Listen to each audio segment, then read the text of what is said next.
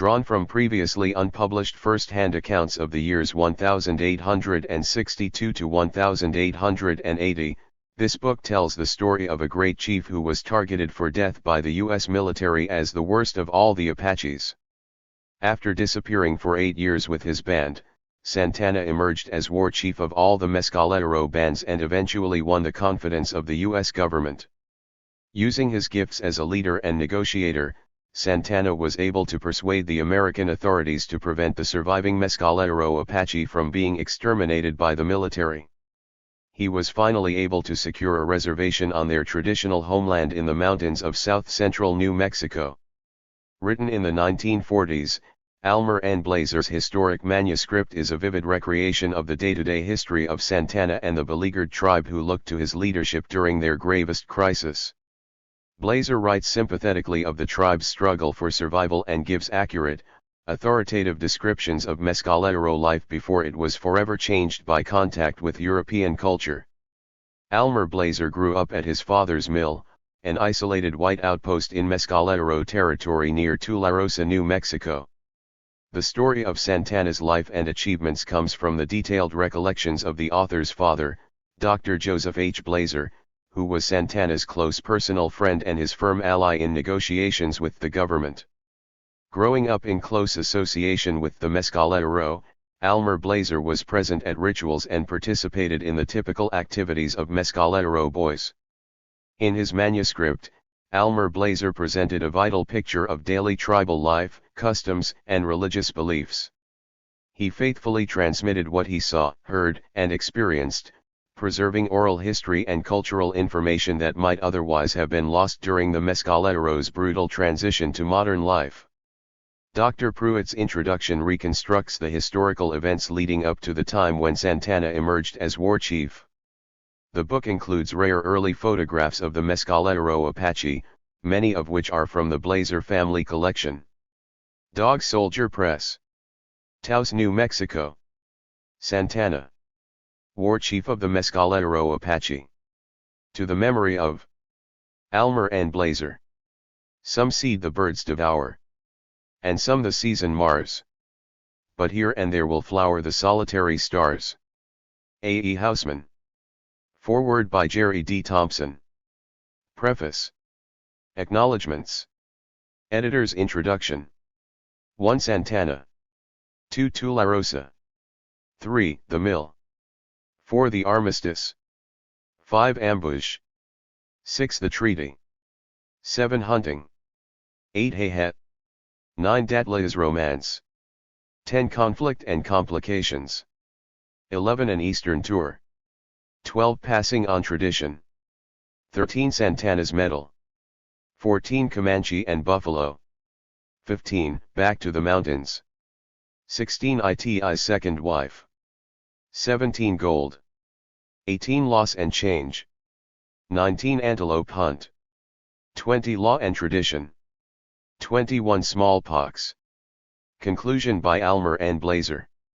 Appendix I, Joseph H. Blazer, 1828–1898. Appendix II, Almer and Blazer, 1865–1949. Notes. Bibliography. Glossary. About the author. Foreword. B. Beneath the towering, snow-capped summit of Sierra Blanca in south-central New Mexico territory in late 1867 or early 1868, two very different men met for the first time. One was Dr. Joseph Hoy Blazer, a big, blue-eyed, solidly built Iowa Civil War veteran, who never saw an Indian until he was 40 years old. The other man was also tall, with a broad, calm face and great dignity of manner. He was Mescalero War Chief Santana. In the years that followed, the two men formed a unique and trusting friendship. In the words of C. L. Sonichson, Blazer was one of the very few white men whom the Mescalero trusted and accepted. One Blazer had purchased a sawmill, La Maquina, in the Sacramento Mountains in the heart of the Mescalero country. In time, it became known as Blazer's Mill. Often preyed on by crooked traders, harassed by land-hungry settlers, starved, lied to, and attacked by the army. Santana and the Mescalero found Blazer to be a striking contrast to other white men they had known. Blazer was to learn much from Santana, who had been a leader of considerable influence among the Mescalero since at least 1830. Long at war with the Mexicans, the Mescalero had watched in 1850 as a new invader penetrated the traditional homeland of the White Mountain Apache. A detachment of bluecoats out of the Rio Grande Valley crossed the Organ Mountains, the arid Tularoso Basin, and rode into the rugged, pine and fir-crested mountains to the east. With perhaps as many as 300 warriors, Santana, by sheer intimidation, drove off the invaders. Yet shortly thereafter, Santana, along with the Jicarilla Apache and Comanche, proposed peace to the governor of New Mexico. When peace failed, the chief exerted every effort to keep his band, which never numbered more than a few hundred, as isolated and far away from the white man as possible. Yet again in January 1855 Santana was at the head of the Mescalero band that confronted the army on the Penasco River and killed Captain Henry Whiting Stanton. After the death of Chiefs Baranquito in 1857 and Manolito in 1862, Santana continued to rise in the Mescalero hierarchy. During the relentless and genocidal 1862-1863 campaign against the Mescalero by General James H. Carleton, Santana managed, probably by secluding himself and his followers in the rugged canyons of the Sacramento and Guadalupe Mountains, to avoid capture and the humiliation of confinement at the Bosque Redondo Reservation. During the following decade, through clever negotiations and with the mediation of Joseph H. Blazer and other whites who supported the Mescalero, Santana was able to secure a reservation that preserved a substantial remnant of his people's homeland. In the great smallpox epidemic of 1876 that swept the area, Santana, an old man by this time, was seriously afflicted and was taken in and nursed by Joseph H. Blazer at the mill. Shortly thereafter, the chief returned to his lodge only to die of pneumonia. Joseph H. Blazer died in 1898.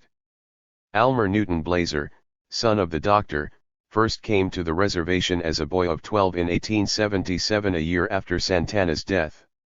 The younger Blazer also became a trusted friend of the Mescalero as well as an authority on the White Mountain Apache. Educated at Las Cruces and Santa Fe, he was anxious that Mescalero history be preserved and wrote articles on the Apache and the history of the area. Over the years, the Blazer family's knowledge and records have proven indispensable for any study of the Mescalero. Any serious scholarship on the subject necessitates the use of these records. J. Evans Haley, E. Ball, William A. Kelleher, A. M. Gibson, C. L. Sonichson, and Robert M. Utley as well as other scholars, have all used the Blazer records and information obtained from the family. When Almer and Blazer died in 1949, he left behind a valuable and informative book-length manuscript entitled Santana, War Chief of the Mescalero. In the manuscript, Blazer repeated much of what he had learned from his father as well as older Mescalero who had known Santana. A. R. Pruitt, who grew up with the Blazer family and who has had a lifetime interest in the Mescalero, has at last brought the manuscript to publication. Through meticulous research of historical archives, Pruitt verified much of what was in the manuscript and uncovered a considerable amount of data pertinent to the war chief and Mescalero history, even for the years when Santana was thought by white men to be dead. Much of this information has not previously been seen by scholars. Because of Pruitt's interest in the preservation of Blazer's work, a wealth of Mescalero ethnology and history is now at our fingertips. For his efforts we are grateful. At last, Santana, the great chief of the Mescalero, can take his rightful place in the literature and history of the American Southwest beside Nicholas, Espajo, Jose Cito, Manolito, Cadet, Roman, Baranquito, and Gomez, as well as his more famous relatives, Mangas Coloradas, Ponce, Delgadito, Cochise, Geronimo, Nana, Loca, Chato, and Victorio. Jerry D. Thompson. Gallo Chiquito, New Mexico. Almer and Blazer as a young man. Courtesy Rio Grande Historical Collections, New Mexico State University Library. Preface. T. His work was written by Almer and Blazer during the early 1930s. Upon the author's death in 1949, the manuscript was purchased from the estate by Almer and Blazer's son, Paul A. Blazer. Although no bill of sale was found among the Blazer papers, a letter from Almer and Blazer's friend William R. Lee, the Western artist and author, written in 1953 to Paul A. Blazer, stated, "I am glad you have bought the manuscript from the estate and are going to have it published." It was not published at that time but languished for many years among the Blazer papers until we resurrected it and began our present effort to shepherd it into print. When Paul A. Blazer died in 1966, ownership went to his sons, Paul A. Blazer, Jr. and Arthur D. Blazer. 3 generations of the Blazer family have preserved the manuscript, not as a curiosity but as a work of historical value they were certain would be recognized sooner or later. As their uncle and as a self-declared member of the family in which a significant portion of my formative years were spent, I have shared with them their interest in it and have been involved in preparing it for publication. Almer and Blazer himself received a good many pink slips from publishers. Although several editors were intrigued by the manuscript, all felt there was insufficient popular interest in Indian subjects at that time. Academic presses had other objections. The most frequent criticisms dealt with the lack of verification of times and places. Who were the Blazers? Was Santana real? There are too few dates. It is very interesting, but is it actually history? To answer these objections has been the present editor's challenge. This entailed researching the available literature to identify the man Santana and finding confirmation of his deeds and the incidents described in the manuscript, as well as writing short biographies of the Blazers. We were careful at all times not to change the meaning of the original manuscript. However, as we researched the military and Indian agent records, some changes in sight were necessary. We also developed an accurate chronology of events based on historical records. In order to understand the relevance of the Blazer manuscript to Mescalero history, one must be aware of Almer and Blazer's unique relationship with the Mescalero Apache. From the time of his arrival at Mescalero in 1877, at age 12, he was in constant contact with the Indians. He spoke their language fluently, was a friend to them, and was befriended by them. He hunted with them, ate with them, camped with them, and listened to their tales of events past. Both C. L. Sonnachson and E. Ball said of him that he knew and understood the Mescalero far better than any other Anglo. On March 4, 1931, Blazer sent an early draft of his manuscript to Western artist William R. Lee. 2 In an accompanying letter Blazer wrote, "I am enclosing here with an original draft and several sketches which I had intended as inserts. I am also sending some.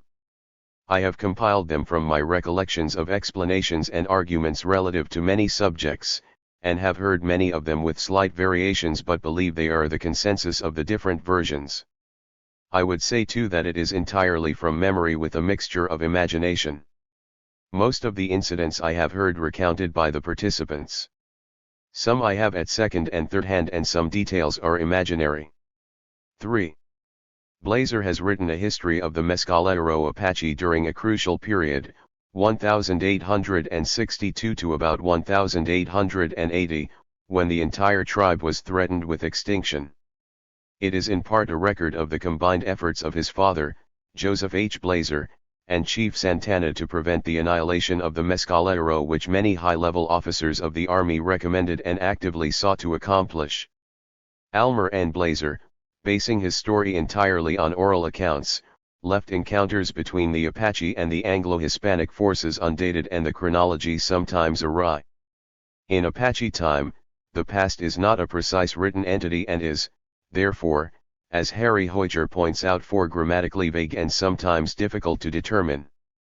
The pattern of events, however, is clear.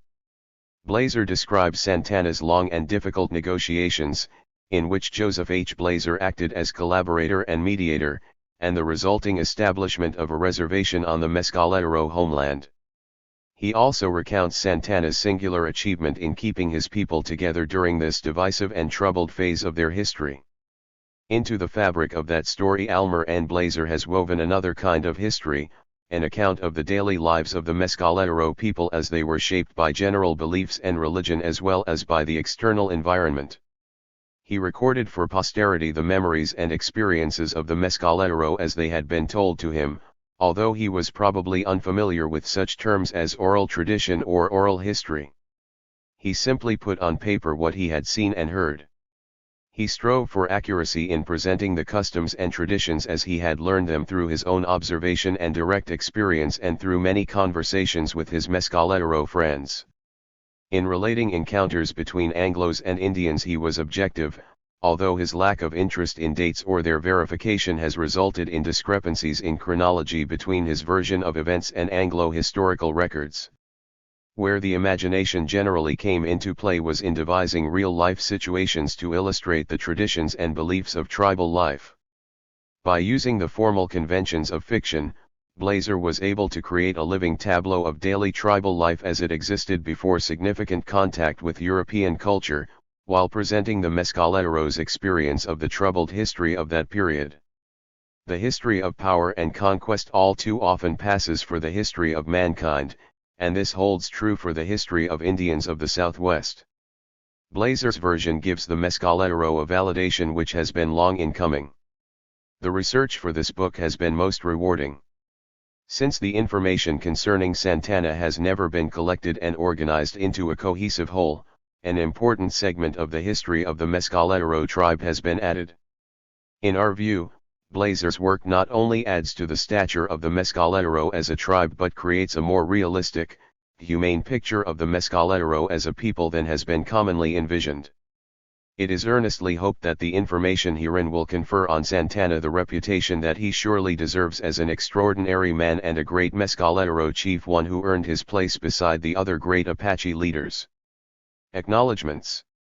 The Blazer family papers still held by Paul A. Blazer, Jr., and Arthur D. Blazer have been of great help in learning details of the family history as well as in gaining a better understanding of the many problems facing the early settlers on that huge, empty, and forbidding frontier. Paul and Arthur Blazer have been most helpful in jogging my memory with personal details of the many Indian friends we have known.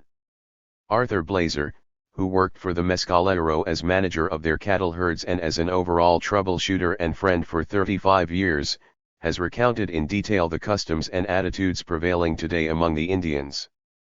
I am especially grateful to Dr. Jerry D. Thompson, Professor of History, Laredo State University, Laredo, Texas, who very carefully read each of the new sections, the Blazer biographies and the introduction, corrected and amended the format, and peppered the whole with many valuable and much appreciated suggestions. It was my good fortune to correspond with Dr. C. L. Sonichson before his death and to continue that correspondence with Mrs. Carol Sonichson afterward. Both were most gracious in helping with some missing aspects of the Blazer family history. Miss Elaine Clark, a linguist who helped the Mescalero develop a written language, has very graciously acted as guide and counsel in the use of and spelling of the Mescalero Apache language. The archivists have been most accommodating in every instance and deserve a very special thank you for all their help, especially Sarah Owen at the Gilcrease Museum in Tulsa, Oklahoma, and the entire staff at the Southwest Branch, National Archives, Fort Worth, Texas. Linda Blazer and her staff at the Rio Grande Historical Collection in Las Cruces, New Mexico, and Elba Ersnach at the Mescalero Apache Cultural Museum have gone out of their way to help in my research. Margaret Campbell of Bloomfield, Iowa, also doing research on the early Blazer family, was kind enough to send census reports and Joseph H. Blazer Civil War record. Mary Williams, park ranger at the Fort Davis Historical Site, Fort Davis, Texas, and Jane Hoerster, historian for Mason County in Mason, Texas, were most generous with their time in researching specific subjects. Joan Gold, Diane Kamla, and Cass Callahan of Fredericksburg, Texas, have all retyped the original manuscript and have been of inestimable value to me throughout the many months I have spent working on the material. I am much indebted to Dr. Thomas Pruitt, English Department, Cistercian Preparatory School, Irving, Texas, for editing the whole manuscript and for his many useful suggestions. The entire staff of the Pioneer Memorial Library in Fredericksburg, Texas, has been most courteous and helpful. A special thanks is due to Maria Ramos and Candace Noriega for their always cheerful assistance. Last, but by no means least, I wish to express my gratitude for the help given by my wife. I wrote in longhand. She typed and retyped, corrected, criticized, put up with my work habits, and, in general, ran the tight ship which made this book possible. A.R. Pruitt. Editor's Introduction. It is not just coincidence that one of the smallest of the Apache tribes, the Mescalero, was considered by some Anglo-Americans during the era of Santana I to be the most destructive and troublesome. Undoubtedly, it was his tutelage and leadership, as well as the bold audacity of his raids, that earned such a reputation for the Mescalero. That Santana was a real person there can be no doubt.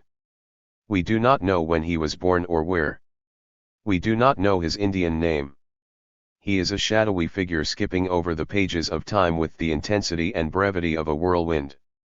His name appears occasionally in dusty archives, usually accompanied by descriptive adjectives such as fiercest, cruelest, or wiliest. Almer N. Blazer remembers his father, Dr. Joseph H. Blazer, describing Santana as standing about 6 feet in height, broad of shoulder, deep-chested, powerfully proportioned. He was also notable for his big feet. Santana had a poise, assurance, self-reliance, and nobility of manner that marked him unmistakably as a leader. His long experience as a leader of warriors had proved his valor. His way of life was in accord with Apache beliefs and customs of the time. That he occasionally beat his wives, disdained work other than hunting, could be cruel and unrelenting, and accepted the institution of slavery, there is little question. Nevertheless, his skills and ability to make sound decisions under acute stress, coupled with his fairness and generosity in all dealings with his people, made him the person to whom the tribe naturally looked for guidance. Anglos both admired him and dreaded him as a foe. Other scholars of the Mescalero tribe have pointed out that Cadet and Roman were brothers, both sons of Baranquito, and that Roman and Santana were brothers as well. Though the researchers do not say so, the inference is clear that Santana was also a son of Baranquito. 2 Percy Bigmouth, Mescalero Apache, a friend and contemporary of Almer and Blazer, thought these men were cousins.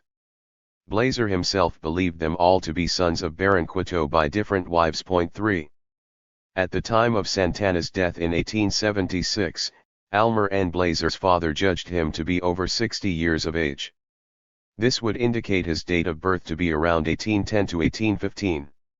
In Chapter 18, Blazer describes a raid into Navajo country in which Santana earned his right to be a chief.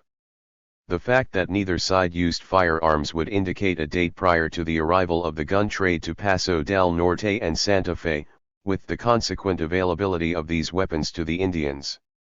When one begins to understand Santana as Dr. Blazer understood him, and when one adds to that perception the evidence of his deeds recorded in government documents and Indian histories, then, for this writer at least, Santana becomes one of the great Apache chiefs, an equal to Cochise, Victorio, and Mangas Coloradas in wisdom, courage, diplomacy, tactics, and every other quality that makes a man a great leader.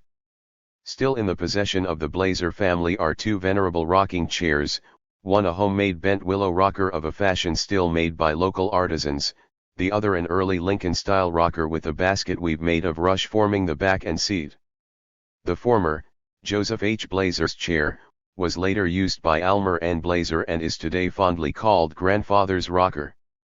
The other is still known only as Santana's rocker, for the importance of these 2 relics becomes more apparent when one realizes that they represent a most unlikely alliance between 2 men who were polar opposites in terms of culture, beliefs, and their understanding of the purpose of life. Furthermore, over the years, the alliance became stronger and developed into an abiding friendship. To fully appreciate Almer and Blazer's portrait of Santana, it is important to understand the conditions and events leading up to the time when Blazer's story begins. Blazer's excellent account of the religion, customs, and daily life of the people needs no further embellishment. Instead, it is necessary to focus on the historical background of the Mescaleros' tragic predicament. In the 1850s, the Mescalero tribe was composed of 9 bands, generally consisting of family groups numbering from 50 to 125 men, women, and children.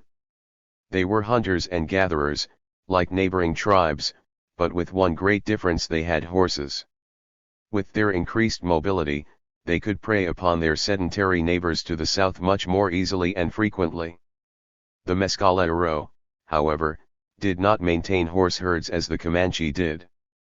Indeed, it was said of them, only half in jest, that they would just as soon eat their horses as ride them. The great success of their depredations gave them proof of superiority and invincibility, which, to their way of thinking, earned them a natural right to acquisition. To the victors belong the spoils.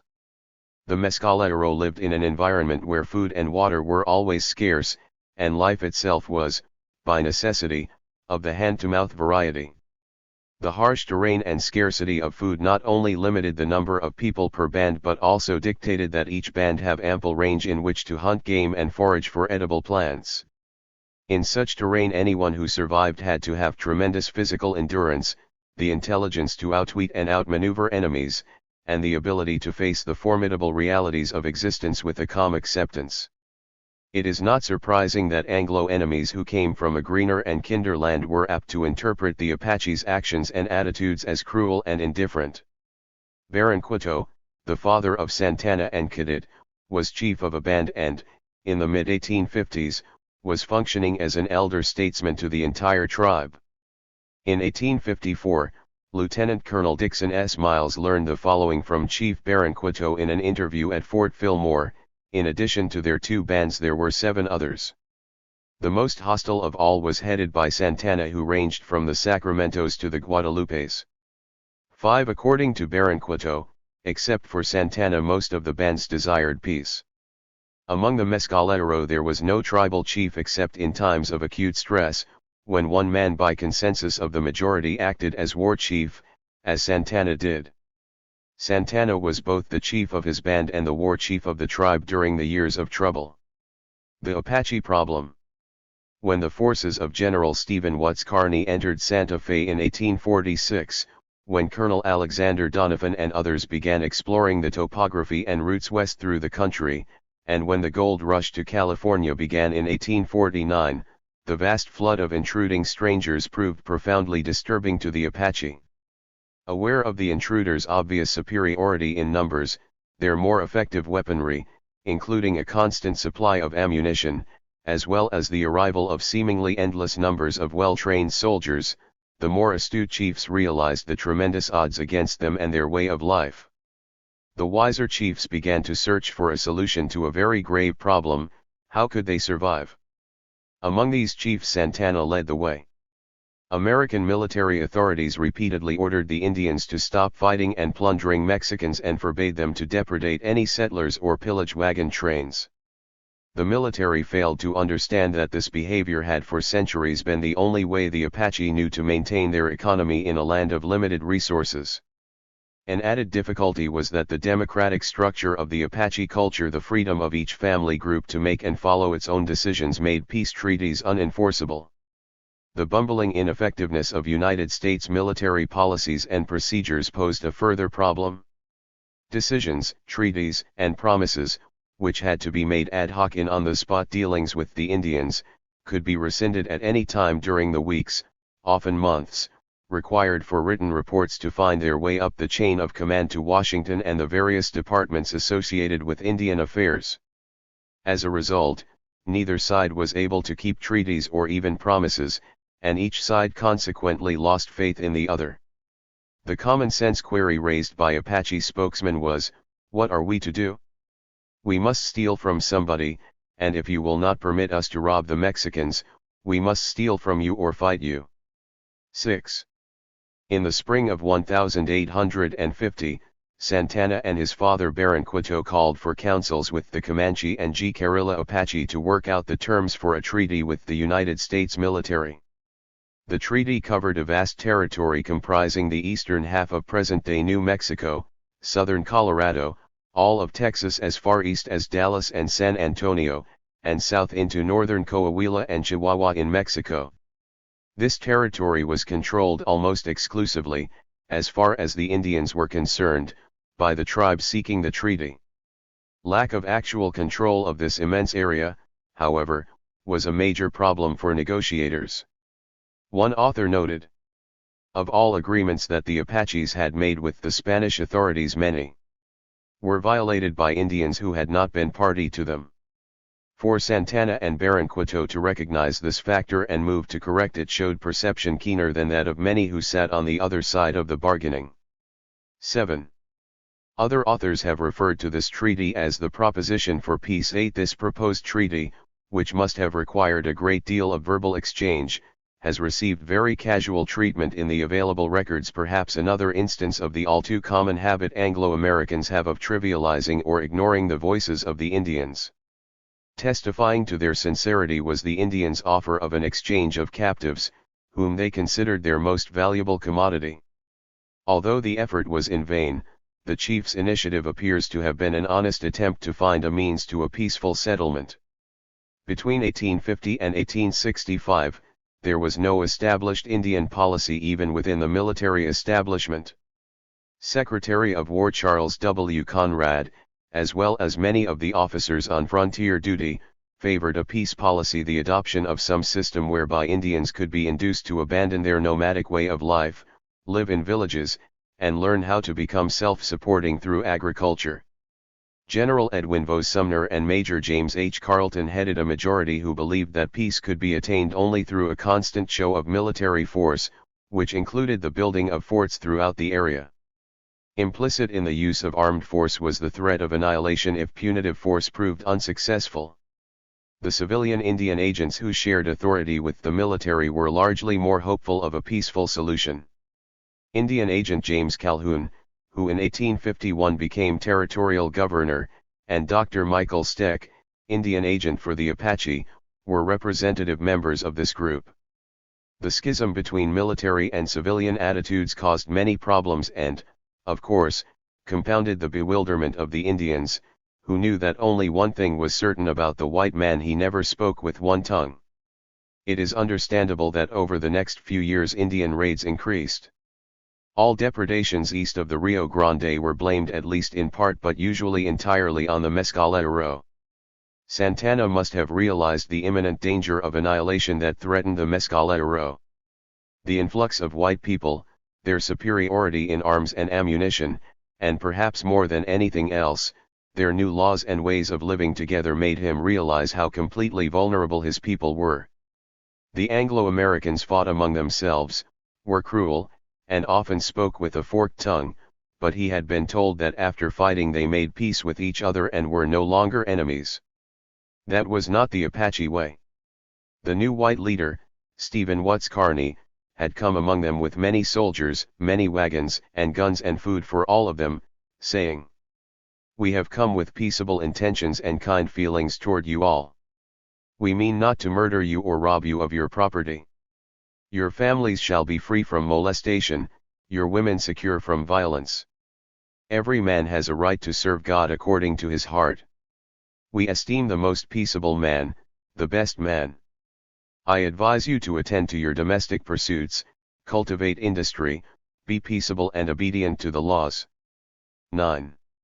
It was true that they did not fight with the Pueblos or the Mexicans except when they broke the white man's laws, but it would take a very long time for the Mescalero to understand these laws. What was to be done in the meantime? Santana's death reported. By 1854, there were many Anglos, civilian and military, who believed that reservations of some kind were a better solution to the Indian problem than extermination.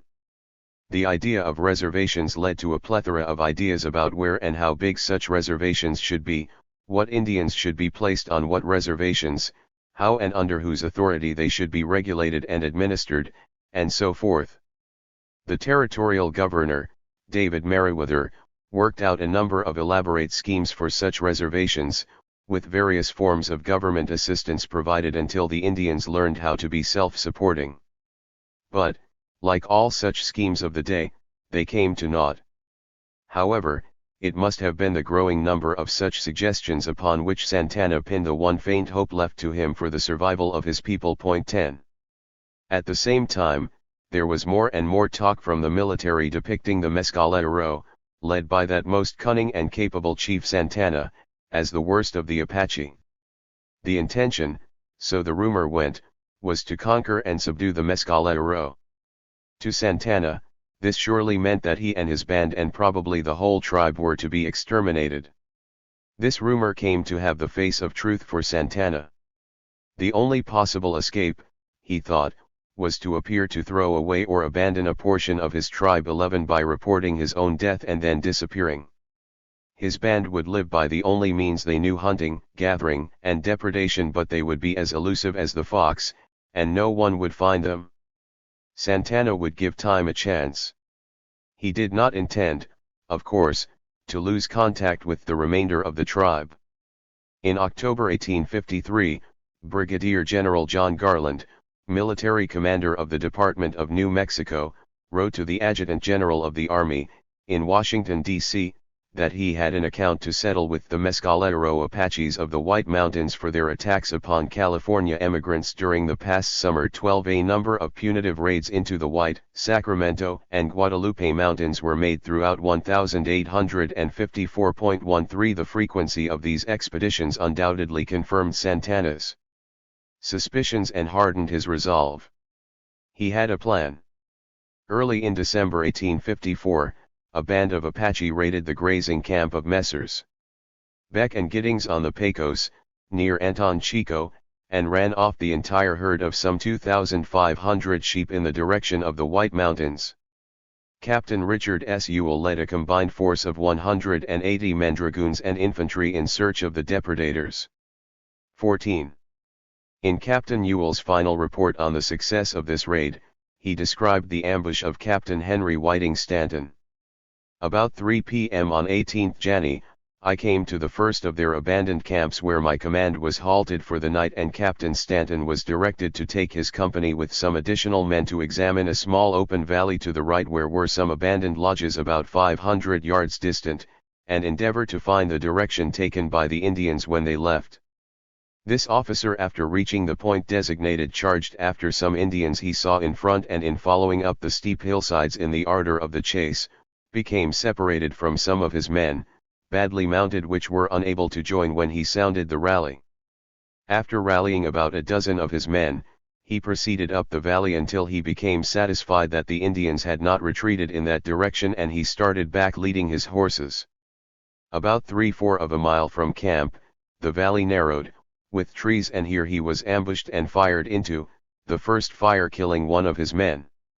He ordered his party to take to trees, but the Indians being in too great force, he mounted and directed his party to retreat, remaining in rear himself, firing his Sharp's carbine, when he received a shot in the head and was instantly killed. 15. In a report to the War Department dated February 28, 1855, General Garland expressed his feelings of more than ordinary satisfaction with the result of Captain Ewell's expedition in pursuit of the Mescalero Apache, adding, "The Apaches lost in the fight 15 men, and I am gratified to say that I have positive information that their great war chief, Santana, and one of his sons were killed." 16. Map of the areas in which the Mescalero were active. From C. L. Sonichson, The Mescalero Apaches, page 254. Reprinted by permission. Map of final Mescalero reservation area showing the location of Blazer's Mill. From C. L. Sonichson, The Mescalero Apaches, page 78. Reprinted by permission of the University of Oklahoma Press. Since Captain Ewell's full report did not identify any of the dead Indians, General Garland's positive information was in all likelihood obtained from the Indians. On March 6, Dr. Michael Steck, the Apache agent, wrote, "I was visited today by a delegation of Mescalero Apaches, who stated that a junta of the tribe was held a few days ago. They say that their roads are open to the Americans, that the source of all their difficulties with us, Santana, is dead and they want peace, etc. 17. That the original raid was a planned tactic intended to gain for Santana and his band a respite from the never-ending search and destroy missions of the American military there can be little doubt. The strategy worked. Santana was presumed dead and quickly forgotten. By the early 1870s, when Santana began to reappear in the reports of the various agents, he was not remembered as the infamous chief of the Captain Stanton incident. What he did or where he was between 1855 and 1870 is not known. Reservations versus annihilation. Late in 1855, the year Captain Stanton was killed, a military post was established at Fort Stanton. From that time on, with the exception of their years in the concentration camp at the Bosque Redondo Reservation, it was to this post that the Apache returned when they were worn out by their pursuers, when they were starving and ready to sue for rations and peace. In the years before the Civil War, nothing changed regarding the Indian question. The Army forces continued their search and destroy missions, while the Indian agents, notably Dr. Michael Steck, continued to press for reservations and the pursuit of peace. The Indians, however, were losing ground. Most of them seemed to realize this but were unable to do anything about it. On October 29, 1855, Lieutenant Colonel Dixon Miles at Fort Fillmore wrote, "Baron made a very pertinent remark to me yesterday, which is so thoughtful and just that I will transcribe it. It was in answer to my question, that he must hunt up recently stolen mules and deliver them to the owner.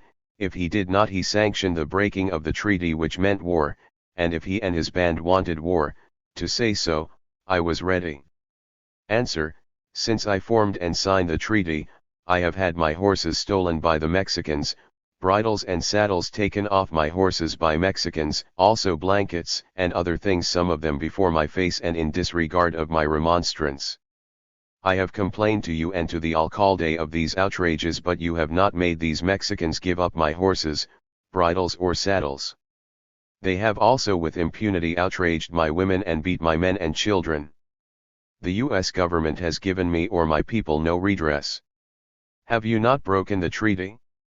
But I want peace, not war. I have borne all these wrongs patiently, and now that someone, you don't know who, has stolen a few mules, you charge my people to say I must and shall return them. Where am I to look for them? Where am I to get them? I have none. I am afoot, for all my horses and mules have been stolen. But I want peace. To obey your orders I'll hunt up the mountains and through the valleys, and if I can find them I will bring them to you.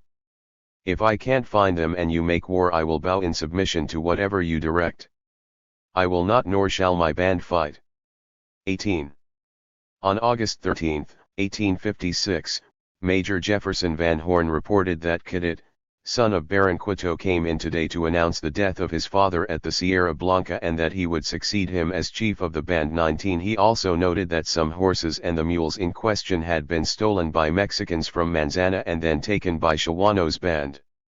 Shawano's band harbored about the San Andres Mountains east of the Rio Grande, and as there was no friendship between that band and his, he could not get the mules back without fighting them.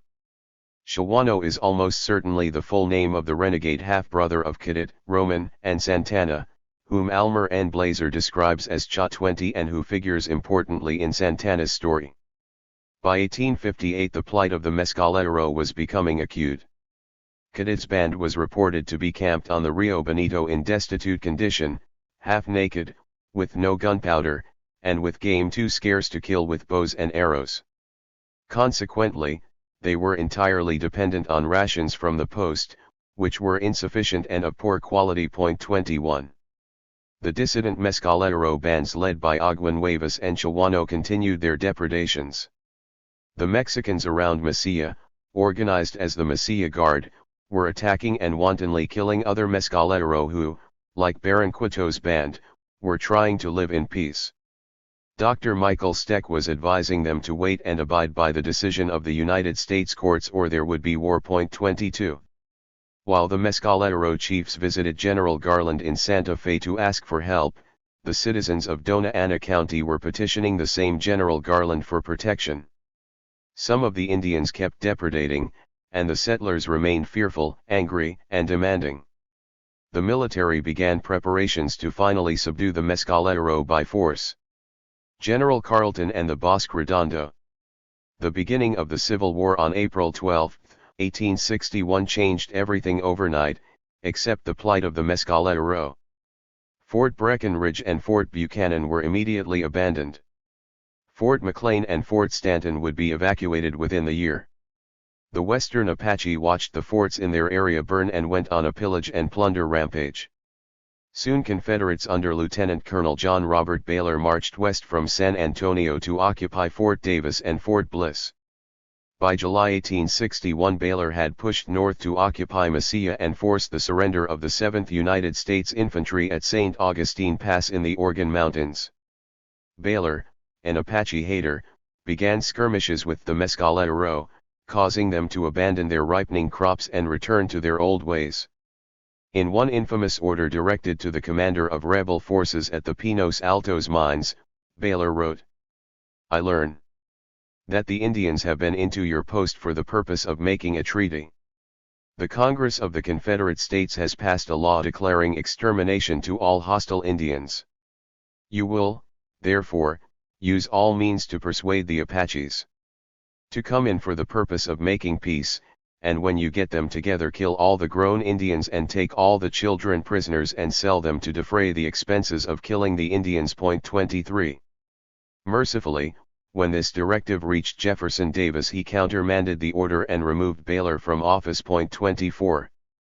Then in June 1862, following the evacuation of New Mexico Territory by the Confederates, the famous California Column, made up of California adventurers, including some of the 49ers, arrived on the scene.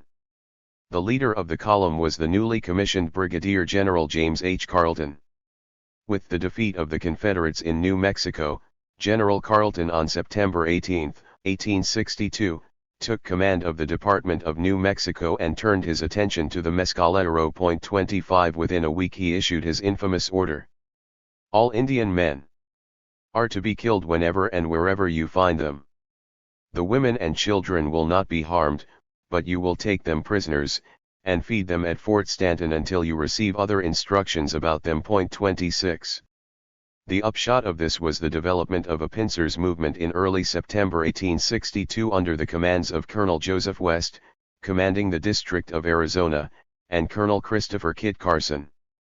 Two separate expeditions under Colonel West entered Mescalero country.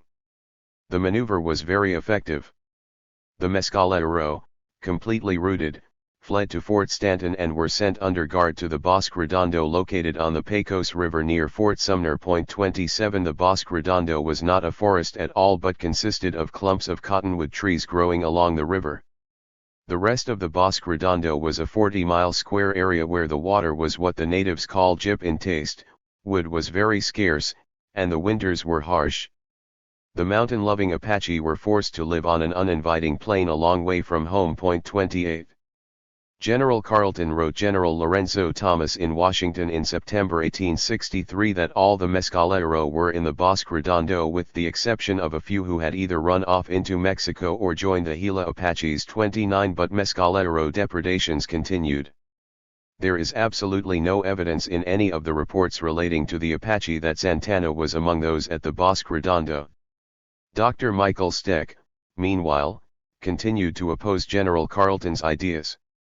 He and many settlers began to support the idea of putting each tribe on its own reservation in its own homeland. Santana, no doubt, was listening. During this time the Bosque Redondo turned into what can only be called a concentration camp.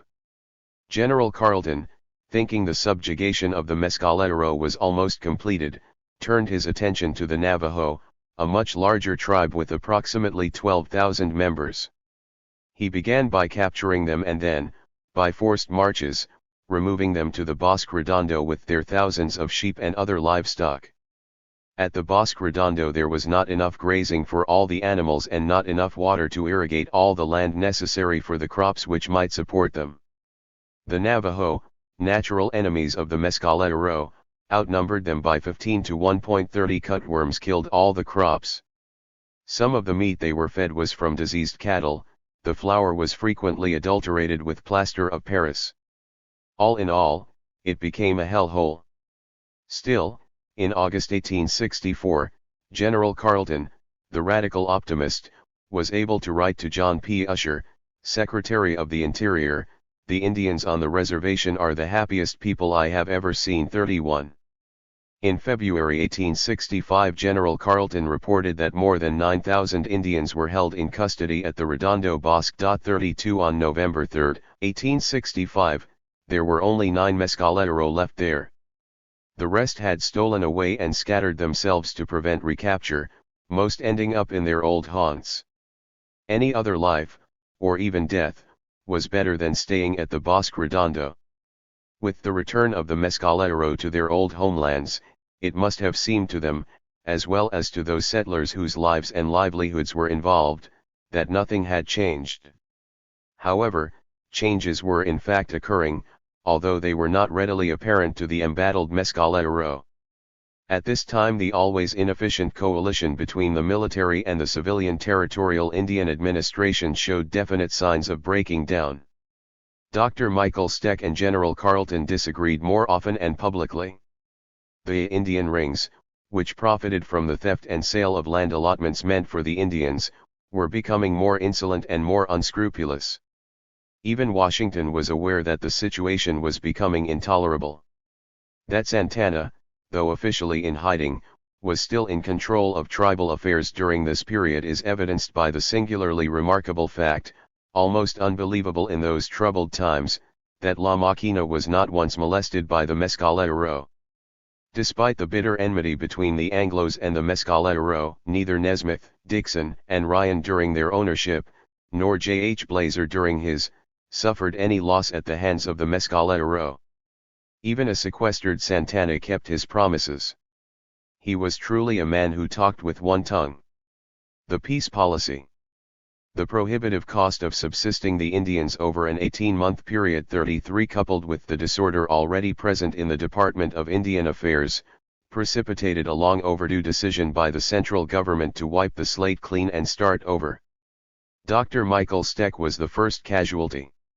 He was relieved of his superintendency in April 1865.34. General Carleton was relieved of his command on September 19, 1866.35. A short time later, December 31, 1866, a written agreement between the War Department and the Department of the Interior was signed in which the War Department happily transferred the entire Indian problem to the Department of the Interior. The actual transfer was not made, however, until November 1, 1867. The mills of bureaucracy grind slowly but not exceeding fine. Committee hearings were begun in 1865. In an effort to develop a more humane policy of peace with the Indians, the churches were asked to enter discussions.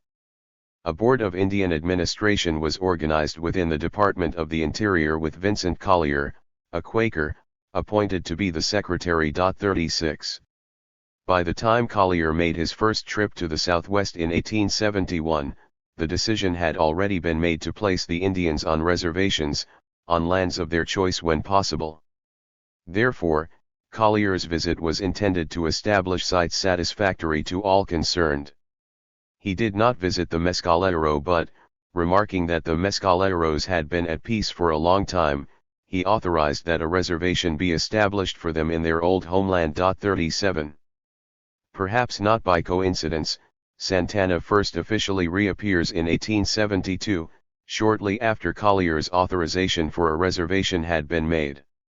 That first official appearance, occasioned by the murder of his brother Cadet, was almost as dramatic as his first, more clandestine appearance at Blazer's Mill around 1869.38.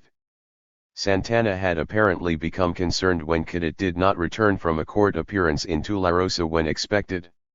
He set out to search for him, crossed the blood-marked trail, and followed it up the canyon to the place where he found Cadet's remains. He buried him there somewhere near the trail, then returned to his camp to report the killing.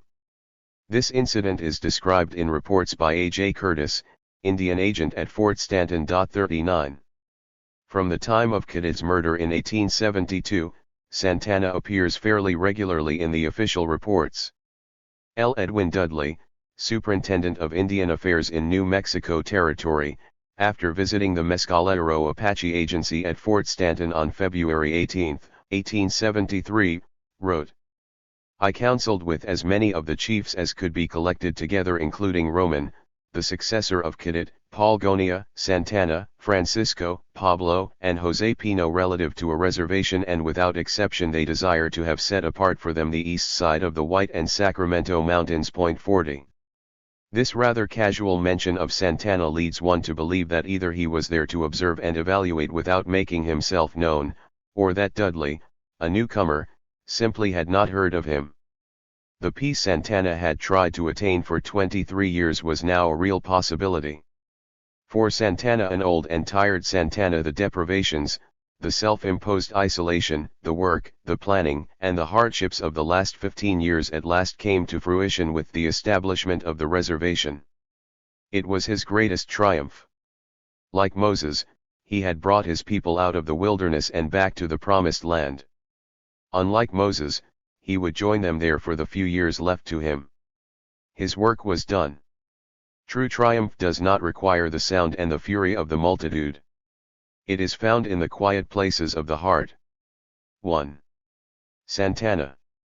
3 Indians stood in the shadow of a lone pine tree on the mountaintop, where scrub oak brush also partly concealed them. Their gaze was fixed with deep concern on 2 horsemen, who had stopped a quarter of a mile below them on a fire-denuded ridge where it abutted the steeper slope on which the watchers had maintained their vigil since daybreak. The Indians had been watching the horsemen's movements for several hours as the riders followed the trail of a single horse. It was now nearly midday, and the snowfall of the night before had begun to bawl badly on the shod hoofs of their mounts as the bright sun began to melt the covering, here exposed to its direct rays. Along the ridge the horsemen had been following the grade, which had not been steep, but ahead the mountainside rose abruptly and shaded the ground so that the frozen snow, driven by a light breeze, had obliterated the trail tacking up the slope before them, making it difficult to follow. There was no trace of the route taken by the horse they had been following. "They can ride no farther," asserted the larger of the Indians, "and they cannot see the tracks from there on and might turn back." A short consultation between the horsemen appeared to ensue, and they turned back, retracing their steps down the ridge, and disappeared as they descended into the valley. These horsemen were scouts sent out from a detachment of cavalry that had arrived at Tularosa the evening before, intent on punishing the Indians for their depredations. 1 Their object was to locate the Indians' rendezvous and guide the troops in an attack. Had they persisted in their efforts for another hour, they would have reached the summit of the mountain, from where, with the aid of their field glasses, they would have seen the wisps of smoke rising from the little fires, and probably other evidences of the presence of the Indians' camp. Had the scouts been killed, which would have been likely had the Indians' camp been found, the resulting search for them would have certainly resulted in discovery of the camp by the cavalry. The escape of the scouts would have been equally disastrous for the Indians, and the history of the Mescalero very different from what it is. The military campaign of 1867 was probably the first time in their history the Mescalero had been concerned over the encroachment of immigrants into the territory they had roamed almost unrestrainedly for centuries. 2 The Spaniards and the Mexicans, it is true, had resisted their raids, but with little loss to the Indians, and occasionally these immigrants had attacked them. However, on the whole the Mescalero had benefited from, rather than been injured by, the intruders. The booty from their successful raids more than offset the losses in their repulses. But now, since the conclusion of the Civil War, the United States troops had kept them on the move so that their supply of food for the winter was insufficient. If the campaign was continued through the winter, hunting on the plains, where the soldiers were more effective, would be curtailed, and the snows in the mountains would drive the game to the lower levels, leaving the Indians in a state of famine. The Indians were not concerned for their immediate safety, for they had usually been able to avoid the troops, but the soldiers were now less than a score of miles away. A single Indian scout, one of a considerable number who had gone to hunt on the plains, had reached the camp the night before to report the arrival of the troops at Tularosa, and to help them formulate plans. The hunters had decided to divert the troops from the vicinity of the camp of the Mescalero. The Indian scout had not followed a beaten trail but had ridden east into the mountains, then had doubled back by a devious route to the southwest and located the point he had crossed the summit of this mountain by its lone pine. There his trail could be watched for many miles. Santana and his two brothers backtracked the messenger to this point to determine if he was being followed, for if so, it would be necessary to move camp or a pitched battle would ensue, something the old chief was determined to avoid if possible. The day had been clear, and the bright sun had melted the snow from the southern exposure of the hills while the three brothers had remained on the mountaintop. The watchers remained at their post until late in the afternoon before they saw the smoke signal rise from Golondrina Peak, some 30 miles to the north, which told them that the ruse the hunters had proposed to use was succeeding. The soldiers were following the trail prepared for them, expecting to be guided thereby to the main camp of the Mescalero, which in fact they were leaving behind as fast as their well-fed horses could carry them. The area occupied by the Indians' camp covered some 60 square miles and contained nearly 2,000 Mescalero.3 on every side high summits of the range, rising to altitudes of about 8,000 feet, surrounded the encampment, except to the northeast, where the several canyons draining the watershed converged to form Nogal Canyon. This canyon formed an opening to the northwest and emptied its flood waters into Tularosa Canyon and the Rio Tularosa flowing westward. Scores of springs provided an abundant and well-distributed water supply for the Indian camp. Deep canyons between the hills and ridges ranged down to as low as 5,000 feet in altitude, where pinyon and cedar were the predominating timber, with junipers scattered in groves and clumps. The higher reaches were heavily timbered with magnificent pines and firs, and the heads of these canyons contained dense groves of quaking aspen now brilliant with the frosted leaves turned to quivering gold. Here and there ash, maple, and wild cherry lent their variegated autumn hues to the color scheme embedded in the many shades of green shown by a dozen species of conifers. The snow still lay untarnished in large patches where shaded, for the air was chill at these elevations, the difference in temperature between bright sunshine and shade within a distance of a few feet being often 30 degrees. Somber shadows, cast by the mountains to the west, were climbing rapidly up the main range to the east of the bowl-like depression occupied by the Indians, before the watchers left their post to begin their 3-mile tramp toward the meager comforts of the camp. The setting sun still bathed the mountain tops in its last rays while the Indians cleared the western brow of the mesa, and hundreds of spark-like points of light gleamed through the dusk of the trees below, where the small, solitary fires of each family unit were being fed with dry twigs. The habitation of the Indians had been selected with the idea of escape rather than defense, should they be attacked. Most fires could be seen from other fires and were easily within hailing distance of each other. Thus word could be quickly passed to every part of the camp, over the miles of distance, and any important communication could be delivered throughout the area in a few minutes. There were no guards, for the Indians depended on their dogs to give notice of the approach of strangers, and no one approached a fire without first calling out and receiving an answer. The fires and the sun had dried the ground within the brush walls of the wickiups, and with loose hides placed to windward comparative comfort had been restored since the snow of the preceding night. Stormproof shelter for the people was very limited as there had been no buffalo hunt to provide hides for new teepees. The canvas tents, issued by the government while on the reservation, had long since been reduced to rags and abandoned, and many teepees had been left standing while their occupants fled for their lives when surprised by sudden attacks. A few teepees still remained, however, which were given over to the sick or injured, or for the housing of infants. While not communists in the strict sense, common interests of the Indians led to communistic practices as a matter of self-preservation. There were a few whose superior intelligence made their lot easier than that of others, but the Indians' mode of life prevented the accumulation of property to any considerable extent, except for women and horses. But there was nothing comparable to the poverty of white civilization. Food and shelter were equally necessary to all and equally available since nature's storehouse was their only resource.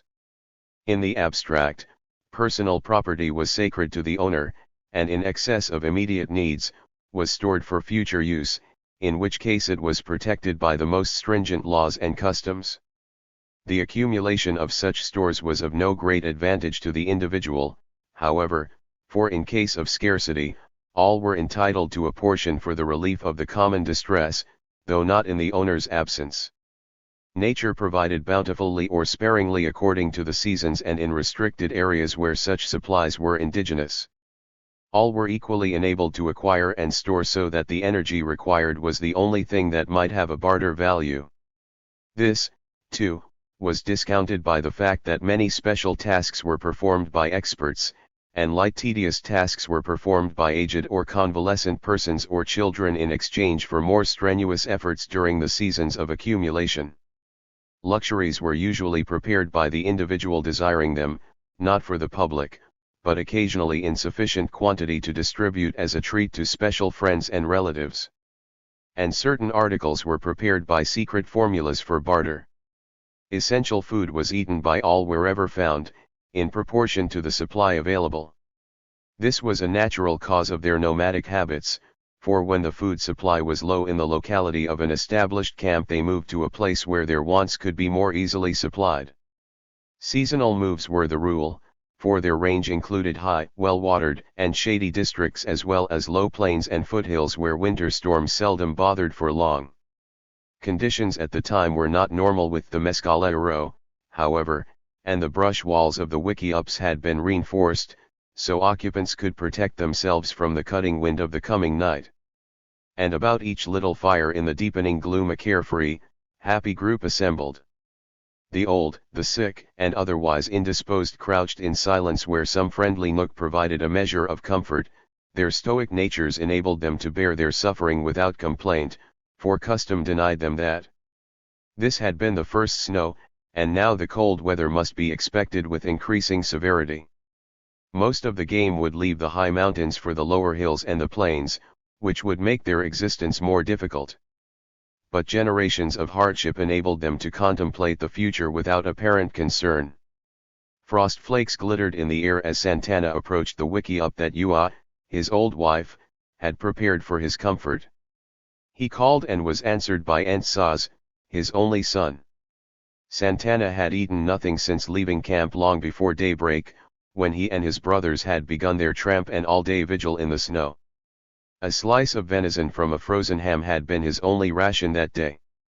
Katsua, his daughter, brought him a roasted bone to scrape for his supper, which, with the marrow secured by crushing it, was more than many of his followers had, for the meat they had expected the hunters to have brought in had not been forthcoming on account of the intervention of the troops. A small buffalo hide teepee was the only storm-proof shelter he owned, and this was now given over to his 3 wives. Ua, the wife of his youth, was caring for the twin sisters he had taken to wife in middle life. Each of these later had borne him a son, but both of these children had died in infancy. Now Anna had given birth to a girl during the week, and Etta was disabled with a broken leg caused by the fall of a horse. Santana's son and daughter who ministered to his comfort were the last survivors of a large family of children born to him and Ua during many years of their early lives. Saz was grown to man's estate and was, like his father, a noticeably large man as compared to the Mescalero generally. Katsua was about 15 years of age and a comely maid. Bima is with the others, she told her father. She said for me to call her if you wanted her, but she thought they could sleep and would not come if not needed. Beside the son and daughter, the group about Santana's fire included an aged sister of the chief, a Yadesh who was charged with the spiritual welfare of Katsua during her adolescence. The women kept to their side of the fire crouched beneath the trailing smoke, and wrapped in their robes soon fell asleep on their pallets of fragrant branches and grass. A number of the head men gathered later in the night to discuss the situation and decide what was best to do. The hunters on the plains had proposed to try the plan of making a false trail for the troops to follow, which, if successful, would be indicated by the signal for which the 3 brothers had waited on the mountaintop. By an unfortunate chain of circumstances, some of Santana's people had been engaged in the massacre of some Mexican immigrants at Carrizo Springs, and this punitive expedition of the troops was believed to be in reprisal of that occurrence. The Indians had thought that if they were to be harassed by the soldiers on account of the trouble at Carrizo Springs, it would have occurred long ago, for several months had passed since it had happened. For now the troops were within 20 miles of the camp and might be followed by reinforcements. The food situation was also discussed. The present rendezvous had been established by Santana for the purpose of a capitulation. However, an additional objective was several months' hunting in the nearby mountains, since sustenance of the Indians had depleted the game to the extent that it was now difficult to supply their needs, and the approaching winter would soon increase their difficulties. The question was, should hunters go onto the plains where the vigilance of the troops and the settlers would make the discovery of the camp more likely? The location of the Indians' camp had been chosen near the only organized settlement in the Mescalero country, as best suited to their purpose. It was too far from the town to be in danger of discovery by anyone engaged in the ordinary affairs of life. Centrally located in the rough mountainous country into which the Indians might flee for safety if discovered, it was off the usual routes of travel, above the summer heat and below the heavy winter snows, well timbered with abundant water, and so near the settlement as to be unsuspected. They decided to avoid the plains and resort to the few remaining horses when necessary. A serious split in the tribe had occurred when Santana had decided to sue for peace due to a difference of opinion over resisting invasion of the settlers. Santana had observed a fundamental difference in the character of the recent arrivals and insisted that they were a different kind of people from the Indians and not subject to the divine laws in which the Mescalero believed. He was supported in this by a majority of his followers, but of course they had no conception of what would happen. He, however, realized that his people could not contend successfully with the increasing numbers of settlers. Contrary to the conventional idea of some right of possession claimed by the Indians to the land, the Mescalero had no conception of ownership. They believed that Ayada had made the world, and it was his. They were fatalists and believed that all good things, including the world, were provided by the deity for the use of all his creatures in a predetermined manner, and that all bad came from a malignant influence permitted to contend with their good thoughts. They believed that all Ayada's creation was good, and, since the strong in all nature exploit the weak, this was right and justified.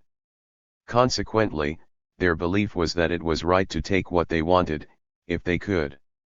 In this there was no discrimination between humans, beasts, or other creatures of nature, and violence in the taking was incidental, with the contention between the natural right to take and the malignant thought as exemplified in resistance.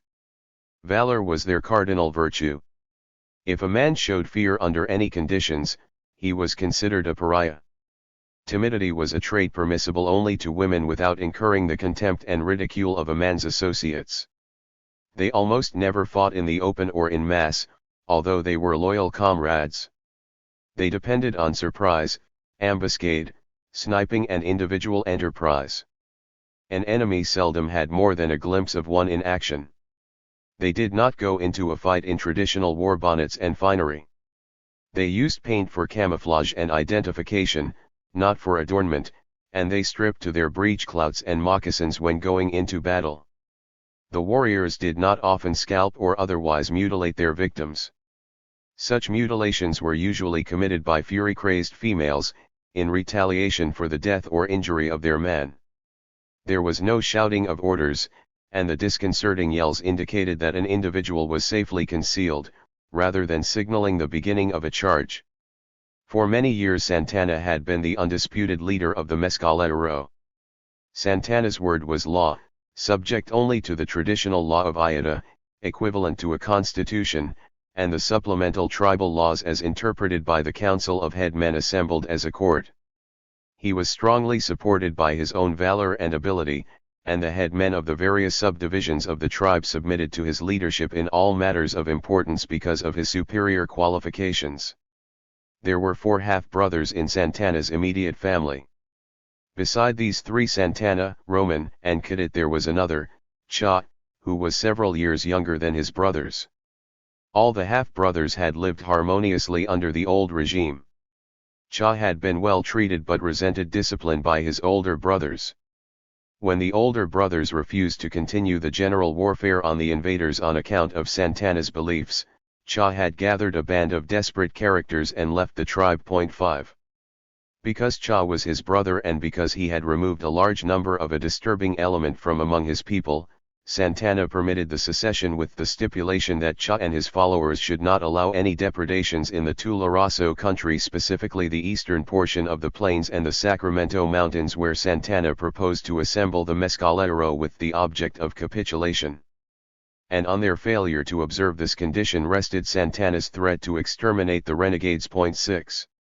The Mescalero were not ruled by hereditary chiefs but by persons of unusual qualifications and personal ability who assumed the leadership and commanded sufficient respect and loyalty to maintain the position. This was accomplished by force to a greater or lesser extent and often resulted in bloody encounters among the tribesmen. The result was the survival of the fittest, as demonstrated by the contenders' ability to cope with emergencies. There were 8 principal subdivisions of the tribe, each consisting largely of closely related families but all of the same general stock. 7. Each band was independent of the others in the ordinary affairs of life, and in a general way was controlled by its own headman, who in turn held his followers by personal ability. These headmen voluntarily submitted to their acknowledged leader, who in matters concerning the tribe as a whole was looked up to and obeyed, not infallibly, however, for there were always jealousies. Thus, the tribe as a whole was ruled by Santana as their chief from about 1830 until his death in 1876. The American troops that occupied the country during the Mexican War had subdued the Mescalero and some of the other tribes, in a measure, placing them on a reservation at Bosque Redondo on the Pecos. Fort Sumner was later created for their surveillance. 8. The Civil War, however, practically ended this control, and, although nominally still on the reservation, the Mescalero, at this time lived where they pleased. Cha's insurgents numbered nearly 100 men. They had abandoned their wives and children to be cared for by relatives with the main tribe. Having established a rendezvous in the Guerrilla Mountains, they depended on the proceeds of depredations, attacks on settlements and on travelers along the roads for a living.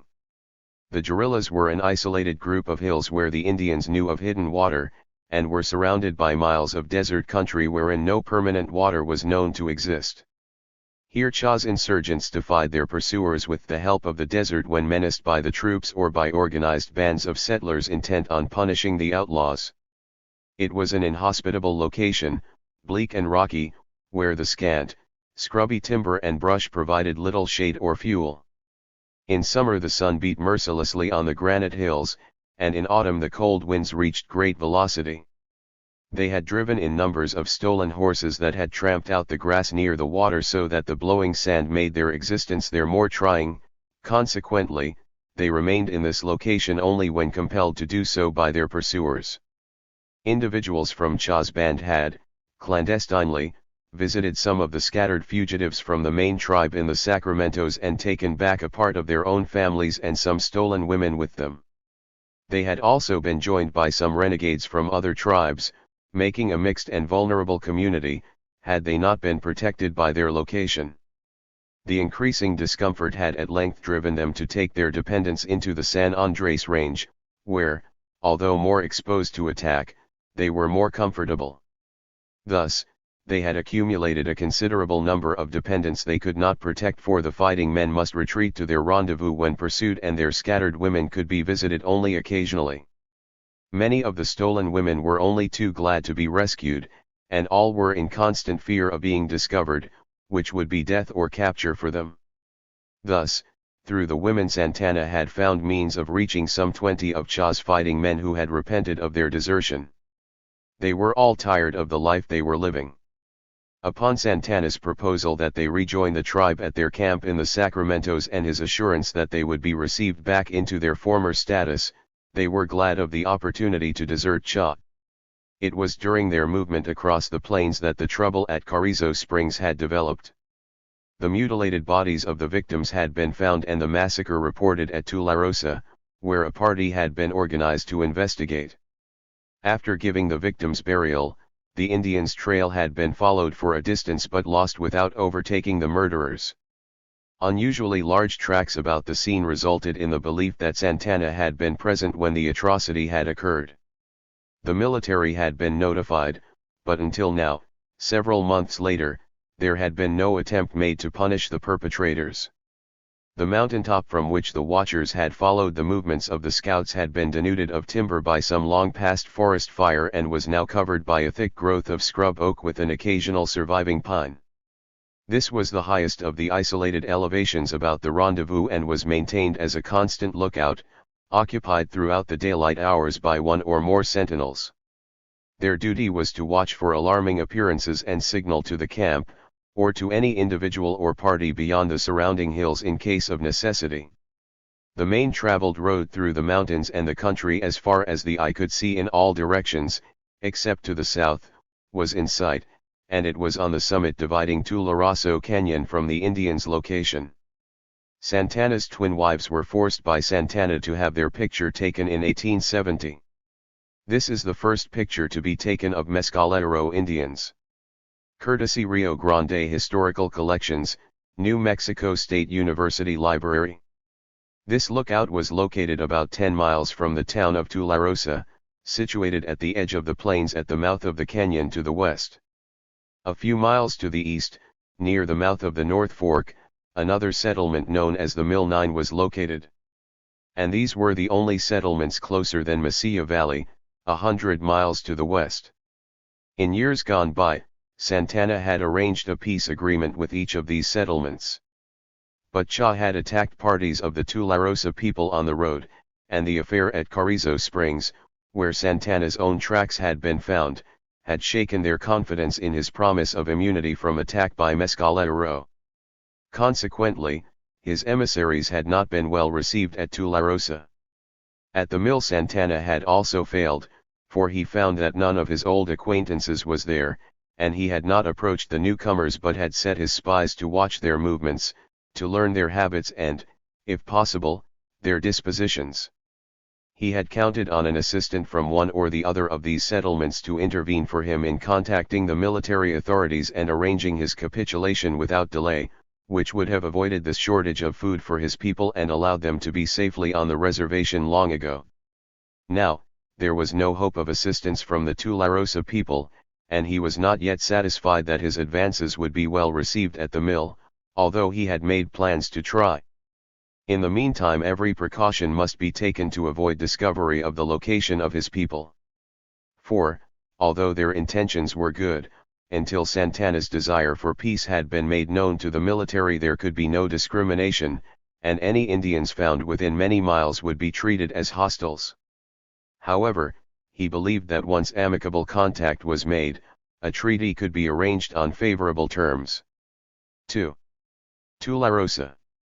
Tularosa was originally settled and fortified by a few hardy Mexican pioneers in 1862, and being isolated and a community of little importance, had escaped attention during the Civil War. Although never invaded by hostile Indians, a relatively large number of its residents had lost their lives to marauding bands while on the roads performing the various duties requiring their presence beyond the protection of the settlement. A number of attacks had also been repulsed by the people. The fertility of the lands and a bountiful supply of water for irrigation, however, was attractive and gradually induced additions to the inhabitants until by 1867 Tularosa had become a village of some 300 or 400 souls. The buildings were of adobe with heavy walls capable of resisting rifle fire, and many were surrounded by adobe walls enclosing gardens, orchards, and vineyards that provided additional discouragement to an attacking force. At the close of the war, several military organizations had been disbanded at points that left government equipment available, and the Mexican carretas, which had been their only vehicles of transportation prior to that time, were now largely superseded by the iron-axled government wagons. A number of these wagons were employed in freighting lumber from the mill to various destinations throughout the country, whereby the oxen used in plowing were kept busy while the crops were being tended in the old way by hand. Most of the employees at the mill were also members of families living at Tularosa, and the settlements were more or less interdependent. A recent addition to the inhabitants of the town was an American who had established himself as a merchant and built a large residence, store, and other buildings near the center of the settlement surrounded by a large adobe corral. He had the appointment as forage agent at this location and handled the surplus crops of the area. The people of this community were in general poorly provided with arms, however, and although they had sufficient number to protect themselves, they could render no assistance to their neighbors. 1. When the troops sent to punish the Indians for the massacre at Carrizo Springs arrived at Tularosa, they were accommodated by the forage agent, but on account of the lateness of their arrival nothing was done until the following morning. The soldiers' tents had been pitched within the high walls of the corral, where they and their stock were shielded from the wind. Here the stock had abundant hay and grain, and in some measure the soldiers were entertained at a native dance where wine and brandy of local manufacture contributed to their enjoyment. The next day the dozen or so scouts accompanying the expedition were sent out to look for Indian signs while the officers remained in comfort, provided with a warm room by the forage agent. Scouring the country in every direction, the scouts, riding in pairs, searched for signs of their quarry and found the Indian hunters' night camp. Early in the morning they reported that the Indians' trails, which led off in every direction, were being followed with the expectation that they would converge and lead to the main camp of the Mescalero. The first hotel built in Tularosa, 1887.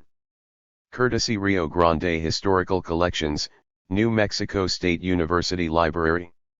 All but 2 of the scouts had reported by midnight. The Indians' trails all led away to the north, heading toward the Malpays, where the scouts believed they converge.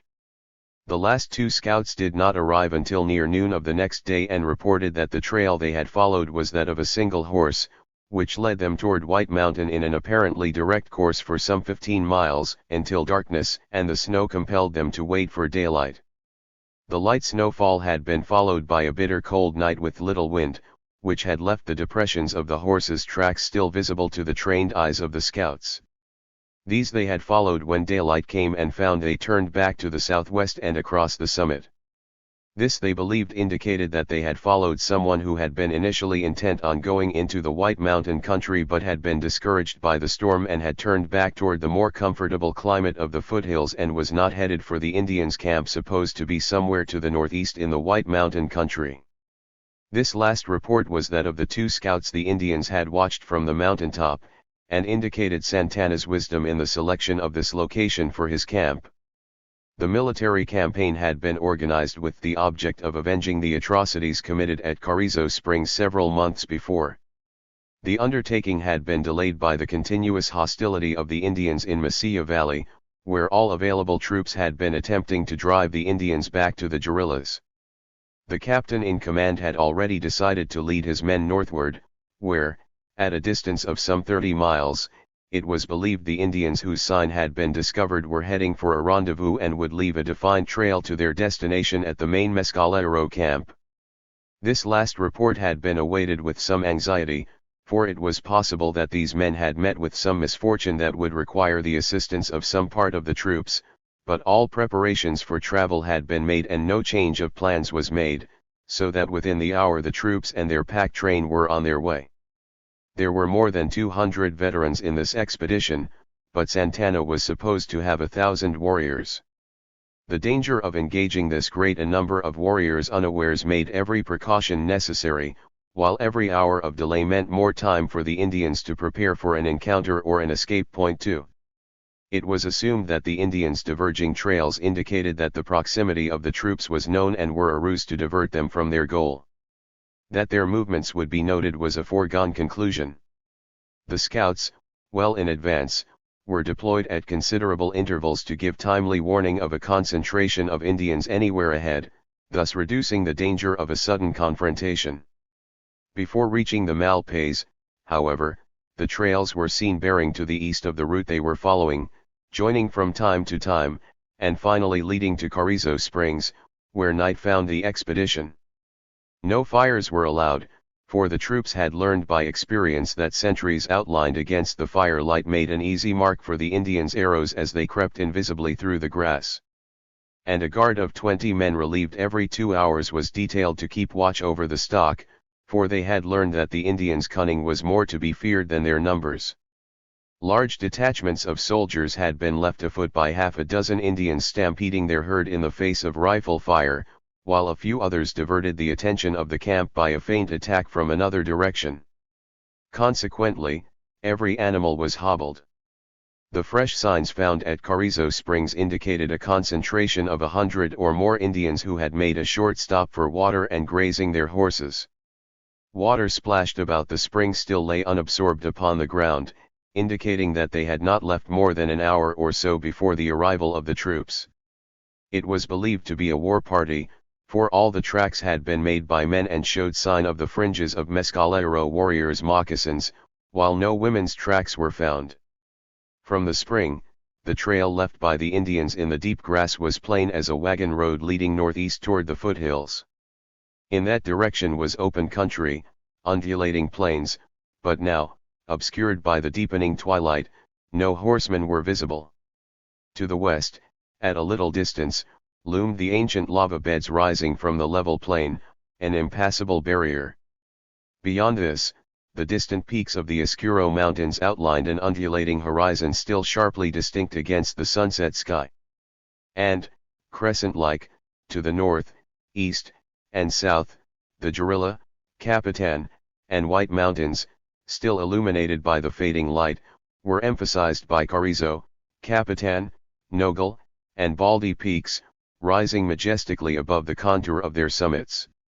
An early start brought the troops to the foothills by noon, where, on rolling, gravelly ridges intersected by deep ravines, the trail was much less distinct but could be easily followed.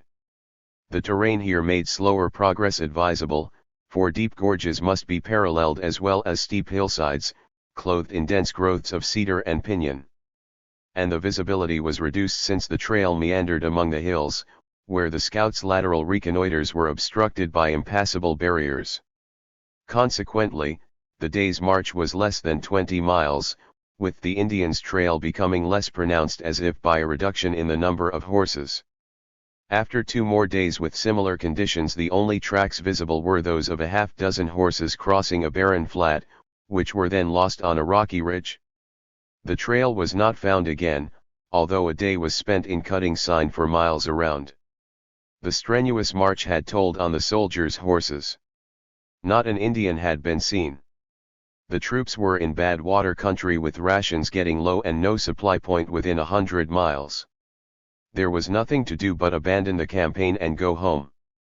3. The mill. The mill was the reoccupied site of a very old settlement. It had been established, originally, during the first occupation of the Rio Grande Valley by the Spaniards. Here the efforts of the Padres had in some measure secured the amity of the Indians and made possible the manufacture of lumber from the local pine for use in the construction of their settlements, particularly the churches.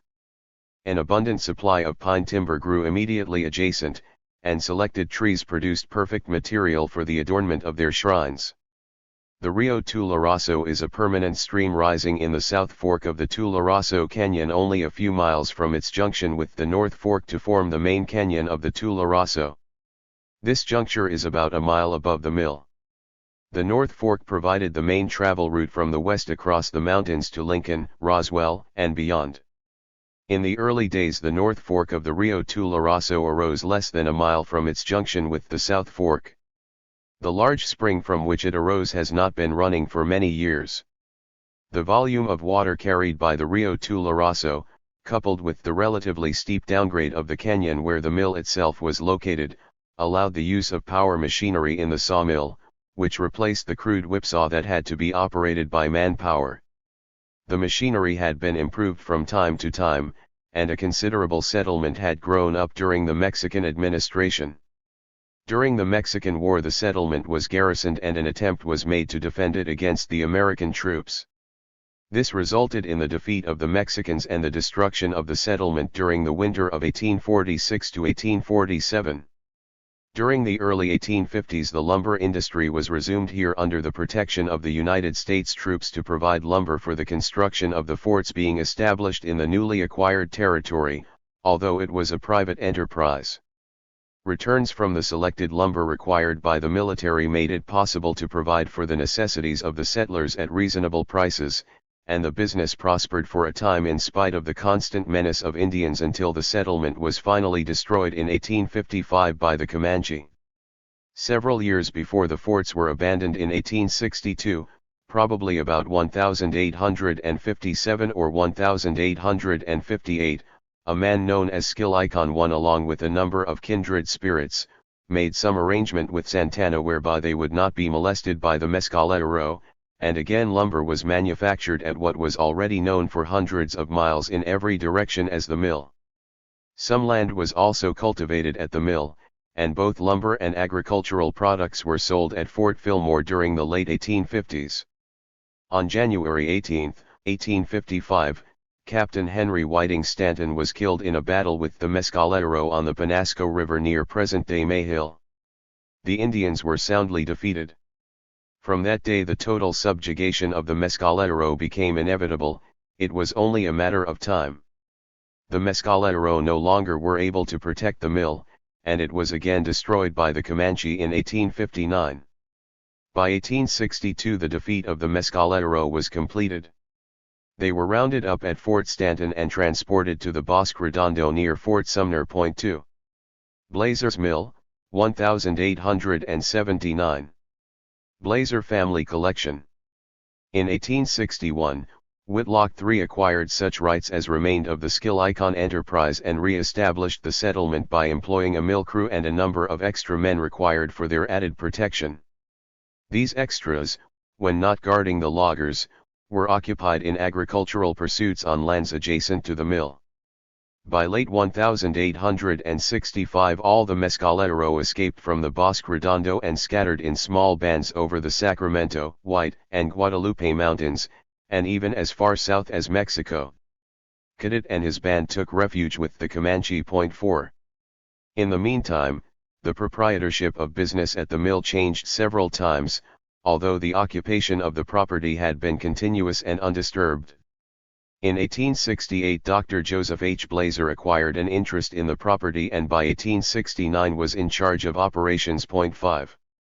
One day Jim Walters, the cook, was alone in the kitchen, and 4 men were stacking lumber in the mill yard while acting as guards for the property, with their guns at hand.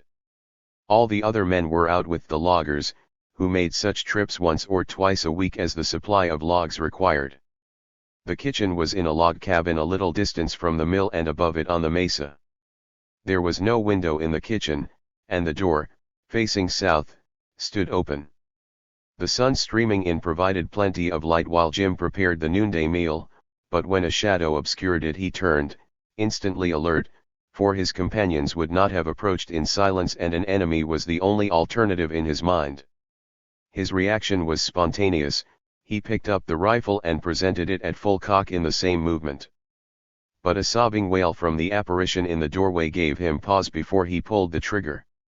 The figure standing in the sunlight was not distinct against the glare, and he did not recognize the visitor. Dr. J. H. Blazer, circa 1864. Courtesy Rio Grande Historical Collections, New Mexico State University Library. As Jim stepped forward the apparition drew back so that the light reflected upon the visitor, revealing a wizened, wrinkled, red-brown face with piercing black eyes and a mat of tousled gray hair, a body stooped with age and wearing a calico garment of some kind about the torso, a skirt nearly touching the ground in front but disclosing the dirty brown calves at the back as the visitor turned as if to retreat. One scrawny hand grasped a long crooked staff while the other carried a rag of some filthy-looking cloth. Valgame Dios came from the old Indian woman as she began to move away. ¿Qué quieres?" demanded Jim angrily, as he stepped into the doorway. The old woman stopped and, turning her head, replied, "Cualquier cosa," then she continued speaking in Spanish, "I am cold and starving but would rather live than die." "Wait then," said Jim, and going back to the fire brought out a smoking hot biscuit from the Dutch oven on the coals. This she devoured ravenously, and he also brought her a chunk of boiled beef, which satisfied her hunger to some extent and released her tongue. In reply to Jim's questions, she told him that her people had abandoned her to starve and that she and some other old Indians had lived during the summer on little animals that they could catch and wild fruits and vegetables to be found in the mountains. But now that it had snowed they had eaten hardly anything for several days, and there were 2 old men besides some other women in her party that were all older than she and some were sick. She finally asked who was boss and was told that he was a big man with white hair and beard. Then she wanted to talk with him and was told that he was out with the men getting logs and would not be back until late but that she might wait for him. This she declined to do and after begging more bread and meat said she would come again the next day and left. Jim had been in the country for a number of years and had heard of the favorable arrangement formerly enjoyed by the settlement here when Santana's Indians had acted as protectors to the industry, and the loss of protection resulting from their captivity. Now there was apprehension and suspense caused by the frequent reports reaching the mill of depredations committed elsewhere by the Mescalero. Jim believed this old Indian to be a Mescalero and a spy. As to the object of her visit he was doubtful. That her sole errand was to beg food was not likely, for there were half a dozen hams of venison hanging in the shade behind the kitchen that she could just as easily have stolen as make such a visit. Any scruples about stealing would have no weight, and risk of being shot would, of course, be understood. He watched her tottering gait as she climbed the trail behind the cabins. She did not rest nor falter while in sight, and he believed her decrepitude to be largely a sham. He looked for tracks around the other cabins and found none. When the men from the mill yard came for dinner, he asked if they had seen any strangers, and as they had not he decided to say nothing about his visitor until he could tell Dr. Blazer and let him decide what should be done. There was no opportunity to talk with the doctor alone until after supper, and when he heard the tale he remarked that he was glad that she had been well treated and that he would like to talk to her if she returned. They then talked of the arrangement in former years whereby the Mescalero had befriended the settlement at the mill, but Jim knew nothing of the means employed in making the arrangement, or of the terms or method of payment. The doctor had been in the country only a few months and had had no dealings with any Indians. In fact, he had never seen an Indian except in hostile attitude on a few occasions when his mule train had been threatened with attack. The doctor believed, as Jim did, that the sole object of the visit could not have been the little food the woman might be able to beg and hoped that the incident might lead to some friendly relation with the Indians. At any rate they knew of nothing to be done for additional protection if the Mescalero were near in force, and if the old woman's story was to be accepted her friendship was cheap at the price of a little food. Blazer Sawmill and behind, the new grist mill, 1882 or 1883. Blazer Family Collection. The doctor sent for an old Mexican, Cavino, who had served him faithfully as wagon boss before he had acquired his interest here. 6 Cavino also believed that the friendly attitude that had been assumed was in their best interests, and that it was well that the men knew nothing of the possible proximity of the Indians. He pointed out that they were as alert as possible, and would be more apt to see an Indian if expecting to, while no doubt if the Indians were in the vicinity in force the mill would be under constant observation and any unusual action would be noted and might be misconstrued to the detriment of a friendly approach. It was decided that the 3 should keep the matter to themselves. Cavino was in charge of the extra men and, being old, gave most of his time to directing the others so that he might watch for Indians without appearing to do so. At the same time the doctor and Jim, on the higher ground around the cabins, also were on the alert. Thus, nothing was done to arouse suspicion, but the doctor saw to it that the daily cleaning and inspection of the arms was not slighted. And the extra men were put to work husking corn in a shed near the mill so that all the workers would be close together. The level floor of the canyon where the farming was done was 1/4 of a mile in width and extended for nearly a half mile above and an equal distance below the mill, which was located at the foot of the mesa on the north side of the canyon. The cabins were above on the higher ground. High mountains shortened the horizon to the north and south to a mile or so, while down the canyon to the west of the San Andres Range, 70 miles away beyond the plains, could be seen through a gap in the hills.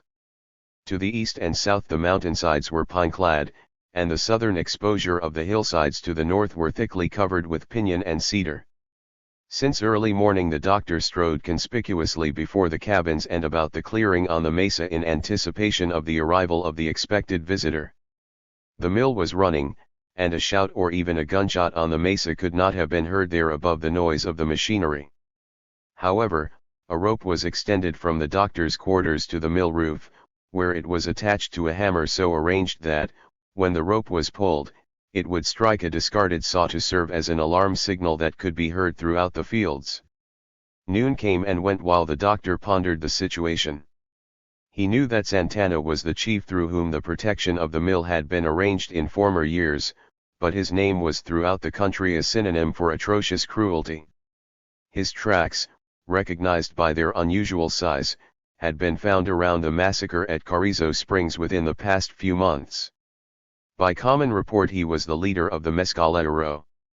Unscrupulous, cunning, and resourceful, his control of the tribe was absolute.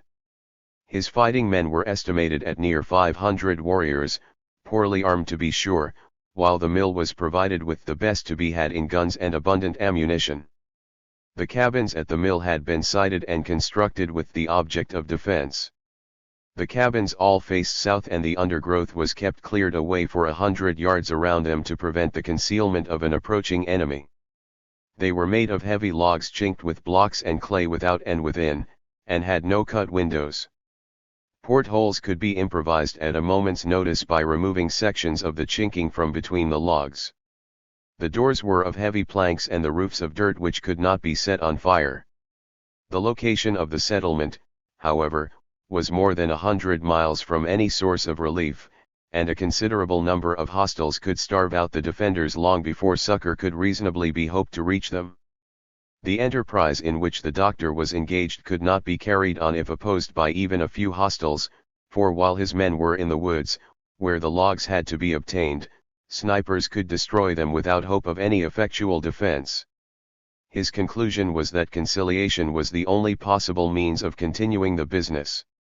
It was now profitable and represented the investment of not only all his own resources but those of his partners as well. Jim had seated himself near the kitchen door with his lighted pipe when his visitor of the day before spoke from but a step away. Neither he nor the doctor had seen or heard her approach, but both were alert, and a moment later the doctor joined them. The doctor did not speak Spanish well but managed ordinary conversation and understood most that was said. Jim knew more Spanish and after a few words of salutation the old woman said she had brought her companions and asked for food. The food was brought, and at a call from the visitor 2 other women and a man appeared from behind the house. They were older and more decrepit than the original visitor and after gorging themselves with bread and meat and a pot of coffee, they all seated themselves upon the ground and talked freely. The substance of their revelation was that there were a considerable number of Mescalero in the Sacramento Mountains, but they insisted that they were all good people who wanted to be friends. When asked about the recent fighting, they denied vehemently that any of these Indians had anything to do with that and insisted that they personally had been by themselves all summer but knew that the others had not been away. When inquiry was made for Santana, they did not reply at once but conversed among themselves for a time, appearing to have a diversity of opinion about something. However, finally they admitted that he might be in the Sacramento somewhere, although they didn't know where he was. The doctor told them that he wanted to talk to Santana himself and make friends with the Mescalero. This caused another argument among the visitors. Further talk brought about an arrangement whereby the doctor was to furnish them food for a few days while they tried to find Santana and deliver his message. They were given a sack of bread, a couple of hams of venison, coffee and sugar, a few dried peaches, and the promise of more if they succeeded in bringing the chief to the mill for a friendly talk. They left by the trail the old woman had followed the day before, which was in plain sight from the cabins for a quarter of a mile as they climbed up the mountainside toward the north. After reaching the cedar breaks, where they could no longer be seen from the cabins, they ceased their pose of decrepitude and threw away their staffs. They watched for a time through the screen of cedars to discover what, if any, action would be taken at the mill.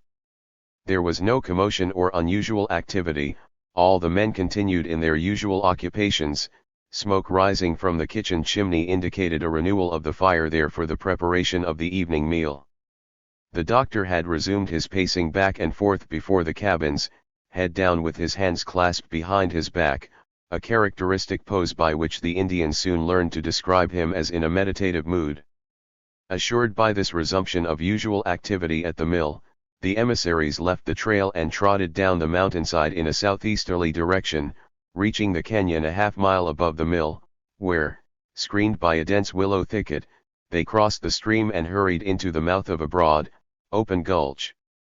Here in a clump of trees they were awaited by a dozen warriors with horses for all, and they rode off up the canyon and over the summit to the extended main camp of the Indians.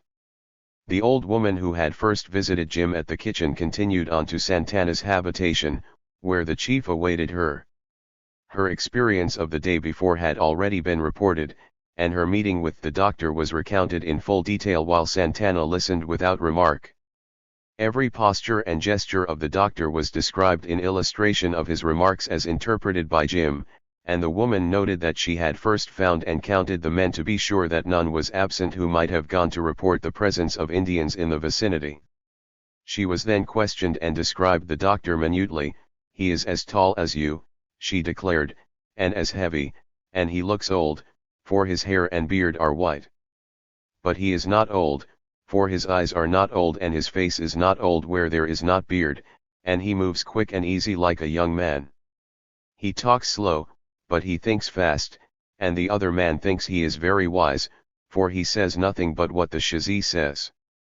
His legs and his arms are long, and his body is short, so that when he sits down he looks short and when he stands up he looks tall." "But does he talk straight?" asked Santana. "Yes, I think he talks with one tongue," she replied. "His eyes are blue, and he looks quick and he says what his eyes look. I saw him talk to all the men when they went to work this morning, but he is not afraid and did not tell the men that I had been there. The men were not afraid because he was not afraid, and they know he is the boss for they do not talk when he does not tell them to talk. I think he has very strong medicine." Santana's conviction that his people must submit to the oncoming tide of white invasion had, in some measure, weakened his rule. He had been compelled to resort to persuasion to a greater extent than ever before and proceed with discretion in order to retain his leadership. His success in bringing the tribe together had had a good moral effect, however, and the fact that Cha had to worry constantly about evading his pursuers who had formerly been but an occasional trouble was proving Santana's attitude justified. Consequently, he was gaining more support. The settlement at the mill had appealed to him as a suitable place to look for assistance because of his previous connections there. His secret observations had revealed that none of his acquaintances was now there, and he had been making a study of the newcomers with the object of securing their assistance. The defection of his brother Cha and his insurgents had been unfortunate in that they had continued their depredations much as had been the custom of the whole tribe during the years gone by. They had used a white flag, on occasion, to gain advantage of their victims, thereby causing such means of contacting their opponents to be disregarded. The former actions of the tribe under the direction of Santana himself had been the cause of his bad repute, so the late atrocities had naturally been laid to him. A large reward had been posted for his capture dead or alive, leaving little hope that the Indians could contact the military without some intermediary. 7 The mill was at his mercy, but his desire for peace was sincere, and its destruction would only be as a last resort in the protection of his people. The troops the hunters had decoyed away from the proximity of the Mescalero camp might with equal facility have been led into an ambuscade and annihilated, for he had several times their number of warriors available and every advantage of perfect knowledge of the country. But his intelligence foresaw something of the future, although vaguely, and at this time his only object was peace. Santana had had the mill watched by his spies all summer without their presence having been detected and knew every phase of the activities there, even what freighters came for lumber and when they might be expected to arrive. Thus, he knew from the small amount of lumber on hand that none were expected before the end of winter. Ox teams from Tularosa had been loaded out the week before, and the lumber lay drying in the town, where it would be allowed to season for a month or more before being hauled to its destination. A knowledge of the personality and attitude of the people at the settlement was all he lacked, and the report of the old woman seemed favorable to the accomplishment of his objective. And if his attempt failed, there would be nothing lost, as there was no way these people could escape him if they proved obdurate. First house built by J. H. Blazer. The cupola served as the lookout and vantage point of defense. Courtesy Rio Grande Historical Collections, New Mexico State University Library. 4. The armistice. Several days had passed without event, and the doctor was engaged in the double cabin, which served him as a combination office and living quarters, when the decrepit Indian woman who had first called on Jim appeared at the door. "Santana's wife is here," she said. The doctor stepped outside and invited a woman standing at a little distance to come in. This she declined to do, but approached and stood just outside. From the kitchen Jim saw the visitors and joined them. The older woman moved away and disappeared as the other woman approached. The newcomer, a woman past middle age but in no way looking old, spoke fluently in Spanish. Her hair hung loose and reached well down toward her waist and, although showing a little gray, was abundant, black, glossy, and smoothly combed. She was dressed in a neat, yellow buckskin suit, modestly trimmed with fringes on the waist and skirt, and high-topped moccasins. A single strand of large beads encircled her throat, and beaded ornaments adorned the tabs upon her breast. The usual fire bag, awl case, and other ornamental containers and a knife were pendant from the silver-trimmed leather belt she wore. She said her name was Ua, that she was Santana's wife, and that Santana wanted to have a friendly talk with the people at the mill. "Where is he?" asked the doctor. "Over there," she replied, waving her hand indefinably toward the mountain to the east, "and will come if you will be friends." And on being assured that all the people at the mill wanted to be friends with everyone, and that the doctor would talk with Santana whenever he cared to come, she drew a red cloth from beneath her blouse and waved it above her head. Both the doctor and Jim had assumed that they were dealing with these women, emissaries of Santana, to arrange for a meeting with the chief at some future time. They did not realize the ability of the Indians for concealment and stealthy approach, in spite of the fact that they had been surprised on 2 former occasions by their visits. The doctor's arms had been left in the inner room of the cabin, and Jim's gun leaned against the wall inside the kitchen door, all a fate-laden moment beyond their reach. At Ua's signal, a dozen warriors appeared at the edge of the thicket on the hillside, 2 a few steps in advance of the others. All carried lances in their hands and shields on their left arms, and bow and arrow quivers projected above the right shoulder of each. But they were not painted. The 2 men mistook this sudden appearance as a hostile demonstration and for the moment were surprised into inaction. Then Jim started for the kitchen to get his gun. The doctor pulled the signal rope to sound the alarm for the men at the mill, but there was no response. The rope had been disconnected from the hammer and tied to the roof of the building. The doctor then turned to enter his cabin, where he had left his arms, but the woman still stood before the door calmly observing the agitation of her hosts. A hostage, thought the doctor, and pushed her through the door, which he shut and fastened. However, his arms also were in the cabin. Finally, the doctor looked toward the Indians on the hillside. The 2 in advance had thrown down their arms and stood, 100 yards away, hands up and palms forward, the peace sign. He returned the sign, and they advanced. Jim had watched the doctor from the kitchen door, and when he saw his hands go up he raised his own and joined him as the 2 Indians moved toward them and the others seated themselves as though to await developments. All this had occurred in a very few minutes. One of the 2 Indians advancing was a large man some 50 years of age, tall, broad of shoulder with narrow hips, well muscled, and who moved in graceful strides. His face was full and unwrinkled with his queues of hair falling from behind his ears and resting on his breast. His tawny shirt, close fitted to his form and reaching to his waist, nearly matched the color of his skin, and buckskin fringes decorated his shoulders, swinging free halfway to his elbows. Beside him came a different type of man, apparently older by 20 years and in comparison small. Slim and active in his movements, his shorter steps made his progress seem a trot. His complexion was darker than his companions, and his buckskin suit was plain, close-fitted to wire-like muscles. Meanwhile, the woman in the cabin was pounding frantically on the door with her fists and calling at the top of her voice. "What do you want?" demanded the doctor as the two Indians approached.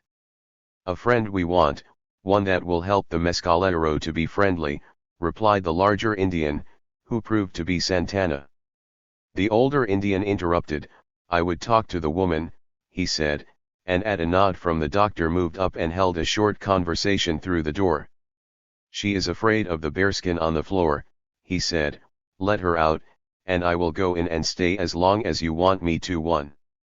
The doctor had been giving little attention to what was being said, although Jim was interpreting faithfully. He was thinking of the futility of a hostage under the circumstances, of his responsibility and his helplessness. But the offer somehow reached his consciousness. He stepped to the door and threw it open. The woman staggered out and sank trembling to the ground, and the Indian moved inside the room, but the door was not shut. "You need not take her place," said the doctor as he turned to Santana, who had assumed a statuesque pose with his arms folded on his breast and was studying the doctor's face intently, without giving the least attention to the condition of his wife.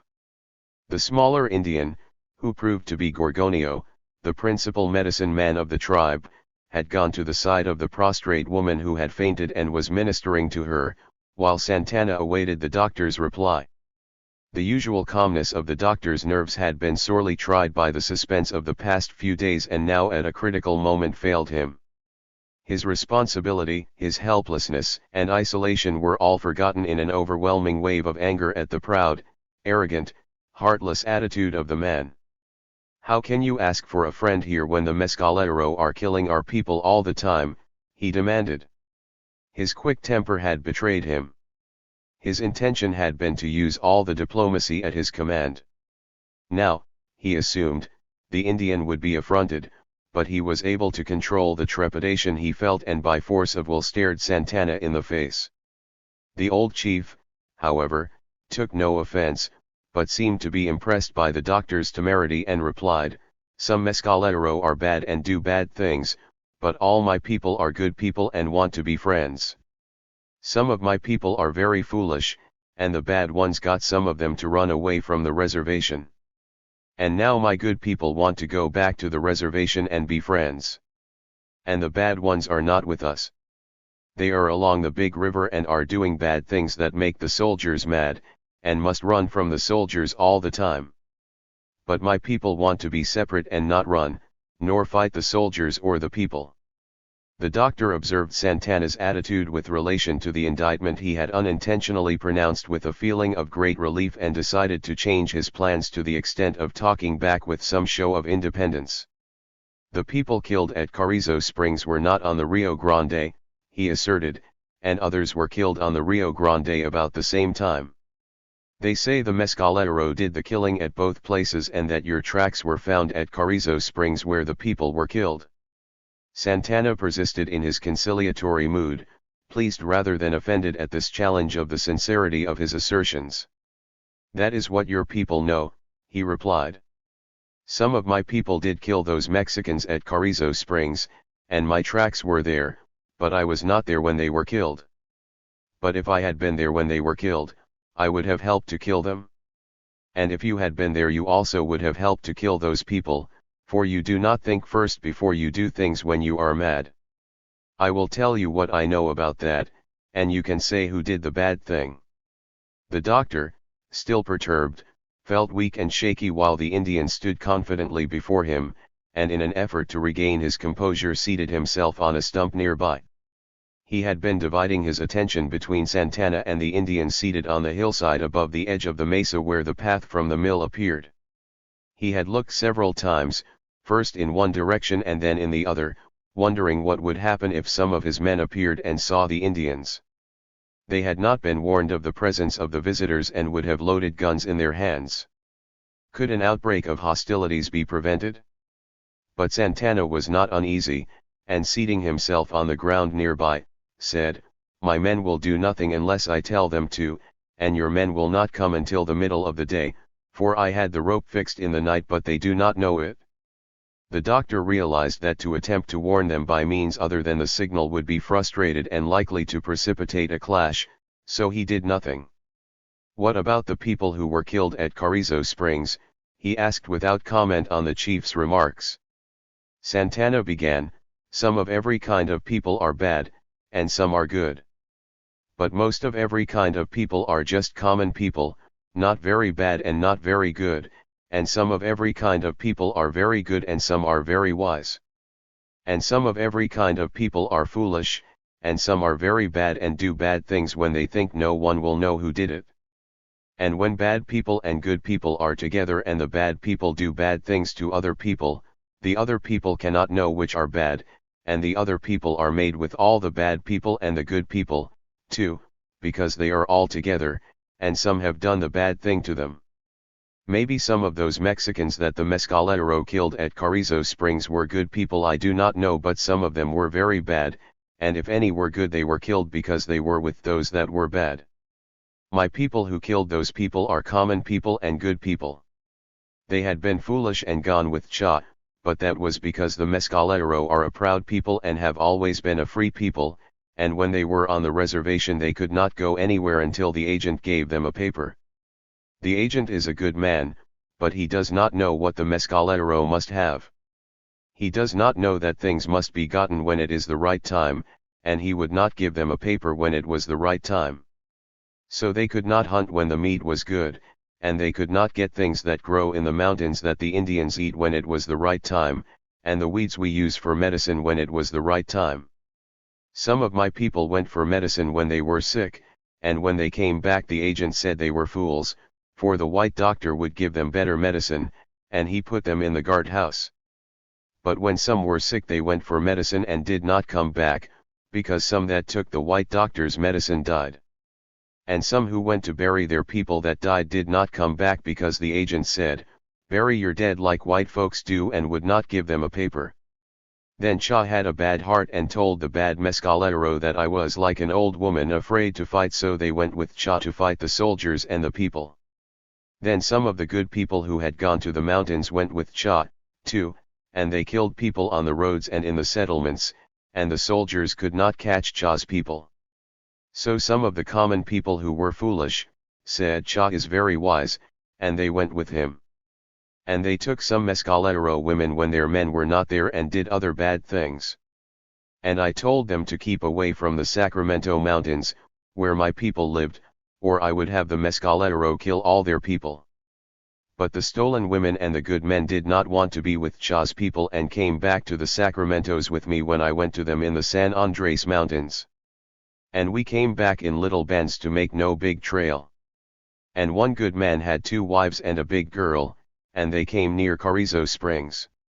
There he killed an antelope early in the morning, which was with some oxen that were lost. The Indians sometimes use gentle stock to cover their approach within arrow range of antelope. Then when he went to get his other wife and their things, he left one wife and the girl to fix the meat. When he came there again, the woman was killed and the girl was taken away, for he could see where she had been dragged through the grass. And he followed to see if he could find the girl, and she was screaming in the camp where the wagons were by the water. At this point a shout from the path at the brow of the mesa recalled them to the present time. The men were coming from the mill for their noonday meal. Those first catching sight of the Indians shouted to their companions, and the Indians on the hillside started a rush toward their chief. An excitement ensued that required the action of both the doctor and Santana to prevent an outbreak of hostilities. But the leaders were between their respective forces. Thus, the doctor's men held their fire to avoid endangering him. Likewise, Santana's uplifted hand stopped his warriors until the peaceful nature of their mission could be explained. Explanations, however, left suspicions, and the doctor's men kept to themselves. Food was prepared for all, and Santana and Gorgonio dined with the doctor. By the time the old chief was ready to continue his narrative, all had agreed to leave their arms in the cabins, and at Santana's command the Indians left theirs at a distance. Then without more ado the two groups arranged themselves to listen. There were 8 men and 2 women, continued Santana, and the girl was tied to the wheel of a wagon. The man was alone, and there were too many of the Mexicans for him to take her away, so he went away and made a signal for help. When enough Mescalero came they went and fought the Mexicans and killed all the men and 1 woman. The other woman ran away, and a Mescalero man caught her and was going to have her for his woman. But when his 2 wives came, they did not want him to have her and killed her. The girl was tied to 4 ox yokes on the ground, not by the wagons, and all her clothes were taken off and the Mexicans had done whatever they wanted to, but she was not dead. Then many Mescalero came there, and when the girl's grandmother came and the girl told her which Mexican had been the worst to her and had killed her mother, the grandmother cut that Mexican with a knife. And some other women cut the other Mexicans, because 1 Mescalero was killed and some were shot and not killed. And the girl died. The Blazer Big House was at one time the office and quarters for the Mescalero Agency and Agent F.C. Godfroy. Courtesy Rio Grande Historical Collections, New Mexico State University Library. Then I came there, and I made the women quit cutting the Mexicans. Then I told them to go all together and make a trail toward the Capitan Mountains to leave the others a few at a time and go into the White Mountains and then to the Mescalero camp in the Sacramentos. That is the reason my people killed those Mexicans at Carrizo Springs and not because they are bad people. Santana's version of the massacre fitted in very well with what had been found by those who had gone to bury the dead, 2 of whom were among the doctor's men, and he agreed that all that Santana had said might be true. The doctor, while listening carefully to the narrative, had been giving more thought to the immediate conditions to be faced and the probable result of this conference. The Indians' attitude at the moment appeared friendly, but their reputation was for cunning cruelty. He must choose between Santana's apparent good faith and his reputation. There was still a possibility of saving their lives by abandoning the property in a hasty retreat to Tularosa. But this involved a trip of 20 miles on foot, while the Indians had horses, and every foot of the way they would be subject to an ambush, which might well have already been prepared, considering the disabled signal and the Indians' surprise approach. Further, to make such an attempt it would first be necessary to destroy the Indians present, which also was only a possibility, and start with the handicap of a failed truce. On the other hand, there was, if Santana's attitude was sincere, a probability of helping these Indians to change their ways and thereby save many lives. Hoping for the best, he decided to accept any reasonable proposition the chief might make. The doctor's incidental accusation of Santana at their first meeting had been unpremeditated, and had he been less impetuous, would not have occurred. But probably this was the incident which became the fulcrum for subsequent relations. Santana knew from the doctor's appearance and his actions that he was not unconscious of his helplessness. Nevertheless, he had not faltered in the hardihood so much admired by the Indians, which increased their opinion of his valor. The doctor took a few minutes to hear what his men had to say and consider how best to reply, but having made his decision, and determined to make the best of the inevitable, he felt much relieved. "I think any kind of people who were men would have done as the Mescalero did," he admitted. "Tell me what you want me to do for you. I want to be your friend, and I want the Mescalero to be my friends. I want you to tell the soldiers and all the people what I have told you," answered the chief, "and that the Mescalero that are with me are all good people, and that the people who are with Cha are not my people, and that not all of them are Mescalero, for some of Cha's people are bad people from other tribes. Tell them that my people want to go back to the reservation, and that I want to talk to the head men of the soldiers about that. And I want you to write it down on 2 papers and send one to the head man of the soldiers at Fort Stanton and one to Tularosa, where the soldiers feed their horses, so that when they come there they will know that the Indians that are here are good Indians and do not want to fight, for I will not let any bad Indians come here." "I will do that," agreed the doctor. "And I will tell any soldiers who come here that your people are my friends and are good people. But I think the commander at Fort Bliss should have a paper, too," so that the soldiers on the Rio Grande will know that the Indians in the Sacramentos are not with Cha and are good people. Now we are friends, asserted Santana, offering his hand, which the doctor took with more cordiality than he had thought possible a few minutes before. And, Santana continued, if anyone wants to do bad things to you or to your people, my Mescalero will help you the same as if you were our brothers. Santana's proposition was written in full, and each of the 3 copies was accompanied by a statement of the doctor of the circumstances leading to his action as a mediator for the Indians. 2. 2 of the doctor's men volunteered to deliver the letters, and Santana provided warriors as escorts to see them safely through that part of their journey where hostile Indians might molest them. But all went well, and within 2 weeks acknowledgement of their receipt had reached the mill. 5. Ambush. Heavy snows had fallen in the Sacramentos, and logging at the mill was now confined to the southern slopes of the mountains, where the accumulation was settled and partly melted. Santana's Indians still remained as located at the beginning of our story, on short rations, and to some degree still apprehensive about being involved with the soldiers. The corn crop had been better than usual, and the doctor had given Santana several thousand pounds of the surplus in small lots and at different times, together with a half-dozen old oxen that had been turned into the fields and were well fattened on the waste. In reply to the doctor's communication, the commander at Fort Bliss had written that the troops under his command had been ordered to avoid approaching the vicinity of Santana's camp unless it became necessary in following some band of marauders, and in such emergency to communicate with the doctor at the earliest opportunity.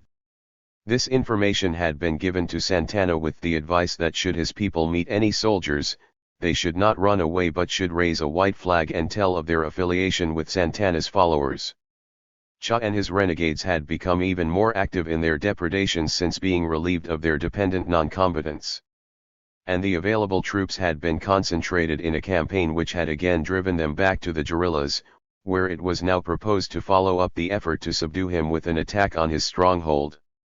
Previous efforts to accomplish this had failed for lack of water, and for this assault it had been arranged to send a wagon train to haul a supply and enable the troops to reach the isolated rendezvous in good condition, where they expected to find a hidden supply which had enabled the Indians to live there.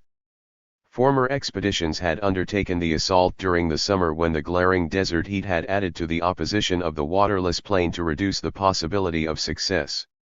Now the weather was comparatively cold at night, although a clear sky and the clear dry air made the days warmer than comfortable. Occasional storms left water in depressions at certain points, so that if a storm should occur at the right time it would contribute materially to the success of the undertaking, but the campaign could not be delayed to await a storm without the probable escape of the Indians. A lieutenant with a small escort had been sent to Tularosa, where the doctor had been requested to meet him. The doctor's advice was desired about the advisability of letting Santana know beforehand of the intended expedition and regarding the hope of securing the chief's assistance or cooperation. The doctor thought it best to interview Santana, as some of the renegades might escape and reach the Sacramentos, in which event some understanding might save trouble. The lieutenant accompanied the doctor on his return to the mill, and an interview with the old chief was soon arranged. Santana heard the plans for the campaign in detail without comment, then the lieutenant asked him if he would cooperate with the military in capturing the outlaws. "No," he replied, "you cannot catch Cha that way, and I have told him that if he or his people come to the Sacramentos, I would destroy him and all his people. But I did not tell him that I would harm him at any other place, and he knows that I talk with one tongue. My people will stay in the Sacramentos until the head men of the soldiers come to talk about the Mescalero going back to the reservation." "Then what will you do if Cha comes here to escape the soldiers?" asked the lieutenant. "Cha will not come here," asserted Santana. "He is no fool and knows that if he comes where my people are we will kill him and all his people. You say you have 400 soldiers and he has only 100 men, but I know you cannot catch Cha. If Cha should escape to the Sacramentos and not come here, would you help the soldiers catch him?" the lieutenant asked. "No," reiterated the chief. My people will not fight with the soldiers nor against the soldiers or any other people until after I talk to the head men of the soldiers, unless they fight us first. Then if Cha gets into the Sacramentos, how can we know if we find his people or your people?" demanded the officer. "I will tell you how you can know," proposed Santana. "The doctor does not have enough food for his people and my people, too, and there is little game near here now, so we have little food to wait for the head men of the soldiers to come. You give us 40 cattle to eat, and my people will stay the side of La Luz Canyon and the soldiers can stay the other side of La Luz Canyon. Then if the soldiers find any Indians, they will not be my people. And if Cha's people come to the side of La Luz Canyon, that will be where my people are and we will kill them." The lieutenant had authority to make a voucher for his expenses, including a reasonable amount to secure the help of the Indians, so he bought 40 head of cattle at Tularosa and had them delivered to Santana at the mill, thus concluding an agreement in accordance with Santana's proposition. The logical starting point for the expedition to the guerrillas was San Agustin Spring at the foot of the Organ Mountains, some 40 miles to the west, where there was an abundance of good water. 20 miles to the north of the Indian stronghold there was permanent water, but it was scanty and alkaline near White Sands. The only other known supply was in the foothills of the Sacramentos far to the east. 4 companies of cavalry and 16 wagons, with a pack train and 8 scouts, had been assembled at San Agustin Spring. 5 of the wagons were loaded with the usual equipment and supplies for the troops, and the other 11 were each provided with 5 barrels which were filled with water from the spring. This, together with the 20 gallons each carried in kegs on a number of the pack mules, totaled about 3,000 gallons for some 400 animals. In addition, each man also carried 2 gallons of water in canteens on his saddle. And it was expected that the Indians' secret supply would be found when their rendezvous was located. But nature did not cooperate to produce the hoped-for storm, and the expedition began near the middle of the afternoon on a bright clear day. There was no road, and although a downgrade and an alkali flat extended for 10 miles or so toward their destination, brush and cactus caused a winding route, both tedious and slow. Nevertheless, the sand hills had been penetrated for a mile or more when night overtook them. Supper was prepared and eaten while the stock grazed and had their grain in nosebags while being hitched or saddled for the night march.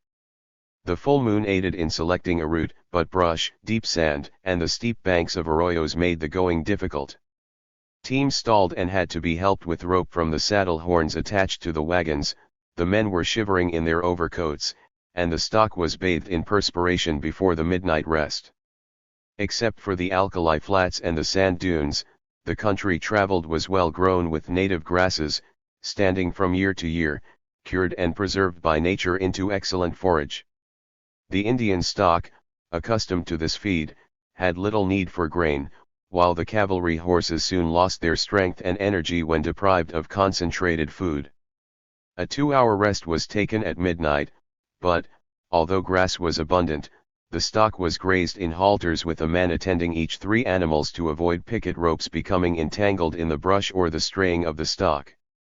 A quart of coffee and cooked rations had been issued to each man at the evening stop so that no fires in the desert might betray their presence to Indian sentinels on the rocky hills, now plainly visible although some 15 miles away. The stock had been given a 2-gallon ration of water and the canteens refilled from the barrels, which somewhat lightened the loads of the 6 mule teams. Better progress was made through the morning hours, but a bright sky soon allowed the glaring sun to change the chilly night to an inferno of dry quivering heat. The scouts were far ahead, and daybreak found them on the highest peak of the guerrillas lying flat among the rocks while their horses grazed in a gulch below them. Canyons, gulches, hills, ridges, cliffs, and rocky slopes lay before them, disclosed by the fading moonlight and the coming dawn. A few stunted cedars and mesquite could be seen, but they searched in vain with their field glasses for any sign of Indians. As the light strengthened, far out on the plain to the east, halfway to the foothills of the Sacramentos, 50 horsemen were located by a cloud of dust, with as many more loose stock which they drove before them, alternately visible and invisible as they crossed the undulating plain. The Indians were gone. One of the scouts returned to meet the troops struggling up the gravelly slope to the foot of the hills, while the other began an exploration of the neighborhood on foot. They were sure the Indians were gone but kept to the high points and ridges to avoid the possibility of an ambuscade until they discovered a moist and trampled place in the sandy floor of a gulch which they believed was the location of the Indians' hidden water. The troops were guided to this location. Pits and trenches were dug in the damp sand, the adjacent cliffs and banks were explored, but not a cup of water was found. Water was again drawn from the kegs and barrels for a ration to the stock and the animals placed under close herd, while the men made a systematic search of the vicinity for a water supply. The day was consumed in this fruitless effort. The water had been effectually buried or cut off, and no other spot was found where even moisture was apparent. Piles of shards of ancient pottery, along with dozens of old metates that might have been abandoned during the migration of a settlement of several hundred people, were found on the gravelly slope to the east of the hills, but there was nothing to indicate where a former water supply might have existed. 2/3 of their water supply had been exhausted, and a hard night's ride lay between them and any means of replenishment. Cha had been dislodged from his stronghold, and to that extent the expedition had succeeded, but he had escaped unhurt to the Sacramentos. Santana had decreed his extermination there, but this threat had been modified and was now restricted to the limited area north of La Luz Canyon, leaving several hundred square miles over which the renegades might operate with impunity.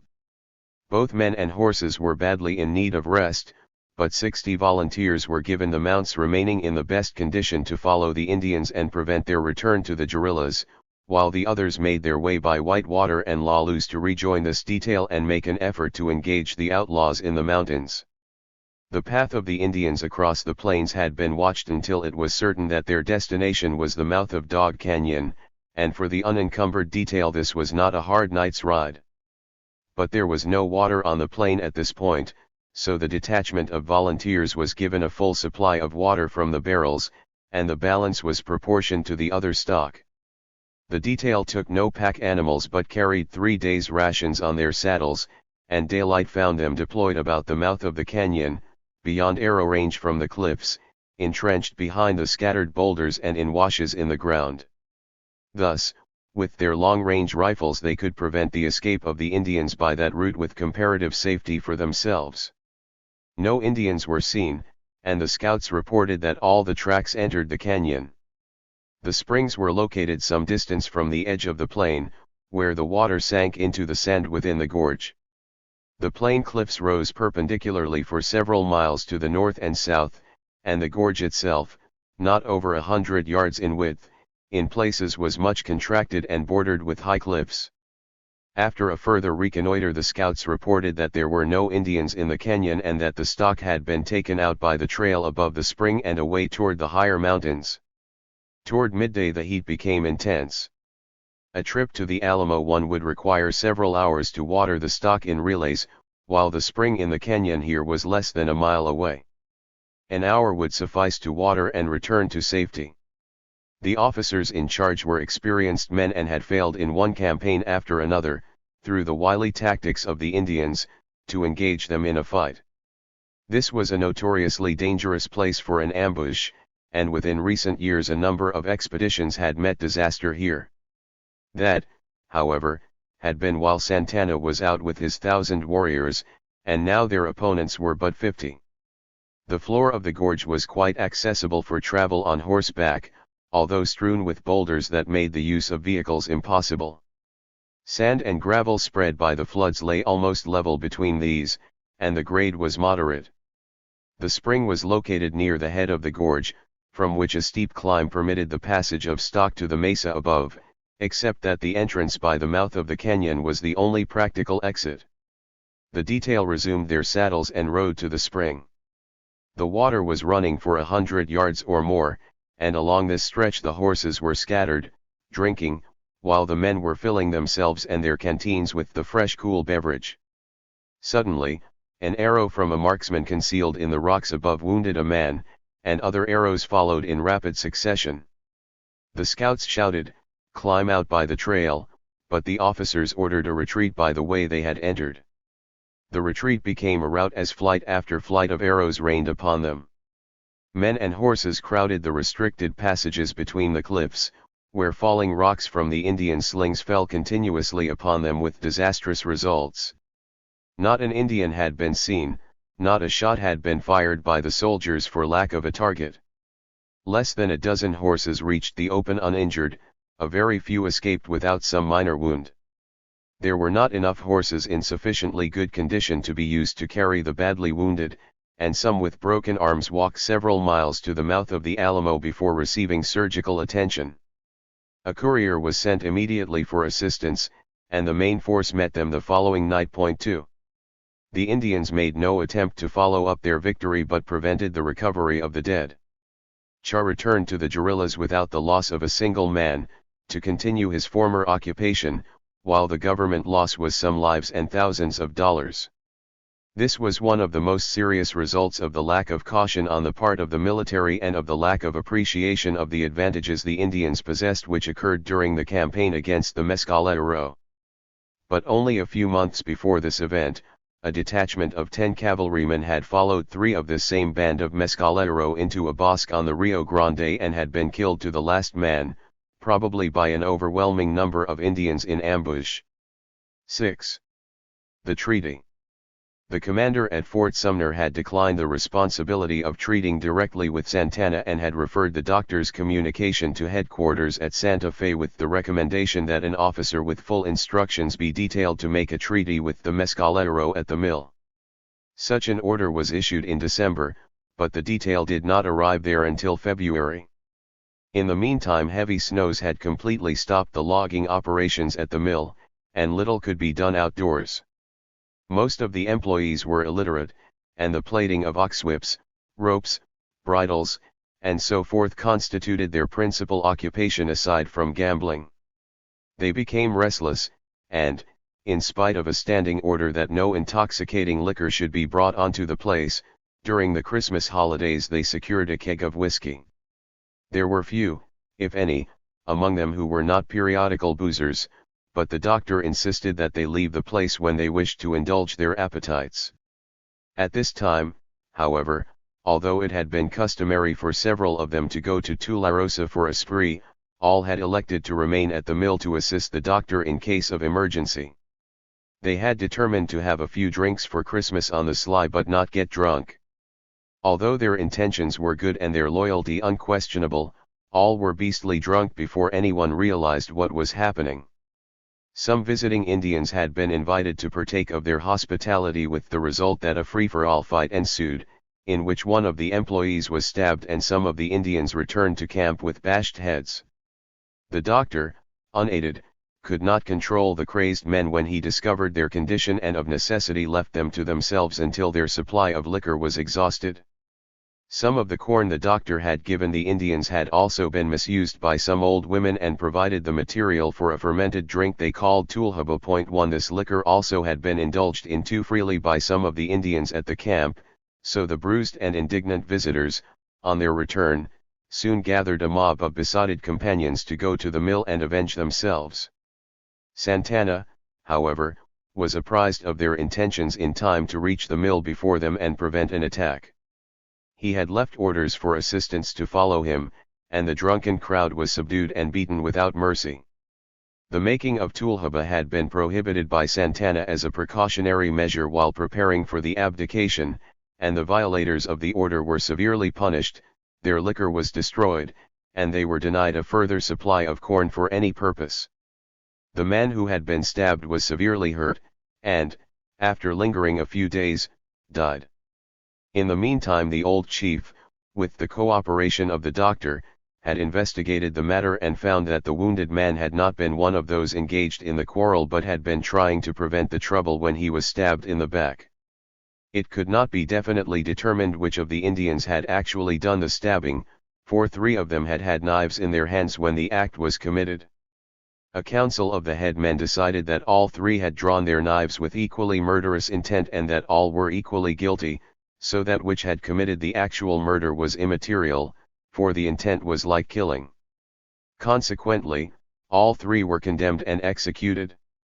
When the doctor's men had fully recovered from their spree, he decided that it would be best to send them all away for a time and paid them off. They protested their good intentions and gave their assurances that no such misbehavior would occur in the future. But the doctor believed they would be useless if the Indians decided to do violence, and their presence might mean a greater loss of life, while he could protect the property alone as well as with them. This he explained and said, "It is my responsibility, not yours, and your staying here is but to risk your lives as well as my own. Although you may not get drunk again, some other circumstances may arise in which I alone could manage better." They still protested, and several, Jim Walters to Fred Scott, and the Sawyer, particularly, said they would not go and leave him alone with the Indians. However, the doctor was firm and said he had decided the matter and would ask Santana to have his warriors see them safely to Tularosa, but they declined the escort. When Santana learned that the doctor was alone at the mill, he moved his own camp and those of 20 or more of his warriors into the clearing about the cabin and was outspoken in his praise of the doctor's action. "It may be," said he, "that my people may get drunk and I might not know in time, but these I can watch and we will stay here until the soldiers come." Thus, when the colonel sent from Santa Fe arrived a month later, he found the Indians apparently in possession of the settlement. Only Indians were to be seen around the place, and although he had made this trip for the express purpose of meeting Santana in friendly intercourse, he suspected treachery and that the doctor's people had been destroyed. His retinue comprised a company of cavalry and several wagons besides a pack train. The wagons were loaded with supplies for the troops and surplus provisions, blankets, tents, and so forth that might assist in making satisfactory terms with the Indians. The pack mules were for transportation if impassable roads were found.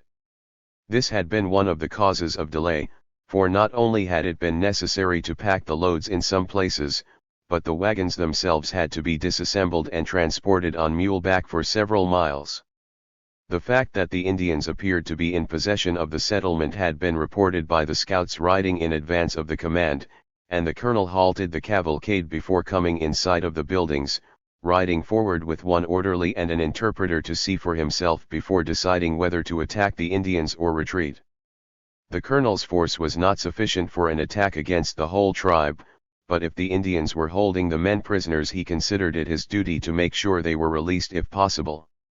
While the officer was examining the settlement from a concealed position, he observed that there was no appearance of conflict and that the buildings seemed to be intact. He also noted that there were few Indians around the place. At this point, the doctor himself came out from one of the cabins and in a few minutes all was explained. The colonel's party, besides the enlisted men, included a captain, a first and second lieutenant, 2 scout interpreters, and several citizen teamsters and packers, besides a contract surgeon, an old acquaintance of the doctor. The cabins were placed at their disposal and occupied by the officers and the soldiers' kitchen. The enlisted men had tents, so all were made comfortable.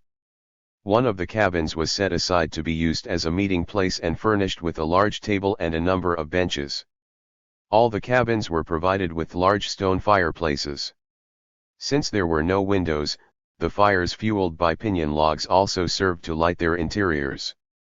Santana was instinctively cautious, and in arranging for the interview considerable time was spent in introductions and preliminary talks of little importance but which provided an opportunity for him to get his men together and decide what kind of men they had to deal with. He declined to be hurried and for a whole day put off the discussion of the central question. Instead, with several of his subordinates, Santana talked to the doctor for a couple of hours to get his idea of the colonel's character. Point 3.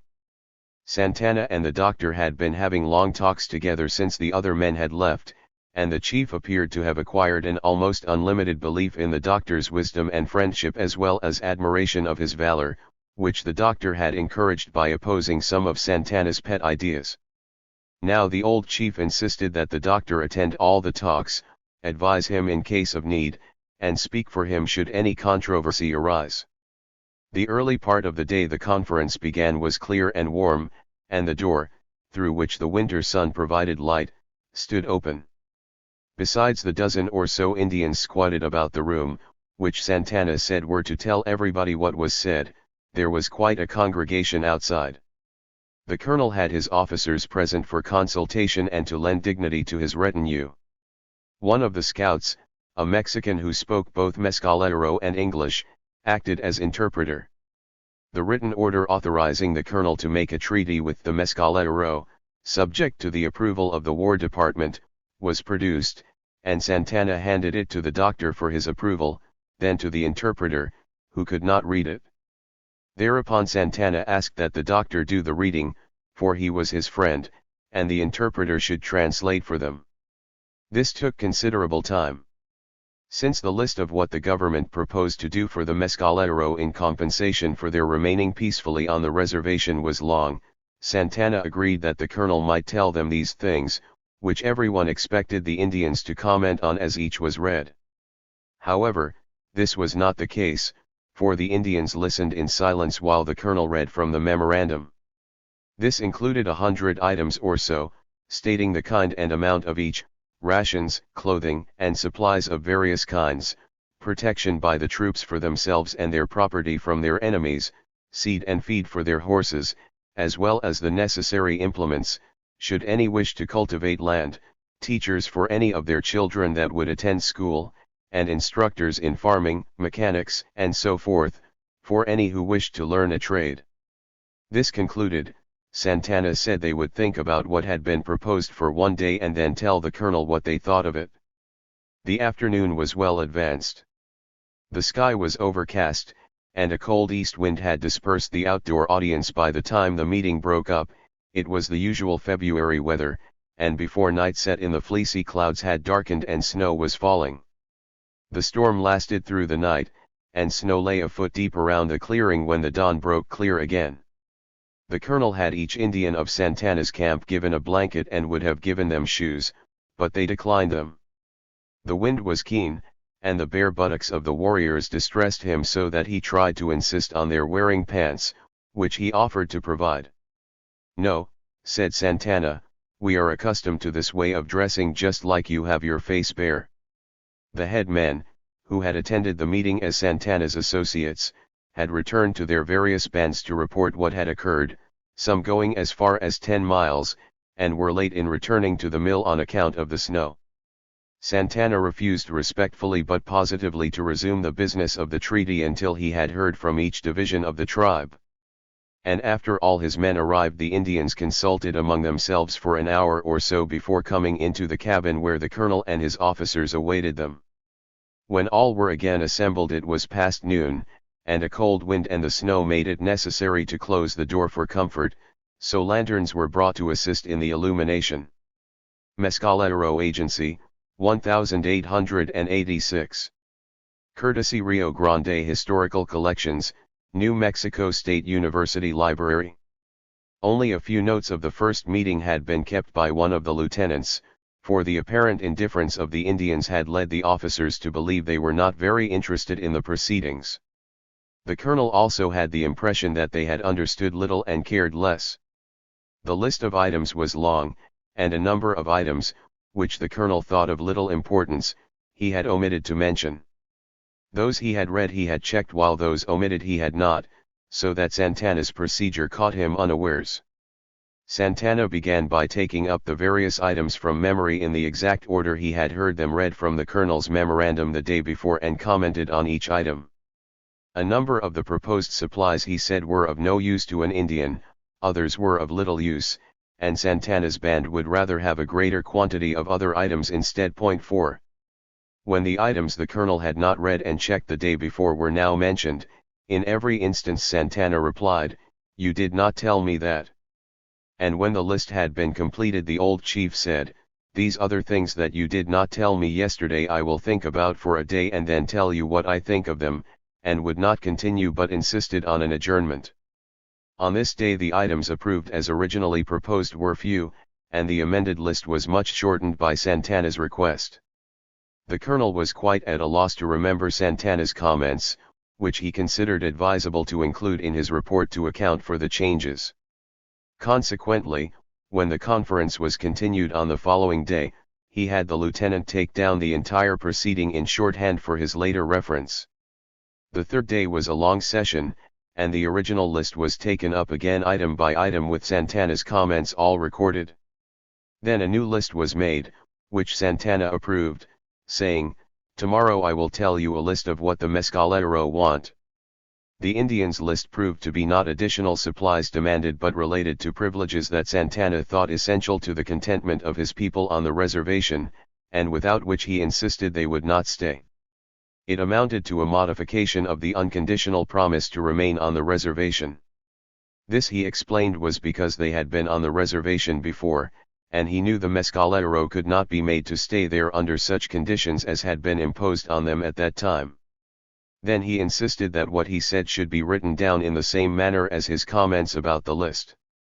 Santana divided the year by moons and explained what was required by his people in each season. He asked that they be permitted to leave the reservation in such number and for such lengths of time as was necessary to secure the articles or accomplish the purpose named, and he devised a plan whereby the soldiers should know that the absentees could not comprise a war party. All these matters he had considered in the light of their former experiences and now set them out with certainty in logical order. Specific requirements for the hay, he explained, would have to be supplied by the soldiers because the Indians had no wagons. To drag the poles so far on the ground would spoil the tops and make them worthless for the ceremony, which could not be neglected.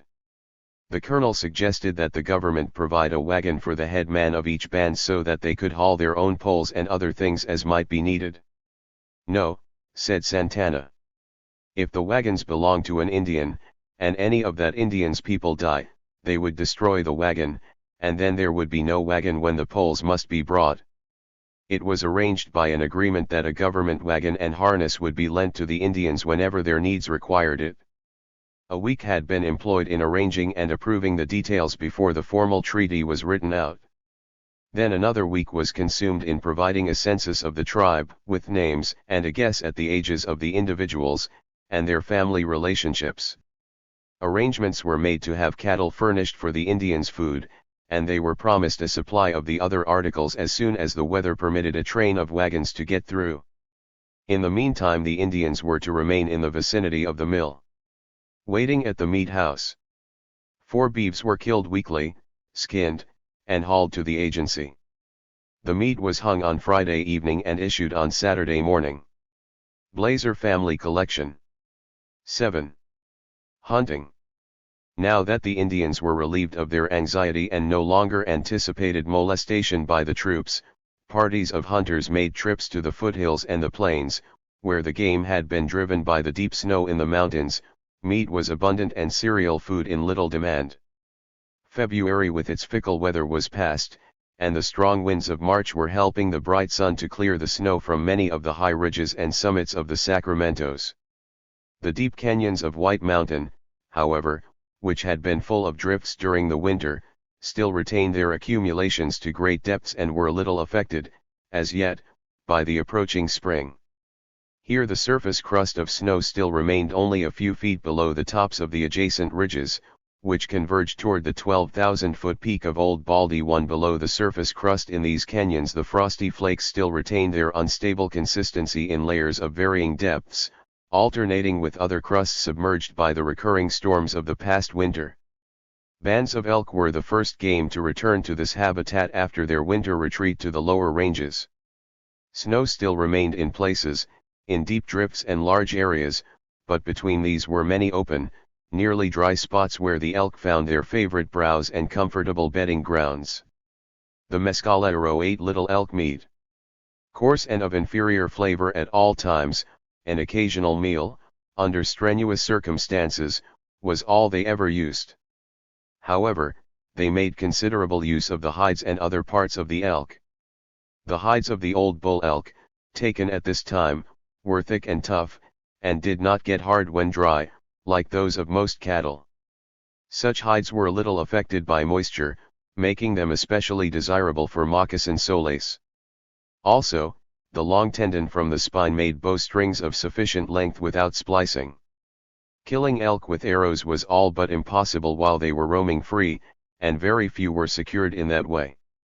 Instead, Organized bands of elk hunters provided a large part of the Indians' requirements.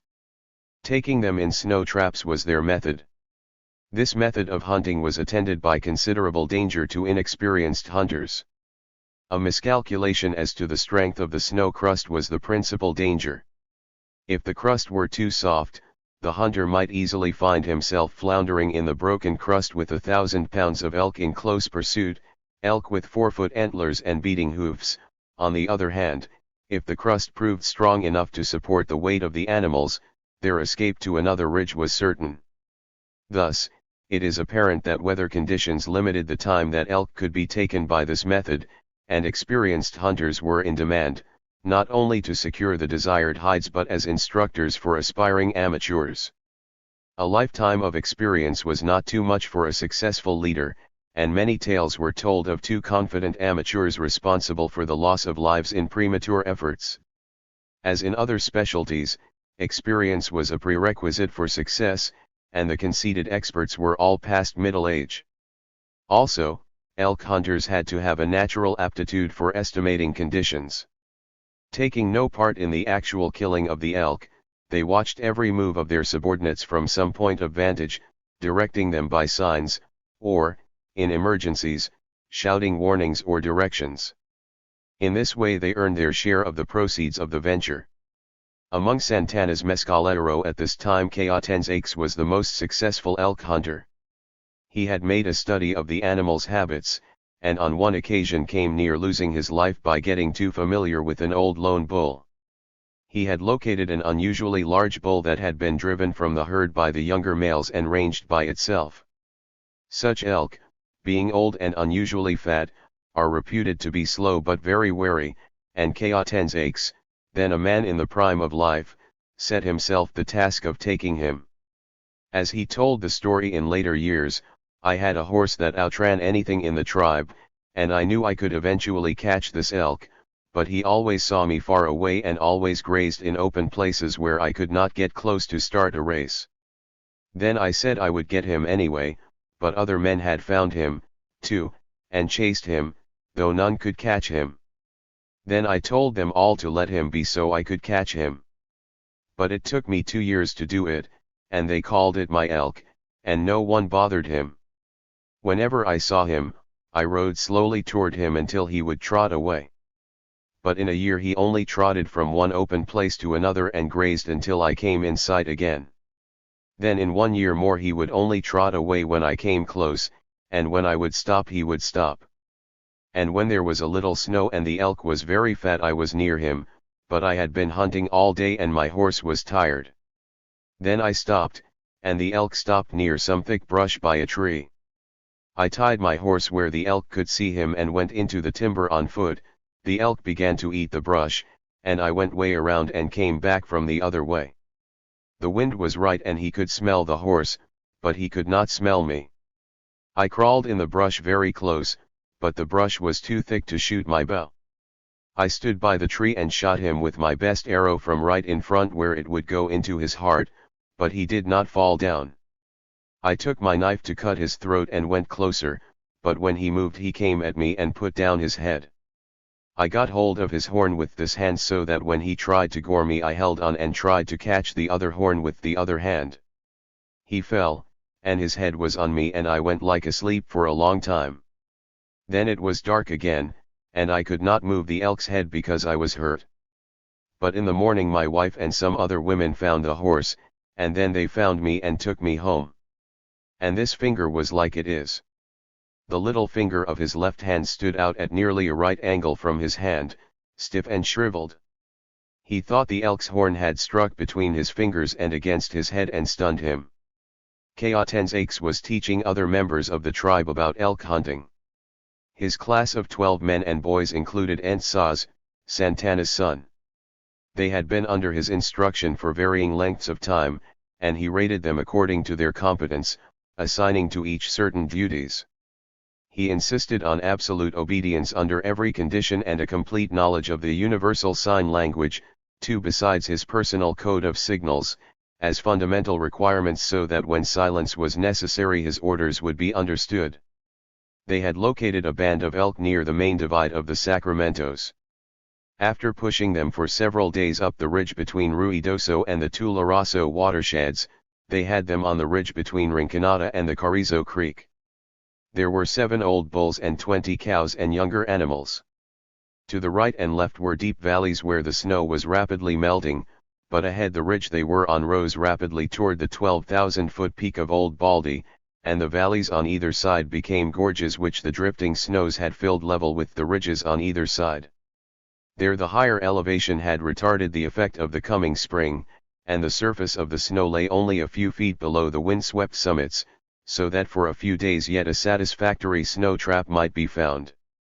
The proximity of the Indians, continually in sight but remaining at a distance, had accustomed the elk to their presence and overcome their wariness to the extent that they did not stampede unless their herders approached the sentinels within 100 yards or so. The hunters were deployed in a semicircle, in such a manner that the quarry could move only up the ridge without approaching some of them, and thus every move the animals made was toward their destruction. As the Indians followed their movements, the snow lay deeper, the drifts higher, and the cold became more intense, while the clear spots were constantly contracted. Consequently, there were few connecting lanes between them when the snow-filled gorges finally were bounding them on either side. A light snow followed by a bitter cold morning brought the hunt to a climax. To the left, the slope leading down to the Rinconada 3 was not well suited to their purpose, and the Carrizo Gorge was a considerable distance from the bedding ground of the elk but might be reached while favorable conditions continued. Cayatenzaix directed his men to flank the band and drive them eastward, while he with one man went to the proposed trap to test the snow crust. The first rays of the rising sun glistened on the new fallen snow as he thrust the shaft of his lance into the drift at the edge of the fill. The new drift was deep here where the storm had swirled about the projecting tree tops, but farther out the old crust was almost bare and the cold had strengthened it. Here it was too strong, and the heaviest buck could cross it safely. He signaled for his herders to move slowly, for the sun was bright and in time would weaken the crust. After repeated tests, past noon the signal was given to stampede the herd. Most of the cows with their yearling calves crossed safely as well as most of the 2-year-olds that followed them, while the bulls reluctantly brought up the rear and from time to time turned to threaten the yelling Indians behind them. All the old bulls, and the younger animals that broke through the crust, were stabbed to death by the long lances of the hunters standing on the adjacent crust, while the elk floundered helplessly in the snow. A cow and a yearling were down in the edge of one of the soft spots, near a fir top that projected through the snow, and Ansaz and Tuja, 2 of the younger Indians, approached her. A young bull charged back to her defense, and as he came near the crust gave way with his weight so that it was broken before and behind the boys. The bull gained a footing on a shelving bank while they sank to their armpits between the animals, not 20 feet apart. Cayatenzaix shouted from his safe position on solid ground, "Hide under the snow," as others farther out came, testing the snow, but too slowly to help the endangered youths, for every effort they made to extricate themselves only broke the crust. The bull turned upon the newcomers and was killed, but the cow overtook Tuja and trampled him to death beneath the snow. This action gave Ansaz time to burrow under the crust, and he was saved. At this time of year, white-tailed deer, although more timid than the larger black-tailed deer, followed in the wake of the elk, as their favorite habitat cleared of snow, and were accompanied by their ever-hungry enemies, cougars. Thus, there were 3 important game animals whose hides were in prime condition at this time for the Indian supply of clothing.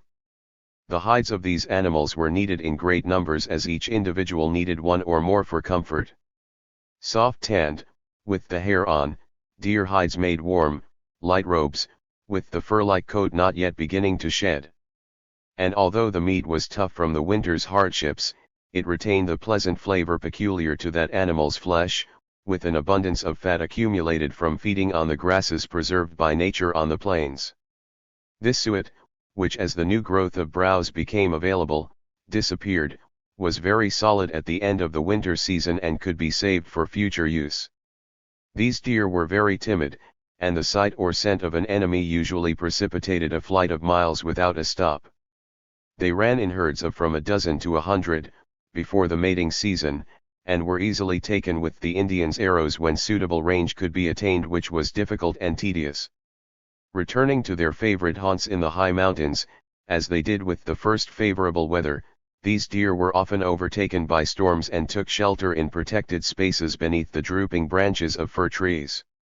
The winter snows slid down the compacted foliage of these trees and built up a circular drift about their margins, frequently reaching a height that embedded the tips of the lower branches, protecting the dry, needle-covered ground beneath the tree from the wind. And the enclosed space was sometimes filled to capacity with the deer that had pawed their way through the snow drifts. Such retreats were entered at the beginning of a storm and successfully defended by the deer against all their enemies except man. The Indians, however, found such gatherings well suited to the mass slayings necessary to provide for their requirements.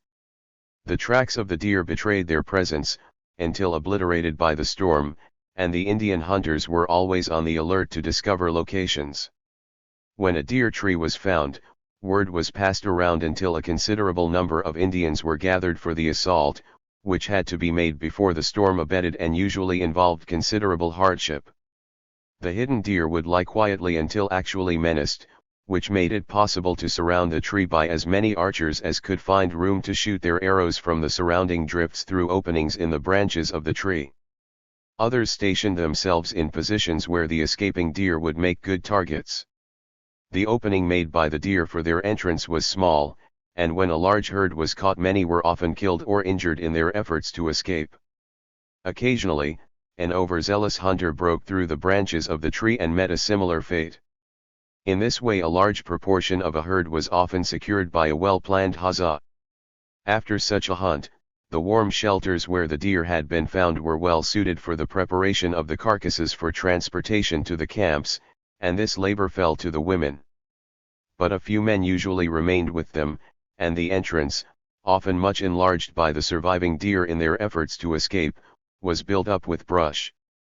Here a dozen or so women made a frolic of the job, and any carcasses falling in the open were brought into the enclosure for protection.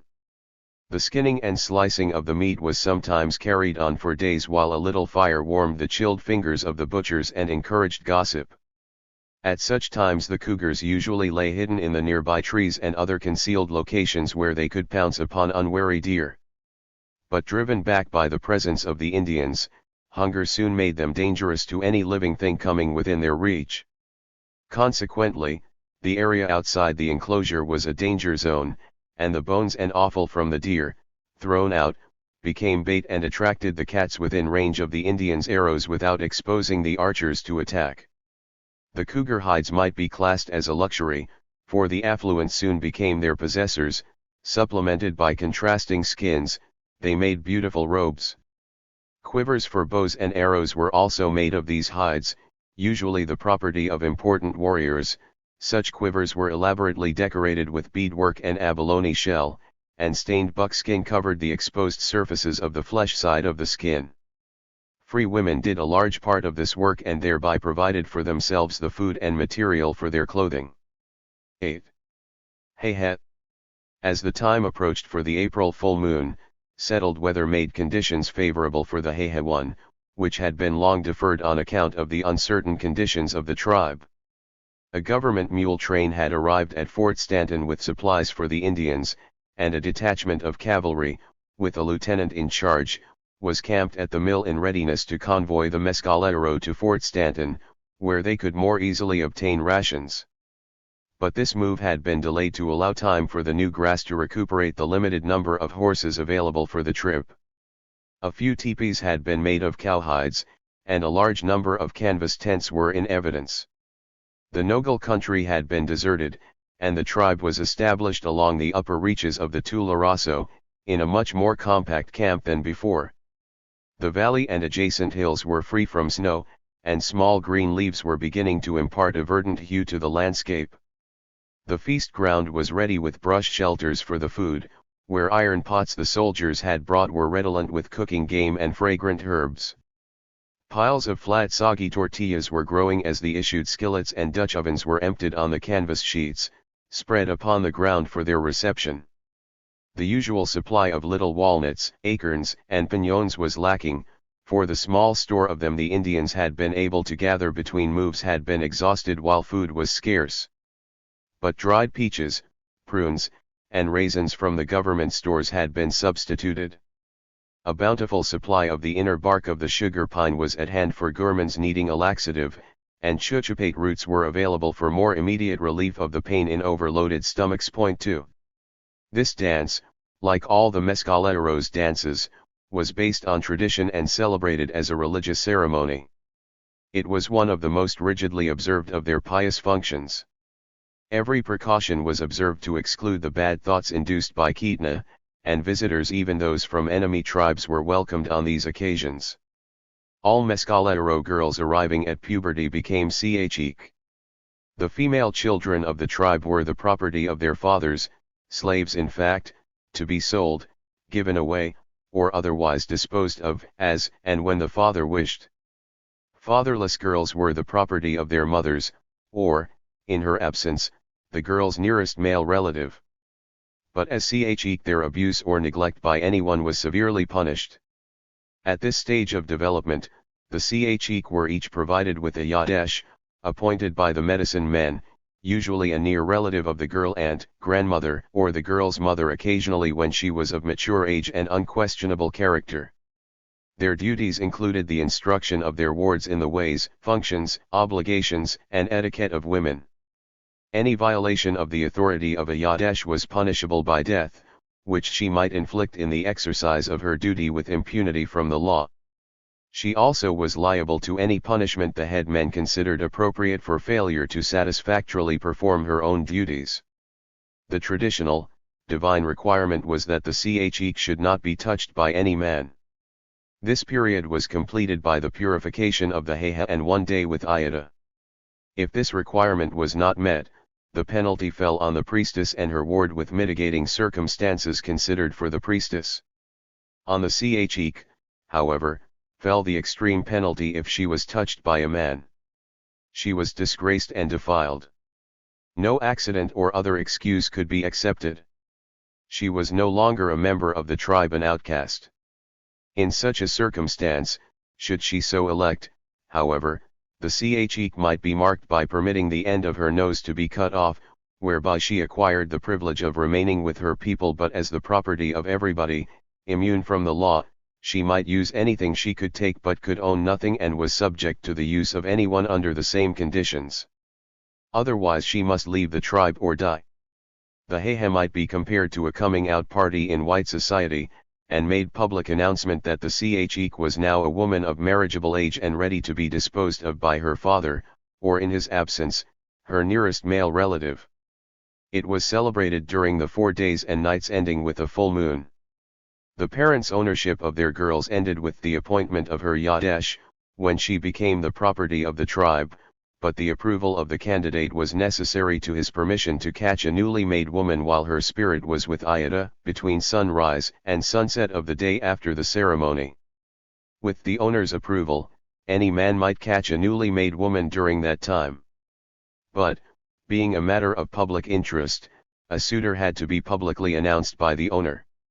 Such proclamations were usually secured by substantial payments to the owner, who was not restricted to the acceptance of a single offer. Thus, when there were rival applicants for the same girl, the bargaining became of the nature of an auction, often lasting for years, and deferred payments subject to the bidder being able to catch the girl were common. In such cases the girl had a possible chance of choosing between rival suitors by jockeying the race in favor of her preference, otherwise she had no control over the outcome. From sunrise to sunset of the 5th day the purified spirit of the Chik remained with the deity above the sky and acquired her soul. 3 Children and the mentally and physically defective were believed to have no souls. The successful suitor became the husband of the girl he caught during this time, at the setting of the sun without further ceremony. And all Chik finishing the dance became Issa. Those caught were the property of their husbands, and those not caught were free women, rulers of their own destinies, with no one else responsible for their protection or support. The ceremony of Heha was celebrated in a teepee called a kotulha. The cover was of buffalo hides of the shape and dimensions of a common shelter, but erected on poles some 6 feet longer than those usually employed. The poles had to be of pine, and a tuft of green branches left at their tops to project above the smoke hole and prevent the evil spirits of the air from entering there. The longer poles elevated the lower edge of the teepee cover to allow a clear view of the interior. A screen of green oak and willow brush standing embedded in a trench around the western half of the kotul and extending 5 steps east from the opposite tangents intercepted the evil spirits of the earth from the U-shaped enclosure, with the kotul in the curve and facing east. Thus open toward the rising sun and exposed to the sunlight, it would preserve the purification of the kotul during the daytime. At a distance of 10 steps east from the ends of the projecting screen, a bright fire was kept burning when the sunlight failed, and all during the night, in the belief that evil spirits would not pass green leaves nor enter a brightly illuminated area. About the middle of the afternoon, before the beginning of the dance, the girls and their priestesses gathered at the open end of the U-shaped enclosure and made fire with the conventional fire sticks, all taking turns in the operation while reciting the prescribed incantations. From this fire each priestess took a brand, symbolizing the sins of her ward. These were placed in the kuke dug in the center of the kotul, and all other furnishings were provided at this time. 4. Kotul Blazer Family Collection.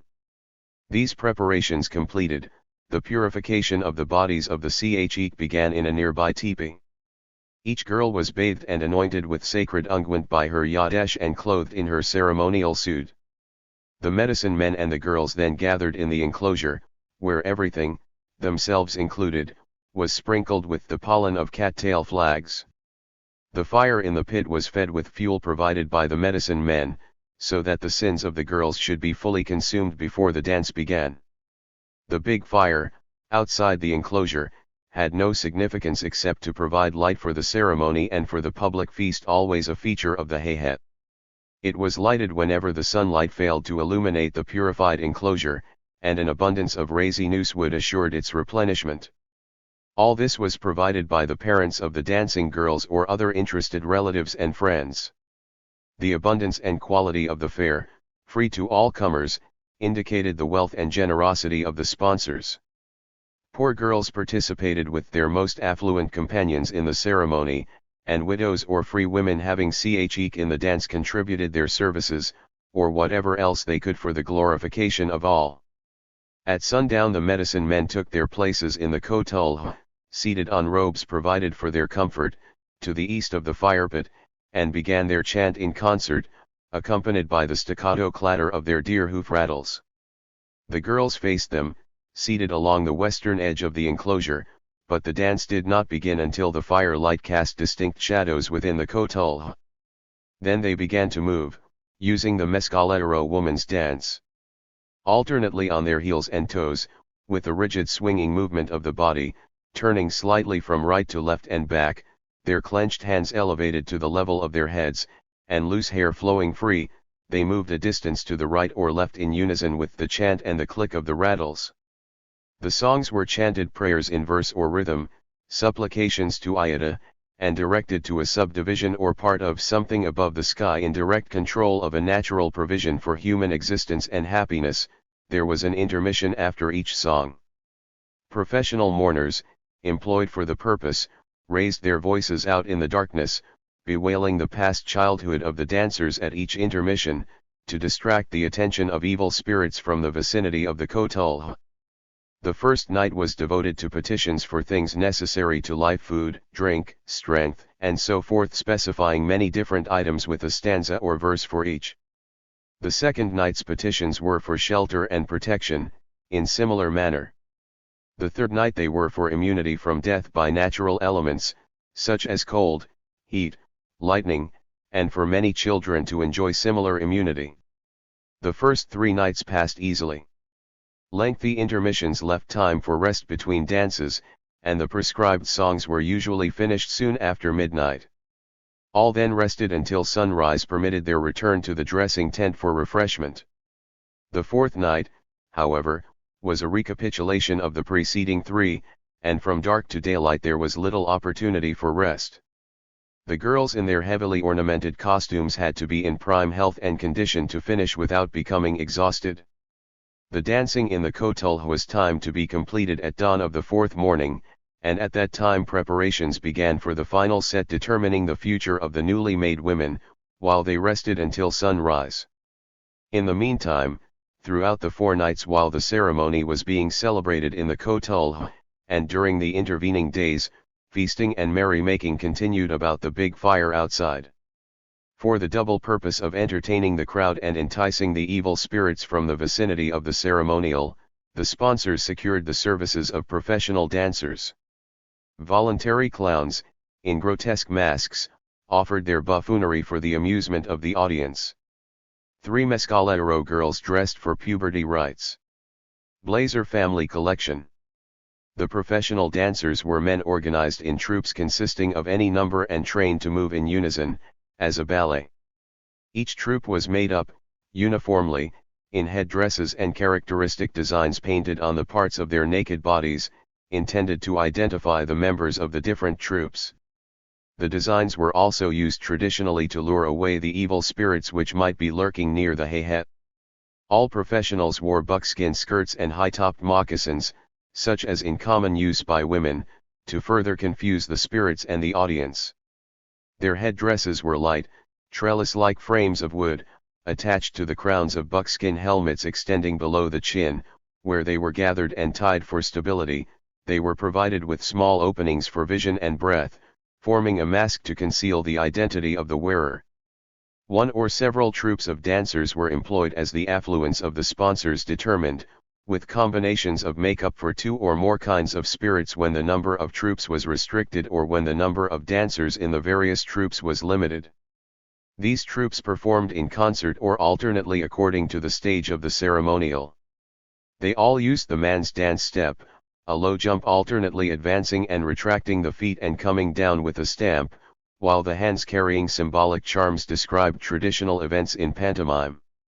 At the conclusion of each act the dancers trotted off into some deep shade where the evil spirits that might have been attracted would follow and be removed from the vicinity of the hayhet. The final ceremony was celebrated at sunrise after the 4th night of dancing. While the Chik rested, the devil's pit was dug across the opening of the sacred area figuratively by marking it out on the ground with a stick, and all evil spirits that lingered near retreated there to hide from the light of the rising sun.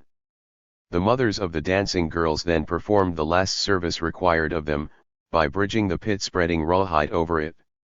And the last responsibility of the Yadeshes was to cover this with a buckskin.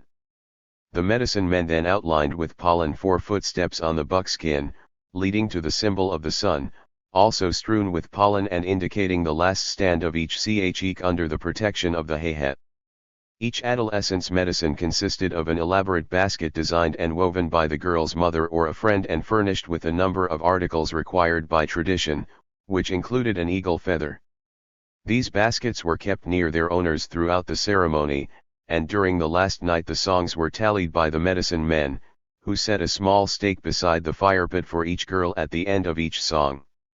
When all were finished each girl's stakes were added to the contents of her basket, then her medicine man, holding the feather by the quill and the girl grasping the barbs, led her across the 4 footsteps to the symbol of the sun, completing her transition from Chik to Issa. This completed the ceremony required by tradition, and the spirit of the newly made woman left her for its day with the deity above the sky. In the meantime her earthly form was not responsible for its actions. Nothing she did between sunrise and sunset was punishable under the law. But under man-made law, she must make 4 ventures into the future symbolically by carrying her basket toward the rising sun, providing a public opportunity to be caught.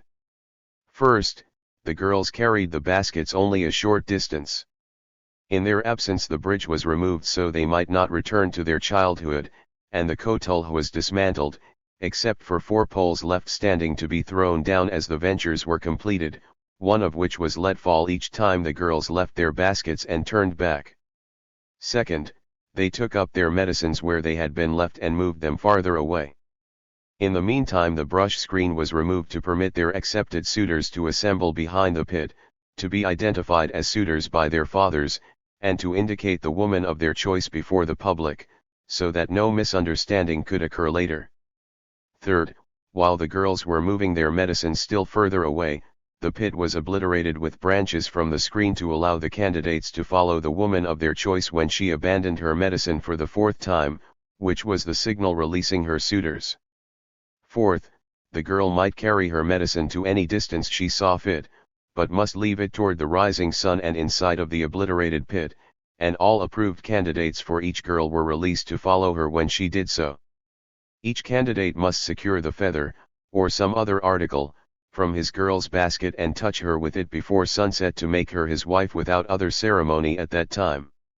In this manner, one after another, the newly made women were disposed of, until all were married or sunset confirmed their spinsterhood, making them free women. While this last act was in progress, all matrimonial matters pending among other members of the tribe were subject to public adjustment. New alliances were confirmed by a woman joining the throng around a big fire where she began the woman's dank step. There, she was joined by the man with whom previous arrangement had been made, and a medicine man then cast a robe about their shoulders, making them man and wife before the public. This gave the man full possession of the woman and whatever property she owned, but not of any children she might have. Divorce was likewise granted before the public. To divorce, a couple presented themselves at the big fire holding a strip of robe between them, which was severed by a medicine man, dissolving all obligations between them. The foregoing description of the Hehe is only a sketch which may leave the impression that the Mescalero's family relations were heartless and cruel. This was not the case. Affection between husbands and wives, although plural wives were common, was usually marked, although it was common for men to have more than one wife, and this led to preferential treatment to some degree.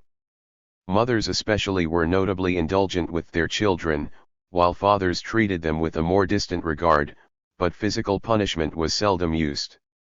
No outside interference was allowed in family relations, and cruelties might be perpetrated without punishment. However, this resulted in a lowering of the perpetrator's standing with his fellows. 9. Datla's romance. The Hehe of the April moon in 1868, which the Mescalero celebrated in the upper reaches of the Tularoso Canyon, was an unusually grand event, although the attendance of visitors from other tribes, which was often a feature of such occasions, was prevented by existing conditions. The tribe had been scattered and on the move for several years. And although the requirements of the Hehe might be met, in compliance with the traditional ritual, and Chik became married woman in good standing, such ceremonies were subject to review by the medicine men. At this time 16 Chik were found worthy and took part in the dance.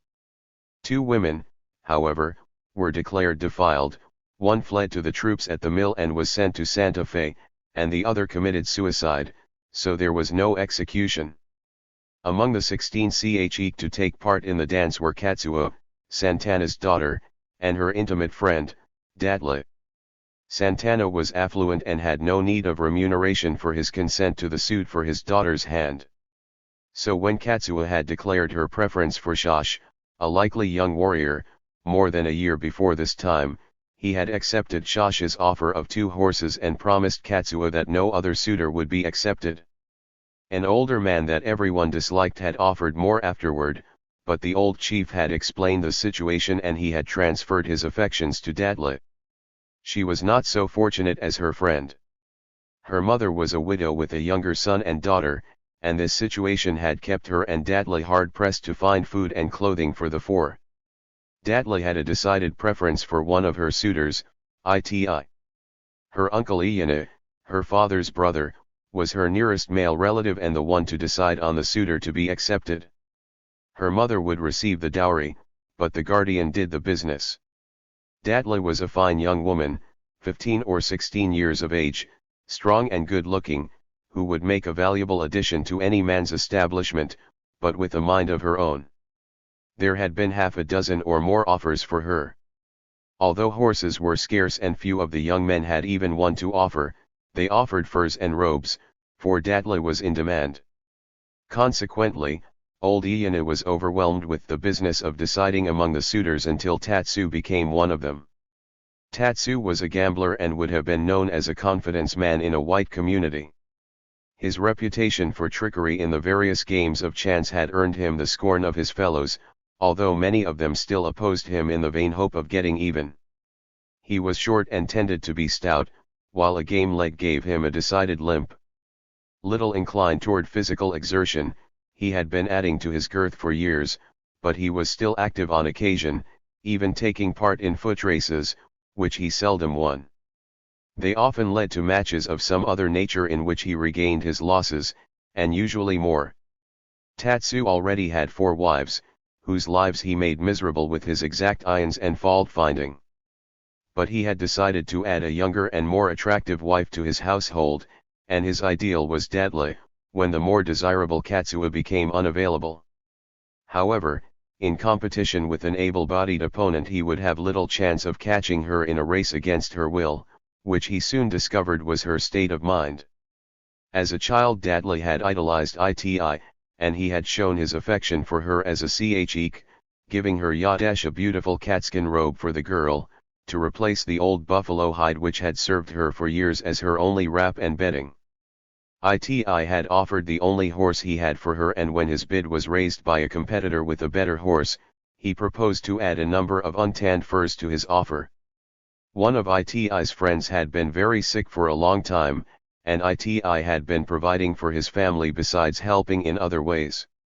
This friend's condition had become so serious recently that his teepee had been moved to a distance from the camp in anticipation of his approaching death, in order to avoid the necessity of moving camp. When Iti called to minister to his friend, their conversation turned to the progress of his suit. And learning of the result of Iti's offer, the friend gave him a very superior mare he owned, saying that his other horse would be good enough for his mourning and that the mare was worth more than any horse that Tatsu had. By this fortunate turn of affairs Iti had been enabled to make a much better offer than any that had been proposed, and the mother, as well as the girl, was well pleased to have the uncle accept the offer. Tatsu, however, had more horses, though none as good as the mare, but when he found himself outbid he offered the pick of any 3 horses in his herd, on condition that no other offer be accepted. This would leave him the only competitor in the race, and Dadle's own resources the only obstacle to be overcome. This proved too great a temptation for the mother. In spite of the daughter's remonstrances, she made her selection of Tatsu's horses, and Iyana closed the deal. By this arrangement Dadle had to begin her womanhood with no alternative but a despised husband, or if she could evade him for a day, become a free woman and choose her own man. She had no doubt she could escape him for a time, and, if she could conserve her strength, might reach some hiding place where he could not find her. But she knew the dance would leave her nearly exhausted, and that the man was not of a disposition that would prevent him from taking advantage of any scheme he might contrive in pursuing her. Neither was he barred from using any means of catching her, short of personal injury or the assistance of another person. Also, her mother was poor and needed the horses in the struggle for existence in which Dadle would no longer be able to assist. As a free woman she could continue her assistance, but to do so she would have to forego marriage, maybe for years, until the younger children were old enough to care for themselves. Nevertheless, she had decided that she would not be Tatsu's wife if she could avoid it. Dadle visited her friend Katsua while their costumes for the dance were being prepared. It was required that the Ada be made from a tanned deer hide without blemish. At the center of this a T-shaped incision was made, producing a triangular opening for the passage of the head, 2 triangular flaps folded down upon the breast. The skirts were of the usual style worn by the women, made of 2 small buckskins forming the front and back and reaching to the knees. From there the skin of the deer's legs hung at the outer side of the lower leg as tabs, without the hair being removed. These 2 garments comprised the costume and were ornamented according to the taste, affluence, or ability of the owner. The triangular flaps at the neck were always emphasized, at least by some bright satin or print, and usually completely covered with beadwork. To this was commonly added 1 or more rows of fringes made of strips of buckskin, often 6 or 8 inches in length, sewed across the front and back of the Ada and slashed into narrow strips. Tassels were also constructed in the same manner and worn pendant from the back of the shoulders. Similar ornamentation was used on the skirt, and small scraps of sheet metal formed into deep cones and pinched onto shorter fringes were worn to add a tinkling sound to the wearer's movements. In addition, various accessory ornaments were worn, such as strings of beads about the neck, breastplates of beads, shells, bones, and so forth, in some cases amounting to several pounds in weight. The Ada was worn by passing the head through the opening in the hide so it lay loosely on the shoulders, allowing the garment to drape about the body and the upper arms and hanging loose over the hips without it being joined in any way at the sides. The skirt fitted closely about the hips with little fullness at the lower extremity. Moccasins were not an essential part of the traditional costume but were by custom generally worn. The soles, preferably of elk hide, were cut larger than the soles of the wearer's feet. The vamps, cut from the hide of the deer's neck, were of equal size, and when the pieces were stitched together at the edges the inserted feet rolled the surplus width to raise the seams from contact with the ground. The legs, in a single piece with the uppers, and of soft buckskin, reached up to the thigh and were supported from a belt when extended. But they were commonly rolled down to just below the knees, then up from the ankles, and the surplus tucked in above the calves to substitute for garters. Katsua complained of the great weight her costume had acquired. "Tatat has given me so many juyo that I hardly know how I can use them all, and he would be offended if any of them were left off," she said. "It is a load to carry, but he says I will not have to run very far for he has accepted but one man for me, and he is the one I want." "I don't have that kind of trouble," asserted Datley. "I only have a handful of beads that I have put onto the neck tabs of my Ada, and Bima borrowed a buckskin to make fringes. I gave her a fine big deer hide last spring, and I tanned it with the hair on the legs and made many bishdilhanti that would make a lot of noise. But I thought then that I would get me, for he had offered a very fine mare. And now Bima has gone to select 3 of Tatsu's best horses, and he is to have the only chance to catch me. It does not seem right," remarked Katsua, "that the men can have the women they want whether the women like them or not. But there are many things that Iada's law says are right that I do not understand. And sometimes a woman can get away when she doesn't like a man." "That is what I have been thinking about, too," Datla admitted. "Tatsu is old and fat, though he can run fast for a little way. I can run faster and longer if I am not too tired from the dance, so if he does not do something by I can get away and hide. But I want Bima to have the horses, too, and do not know what to do." "I think your mother did wrong," decided Katsua, "when she knew Tatsu was a bad man and that you do not like him, to let him have the only chance, and you should not think much about her. Remember that Tatsu would make you miserable as long as you live." Both the girls' Yadeshas also thought Datla justified in sacrificing her mother's interest to her own well-being, and the 4 went to look over the course the girls would run. The location for the heiha had been selected, and the scattered bushes were being cleared away from a slightly elevated spot at the mouth of a side canyon, where the kotulha was to be erected. To the east the main canyon led in a somewhat southerly direction, making the course the girls would run cross the level floor diagonally toward the foot of the mountain 300 yards or more away. On this stretch a small herd of ponies was being close herded to clear and trample the tall dry grass to an open lane. An easy incline from the canyon's edge reached some distance upward to the steeper ascent and was overgrown densely with small oak brush. Somewhat to the south of this lane a small group of pines grew at the edge of the canyon, where the scrub oak was taller, and the mountainside above was covered by large pine trees. No hiding place could be seen nearer than the forest on the mountainside, for there was no cover leading from the thicket in the canyon bed. "I do not see a chance to get away," said Datley, "for I will be too tired to go much farther when I get to the timber." "I wish I could do something to help you get away," said Katsua, "and I will if I can. I expect him to do any mean thing he can, and if he goes for a horse I may be able to get to the timber and hide before he gets back. I will get a club if he doesn't, and maybe I can fight him off till sunset if he follows me on foot, for I will get away from that old toad if I can," decided Datley. When the dance was finished, the girls had a half hour or more for rest while preparations were made for the final act of the ceremony. Datla maneuvered so that her place was next to Katsuo and whispered, "Don't run very fast." The 3 ventures were made, and Datla started on the 4th and last at a moderate gait. Katsuo said, "Wait a little," and as she was released fell as if exhausted so that her padded calves tripped Tatsu as he ran.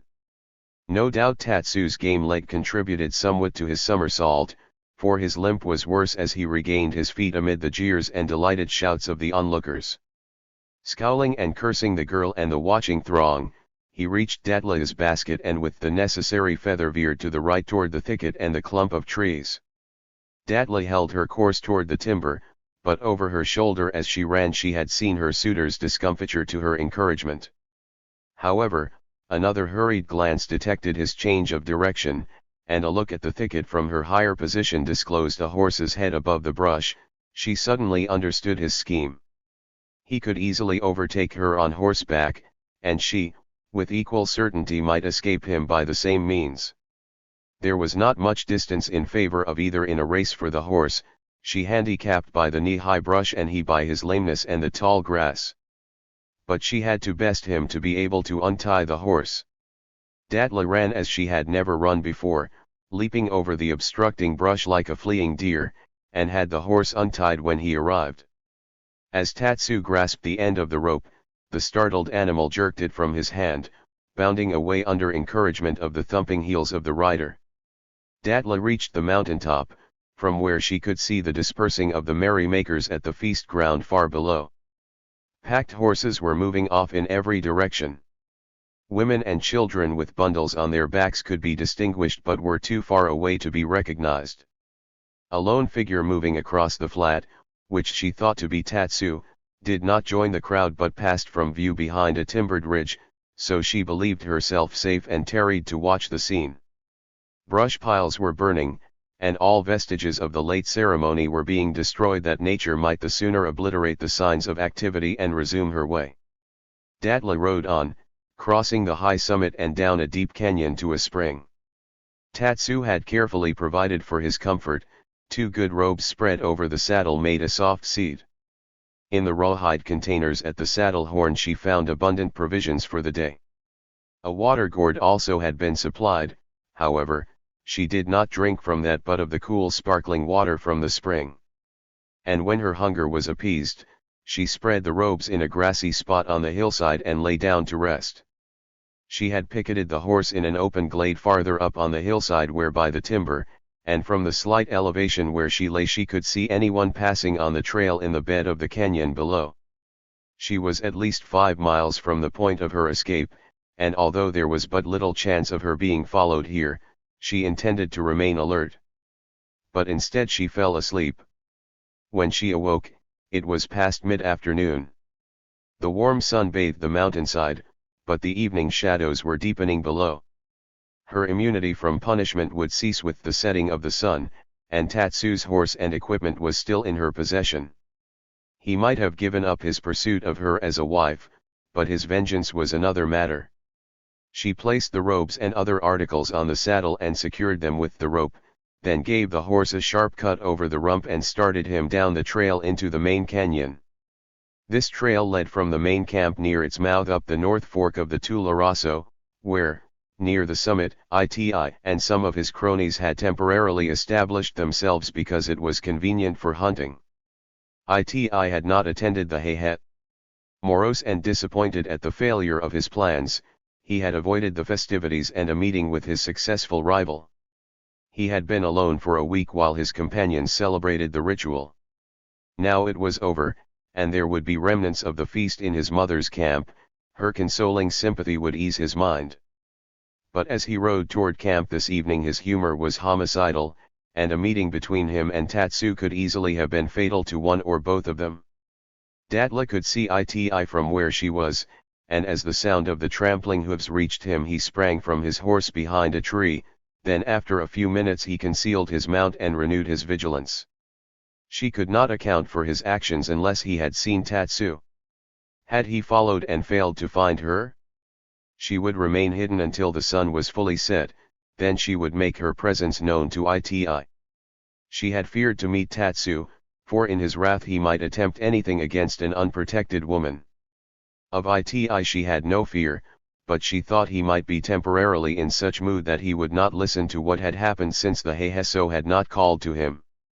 The sound of a horse entering the trail before him interrupted Iti's reflections, and not 20 steps away was Tatsu's horse.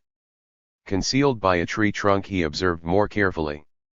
There was no rider, but the horse was saddled and bore such equipment as might be needed on a short trip. It was apparent that the horse had been intentionally liberated, for the equipment was securely tied to the saddle. There was no reason to believe that the owner would deliberately put himself afoot several miles from home while able to make such disposition of his property, nor that anyone else would go to that trouble if they had done so. Iti remained concealed. It might be that Tatsu was in the same mood as himself, and there was no knowing what fantastic scheme he might conceive for his undoing. With bow in hand and ready arrows he awaited the fast-falling darkness. Without a warning sound Dadla appeared before him in the trail, walking briskly toward the camp. Was this a lure? She would not choose to do such a thing of her own free will, but Tatsu might have deceived her or compelled her to act in this fashion. He still waited, until she was out of sight around a bend in the trail, then, remounting his horse, he soon overtook her. Dadla told Iti what had occurred. His homicidal mood changed to cynicism as he berated Tatsu, and they soon agreed to spend their future as man and wife. They were not yet married, however, and Dadla was a free woman. So the mother-in-law hoodoo was not in effect, and riding double they went first to the feast ground for Dadla's medicine and then to her mother's camp. The bright moonlight revealed her mother's raving, and she vowed vengeance on her undutiful daughter, whose arrival brought a flood of tears and such a tongue-lashing as few girls of any race receive. But when she attempted to administer corporal punishment, Iti interfered. They could not be married, according to the custom of the tribe, until the feast of the Heihe was again celebrated. But in the meantime living together as man and wife was no uncommon practice, and they did so in a tent provided by the military, which they erected near the mother's teepee. In a short time Dadla's mother became reconciled, for Iti was a good hunter and Dadla as a free woman owned what he gave her, which she contributed to the welfare of the family. 10. Conflict and complications. The various bands which had become widely scattered after their flight from the Bosque Redondo gradually drifted back to their old haunts in the White and Sacramento Mountains. The change in government policy beginning in 1867 brought a new type of Indian agent, one that invited the starving Mescalero to come into Fort Stanton for rations and subsistence. Santana knew that to be content his people must have work, which he had proposed to provide for them along the lines of their usual occupations. His plans, however, had been frustrated by the advice of a committee of the Indians' rights people, who recommended agriculture as employment. Attempts at farming had been tried at various times. An arable land was broken and planted near Fort Stanton. It had also been attempted on the Penasco, in La Luz Canyon, and at the Bosque Redondo, all with little success. Now, an agent provided for their immediate supervision. The Indian Service, at that early time, was under the War Department, although it was not a branch of the military, and the agent, in matters pertaining to the Indians, was the ranking authority. The colonel in command at the fort had orders to provide such military assistance as he might consider necessary in support of the agent, and occasionally the extent of such support was disputed. Given the situation, the agent was very hopeful that his wards would take kindly to the agricultural pursuits proposed, but this proved a vain hope regarding the men, and he had given his attention to providing employment elsewhere for the women. Generations of warfare and hunting, in which the able-bodied men had been constantly engaged, required that they be always ready to resist an attack or other emergency. Consequently, the exhaustion of manual labor had been found detrimental to the best interests of the tribe and was considered unwarrior-like and a reason for contempt. All duties involving manual labor were performed by women, the aged or other persons not expected to assist in the protection of the community. The agent was not prepared to accept this long-established attitude of the Mescalero. Had the agent been content to allow the women to do the farming as Santana proposed, it is probable that a few years of experience would have accomplished his desire, at least to some extent, and men would have taken over a part of the drudgery. But he insisted that the able-bodied men do the work. They had no immediate need for wheat or corn, which they were encouraged to plant and produce for sale, for in large measure money was of little value in their estimation. It would buy many things they wanted, but their appreciation of values was undeveloped, so most of them would pay $1 or $2 for a bright-colored cotton handkerchief or a bunch of beads and brag about their bargain. Their rations provided more flour than the Indians were accustomed to using, and their ponies did well on the abundant grass without the toil of farming. A few old women were interested to the extent of raising corn for tulhuba. But aside from this and a few pumpkins, squash, and melons which they desired for food, the farms were used mostly for corralling their stock, and the little patches the old women planted had to be fenced off to protect their crops. The young men grew restless and spent most of their time gambling, which caused endless rows and resulted in several fights that ended in fatalities. The agent objected to their eternal games and made several arrests of owners of gambling paraphernalia. But a proposal to destroy the equipment met with such strenuous opposition that the crusade was given up and the prisoners released. The instinct for gambling was highly developed in the Mescalero, and the old chief himself saw no harm in it aside from the quarrels it caused. His orders against it, which the agent insisted he should issue, were lukewarm, and their only effect was to restrict publicity to some extent, which did not satisfy the agent. The agent was a good man, but his knowledge of Indians and their ways appeared to have been acquired from some poetical source rather than from practical knowledge. His representations had been, to some extent, responsible for a strong sentiment in the East that influenced the authorities in Washington in favor of breaking up tribal relations and barbaric customs among the Indians. It was thought might be easily accomplished when amicable contact had been made. To this end 2 missionaries had been sent to the Mescalero, and through military cooperation they were to receive every protection and assistance. This the agent thought entitled him to such support as might be required to stop the gambling by force, but the post commander had a practical knowledge from years of experience on the frontier and refused to use his troops for the purpose. The post commander had given the agent a detail of soldiers and several scouts to act as interpreters, as well as to instruct the Indians in farming. They now outnumbered the Indian farmers, but the commander had given orders that no guns should be carried in this service in order to avoid the appearance of using force. They were allowed only pistols for possible emergencies. The missionaries had made frequent visits to the camp, accompanied by interpreters, and had made some headway toward learning the Mescalero's language and becoming acquainted with a number of the Indians.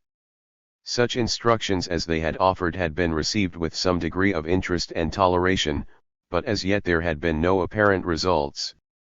Most social activities of the Mescalero were based on tradition, and ancient customs were observed with extreme care. Their game of gunsnain, sometimes called the hoop and pole game, was subject to numerous rights and restrictions, and this was the agent's pet aversion. 2. 2 men were matched to play, usually for wagers between themselves, but for championship or sport alone at times. All men might participate by making side bets on the players, and in such case the outside participants might select a referee, or, when the game assumed importance, 2 or more were selected. Women might bet among themselves but were not allowed in the immediate vicinity of the course, and no person nor animal was permitted within the course, except the players. The referees were given unlimited authority over all matters pertaining to the game and were the court of last resort in case of controversy. Several of the elderly men were addicts to this game and had elaborate paraphernalia, the construction of which had cost them many hours of labor. This they set up in a suitable place about the camp with prescribed ceremonies. The essentials of the game were a long pole for each of the players, a hoop, a strip of level ground, and 2 grass goals. The poles were made up of 3 lengths of hardwood, preferably oak, each about 5 feet long. The bottom section was of a diameter over an inch and tapered evenly to a central length also tapered to match the third, of which the point was a half inch or less in thickness. Thus the three sections were tapered continuously from end to end, with the scarf joints secured by 4 wrappings of sinew. These wrappings also served as markers to count the game. The hoop was made of oak, about 15 inches in diameter, of round sections, and also closed with a scarf joint wrapped with sinew. The hoop was bisected by a buckskin cord supporting in its center a bead, the indicating counter. The goals were heaps of grass, elongated and placed transversely 10 steps apart to obstruct the ends of the course in such manner as to check the momentum of the rolling hoop and cause it to topple over. The 2 players, each armed with his shapeas, stood together at a goal, their poles extending along the ground parallel to the course, and one rolled the hoop between the poles. Reaching the opposite goal, the momentum of the rolling hoop was checked, and each player launched his pole, spear-like, with the object of causing its unwieldy length to lie in such position that the bead counter in the hoop would register on one of the circular notches near the butt of his pole. This would achieve the highest possible score, winning the game at a single throw. Registering on any part of the string, the hoop, the sinew wrappings, or on any part of the naked pole also counted in the score, and the first person to score 1,000 points was the winner. Great dexterity was acquired by practice in the casting of the poles in such manner that the roller's skill would be frustrated by his opponent's pole striking the hoop as it fell, while the roller's object was to avoid such result and win the tally for himself. At this game in Datchatsahe was one of the professionals, and Tatsu, the gambler who had failed to catch Datle, was matched against him for heavy stakes. So far a draw game had heightened the excitement. A horse each, wagered between the players, was not an unusual occurrence in a game such as this, but a draw game was exceptional. It showed such equality in the players' skill that the stakes had been doubled, and the deciding game was to begin early on the following morning. Santana had ignored the initial game, which had been deferred until after the agent had made his morning visit to the camp. But it was impossible to ignore the upcoming game since the tribesmen had spent the night in controversy making bets. And sunrise found half the tribe involved in the betting despite Santana's efforts to stop the game. The men were staking their horses, robes, blankets, their fancy dress, and even the women every conceivable thing that was of value. The fields were deserted, and the agent would be in a great rage when he discovered the condition of affairs, but there was nothing more that Santana could do.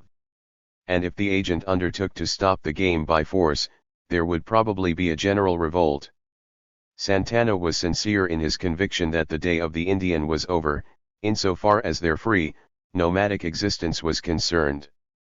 To survive, they had to adapt their activities to a largely unknown future, in which they had to adopt the ways of new and at least to some extent foreign neighbors. His point of view had not changed, nor had his Indian characteristics been altered, but his keen intelligence enabled him to anticipate the future to some extent, and his instinct for the preservation of his people was paramount in all his reasonings. In the past, Santana's behavior had been domineering, fearless, even heartless. He had permitted nothing to stand in the way of the achievement of his ends. Politic and conciliating on occasion, he was cautious and calculating always, he was affectionate with his friends and supporters, but adamant in his decisions.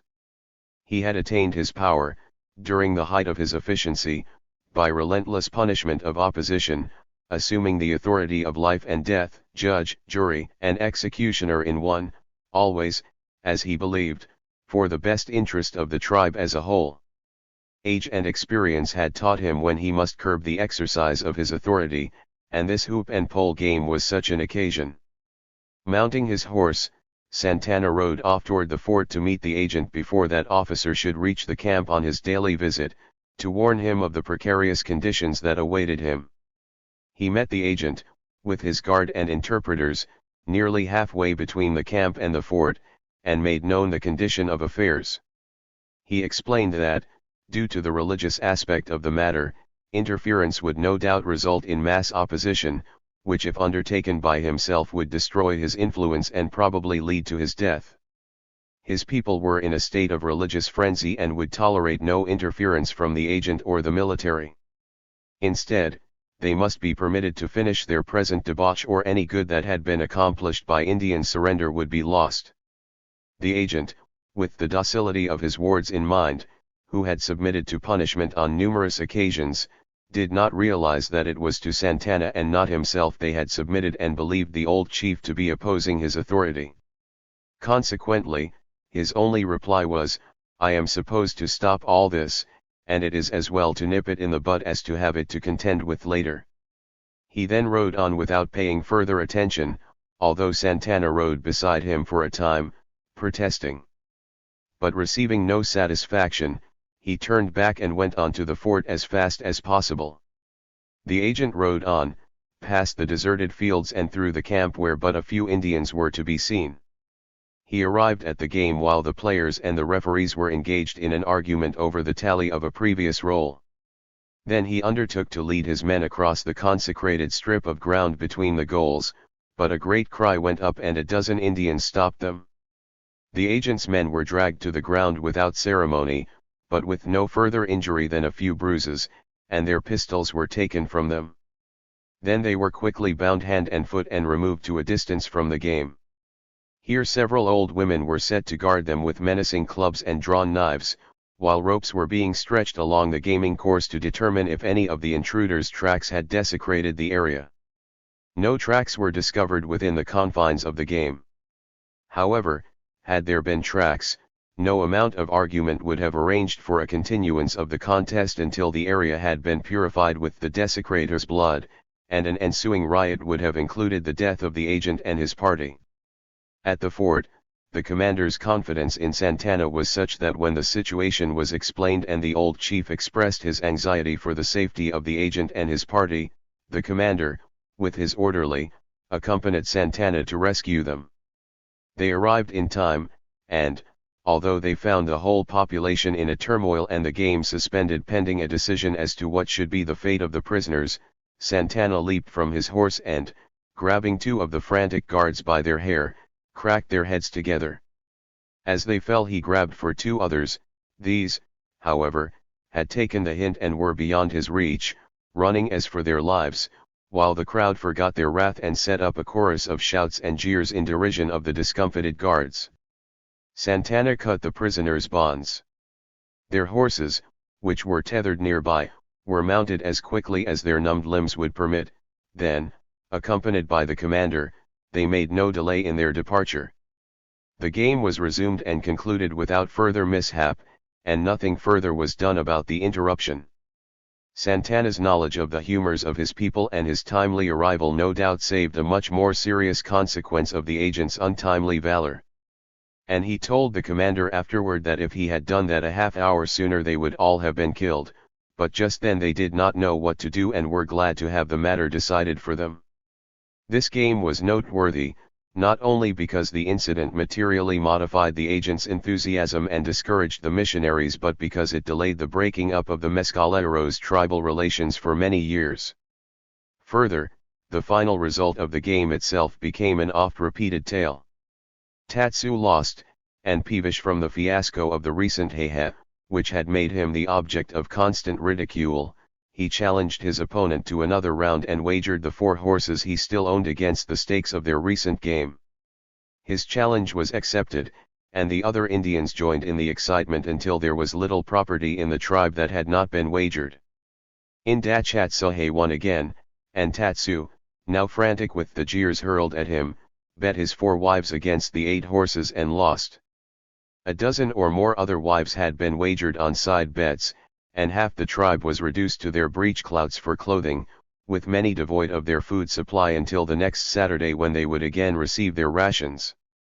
When Santana's followers had left the Sacramentos, he had renewed his threat to Cha, sending a trusted messenger to tell him that he would not only hold him responsible for any attack his renegades made against his friends on the Tularoso, but if they returned to the Sacramentos his band had to protect the mountains from the invasion of any other tribe. It was not long, however, until the whole country was infested by the outlaws. Several trappers had established themselves in the White Mountains and in the Sacramentos. Some of these were murdered and others driven out.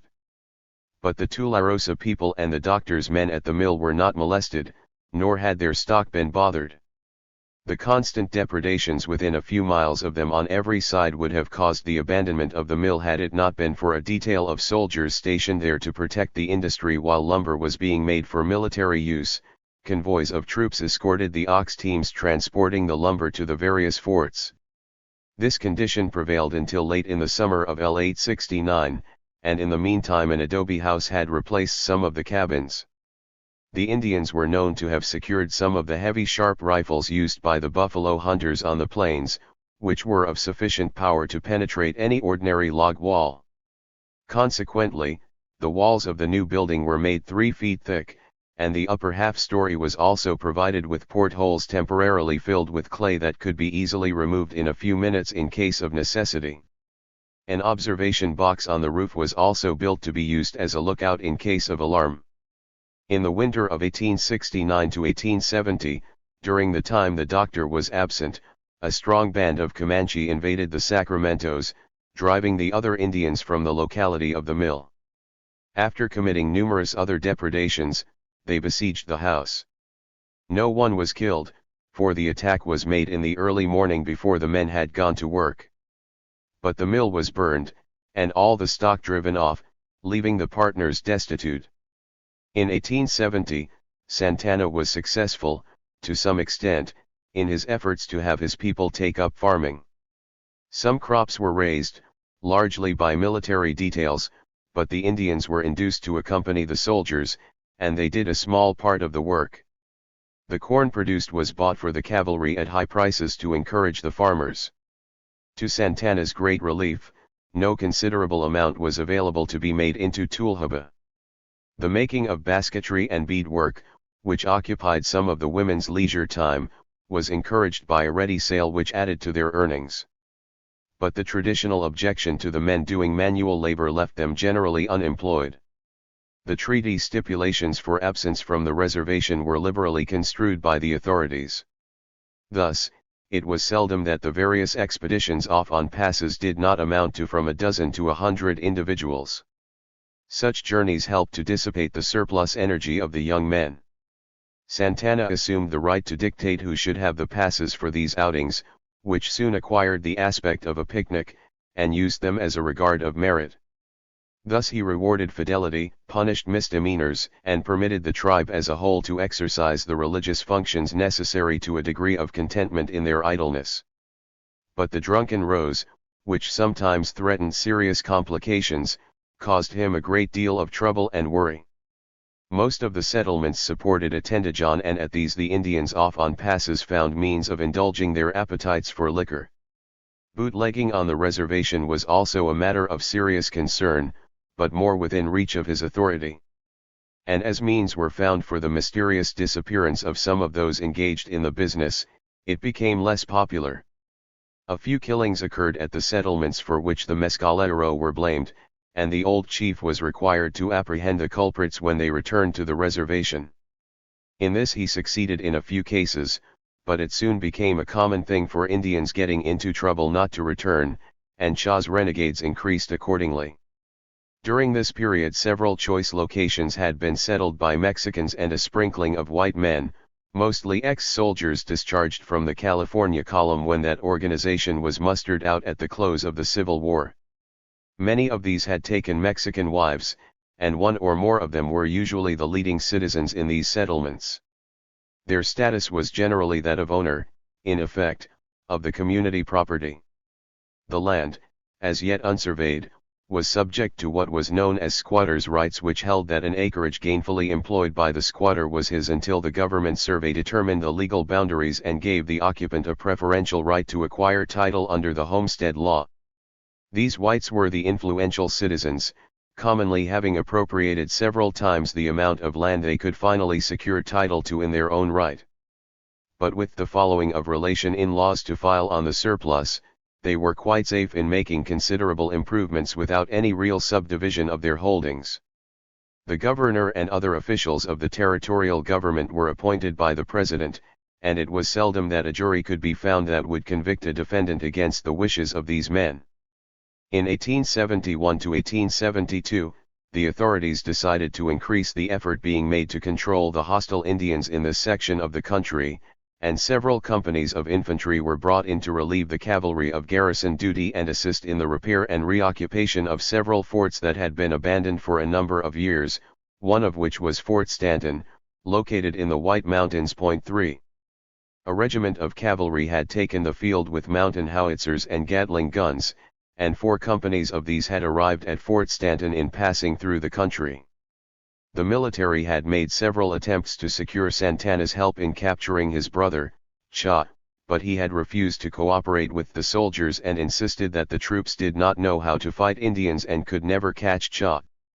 Santana, steadfast in his desire for peace, was unable to understand why the desertion of a few of his followers should cause several of the higher military officers to question his sincerity. He had succeeded beyond his expectations in keeping his people on the reservation and was impatient with their fault-finding.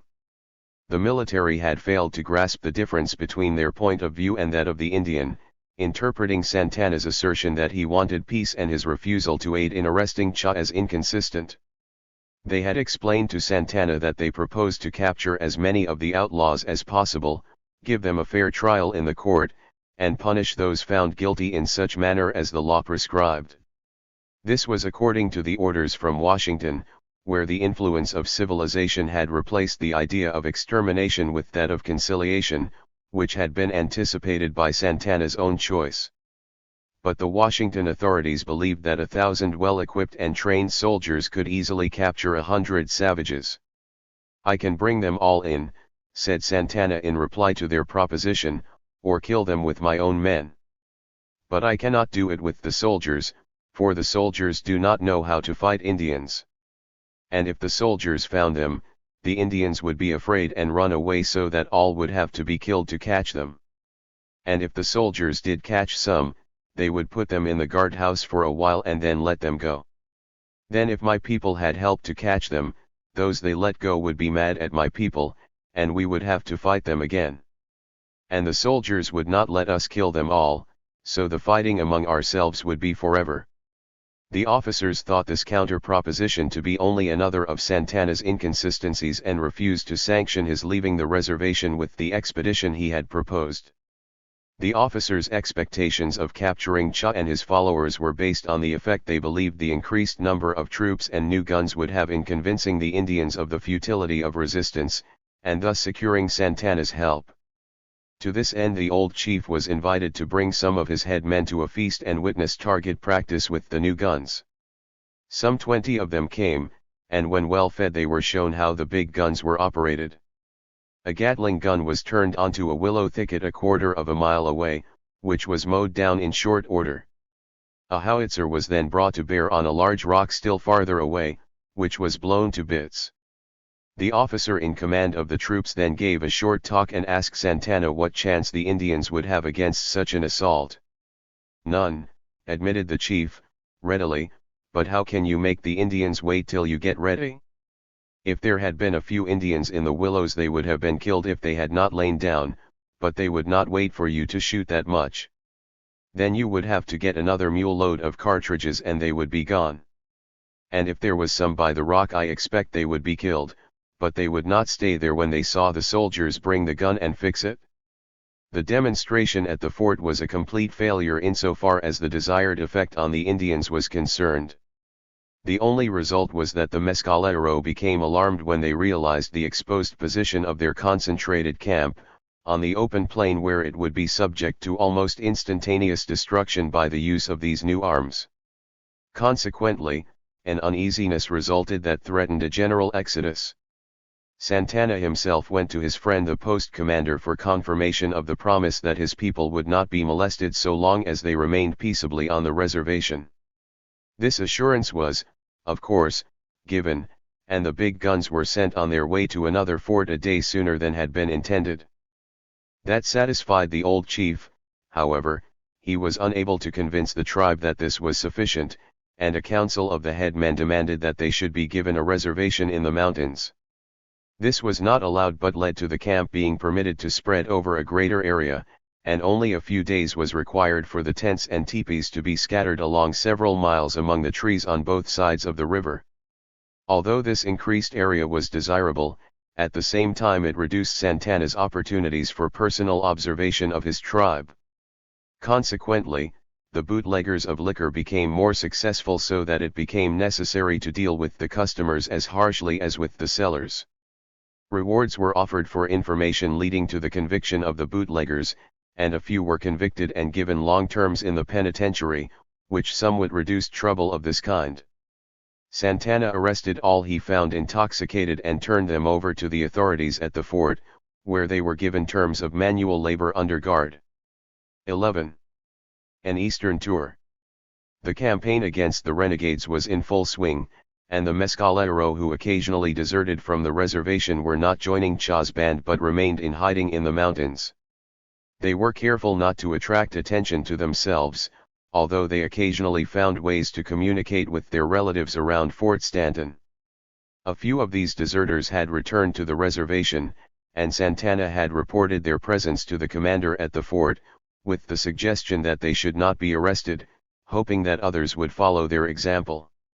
His idea was approved, and, although some of them were under indictment in the court, they were permitted to remain at large with Santana's caution to avoid being seen by the officers. Nearly 1,000 soldiers, in the field for several months, had captured half a dozen of Cha's followers, and were supposed to have killed some others. Also, the fact that no Indians had been found for some time gave the impression that they had been harassed beyond endurance and had gone back to their stronghold in the guerrillas. Santana's cooperation was still very much desired in the campaign against the fugitives, but he refused to be identified with the soldiers. He had offered to undertake the job provided the soldiers were withdrawn, and when the mountains were rid of the hostiles, his people would be allowed to go back to their old haunts in the Tularoso country and live there on the same terms as on their present reservation. Still persisting in the idea that the Indians would be overawed and yield when they realized the great odds against them, the authorities in Washington ordered that Santana and a few of his influential men be taken to the capital and shown the resources against which they had to contend. 1 Whereby it was believed that this would make the old chief change his mind and find means of assisting the troops to subdue the renegades. The Indians' point of view was so different from anything conceivable to the white authorities that, at this time, Santana's greatest concern was the fact that the military was intent on capturing the offenders rather than exterminating the tribe. As with all people, self-preservation came first for the Mescalero. Their absolute belief, however, that might makes right, coupled with predestination, made them unyielding. Certain basic principles were fixed beliefs among the Mescalero. The destruction of enemies was considered in no way a sin but the neutral struggle for existence, in the same category as killing a beast for food or raiment. Moreover, to be killed by an enemy was a personal misfortune, not a matter noted by the deity such as the destruction of a people. It was so common an end that it was expected, its occurrence was one of the normal events of life, just as birth and puberty. To be killed or injured by an associate was a sin against the individual killed or injured, not against the deity, for the act was a pursuance of the divine law. No sins were to be punished after death. All punishment was physical, earthly. Bad thoughts rendered the individual subject to the domination of Ketna and prolonged the spiritual existence on earth after death. And the mental attitude of the individual at the separation of the soul from the body death determined whether Ayata or Ketna would control the destiny of the soul. The soul, spirit, was an attribute of maturity. Children had no souls, no responsible thoughts, good or bad.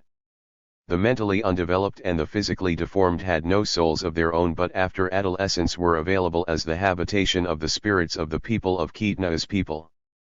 Consequently they were feared, shunned, and sometimes killed by terror-stricken individuals in fear of their evil abilities. Santana was convinced that his people were physically unable to cope with their new environment, and was straining his wits to prevent their destruction as a people. But physical superiority was not the only strength that might be resorted to.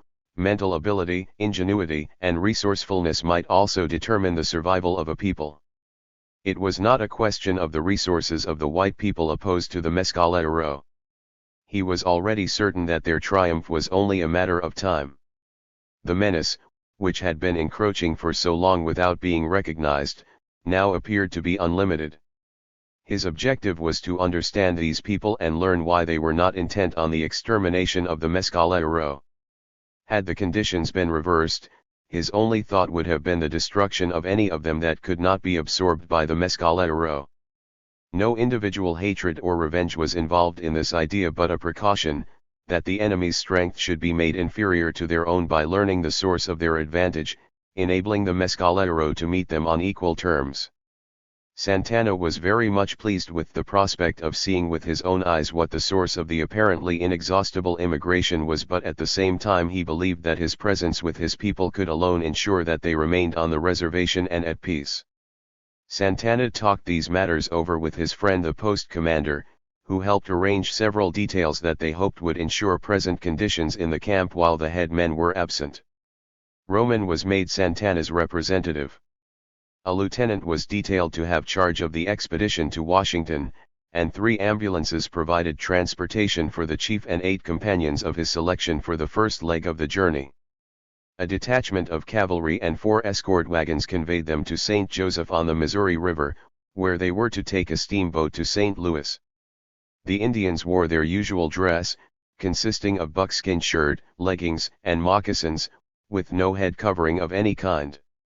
Their hair, in 2 queues gathered back of their ears and wrapped in bright-colored yarn, rested on their shoulders. The agent had provided each with a new red blanket, which they wore largely for ornament. Each Indian had provided himself with a baggage fold, such as were commonly used for the protection of their fancy dress and more valuable possessions. These were made of buffalo hide with the hair removed but not tanned, and folded while damp and allowed to set. They were closed lengthwise by the edges of the hide, folded back to lap along the center and then crosswise, forming an envelope-like receptacle, about 18 by 36 inches in size.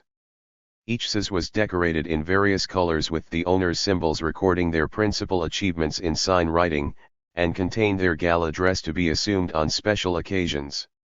Each also contained a present for the president, consisting of valuable articles of Mescalero make.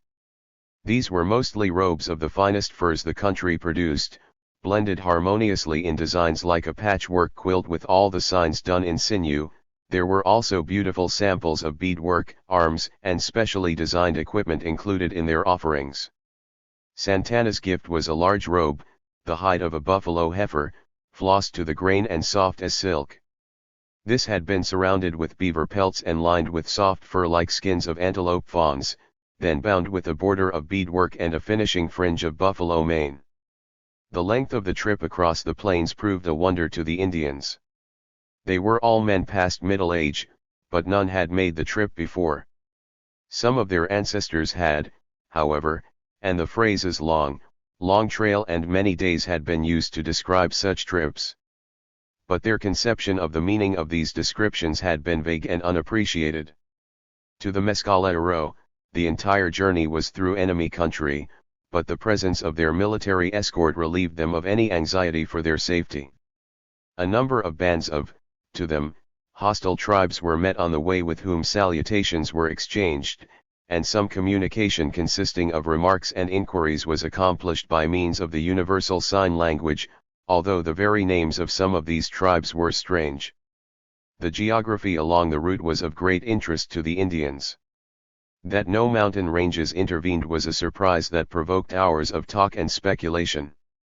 The trip was delayed on several occasions to allow the Indians to ride to elevated positions and view the surrounding country through field glasses. The Mescalero were familiar with buffalo in the Comanche country, and immense herds of the animals were no novelty. But there the high land contours limited their vision to a few miles, while here from an isolated elevation, surrounded by level plain, the range of the glasses disclosed no end of the grazing beasts. The scarcity of timber and the total absence of conifers was also remarkable to them. And as they neared their journey's end, the number of flowing streams delighted them, but the consensus of opinion was that all in all the Sacramento Mountains country was much to be preferred to this.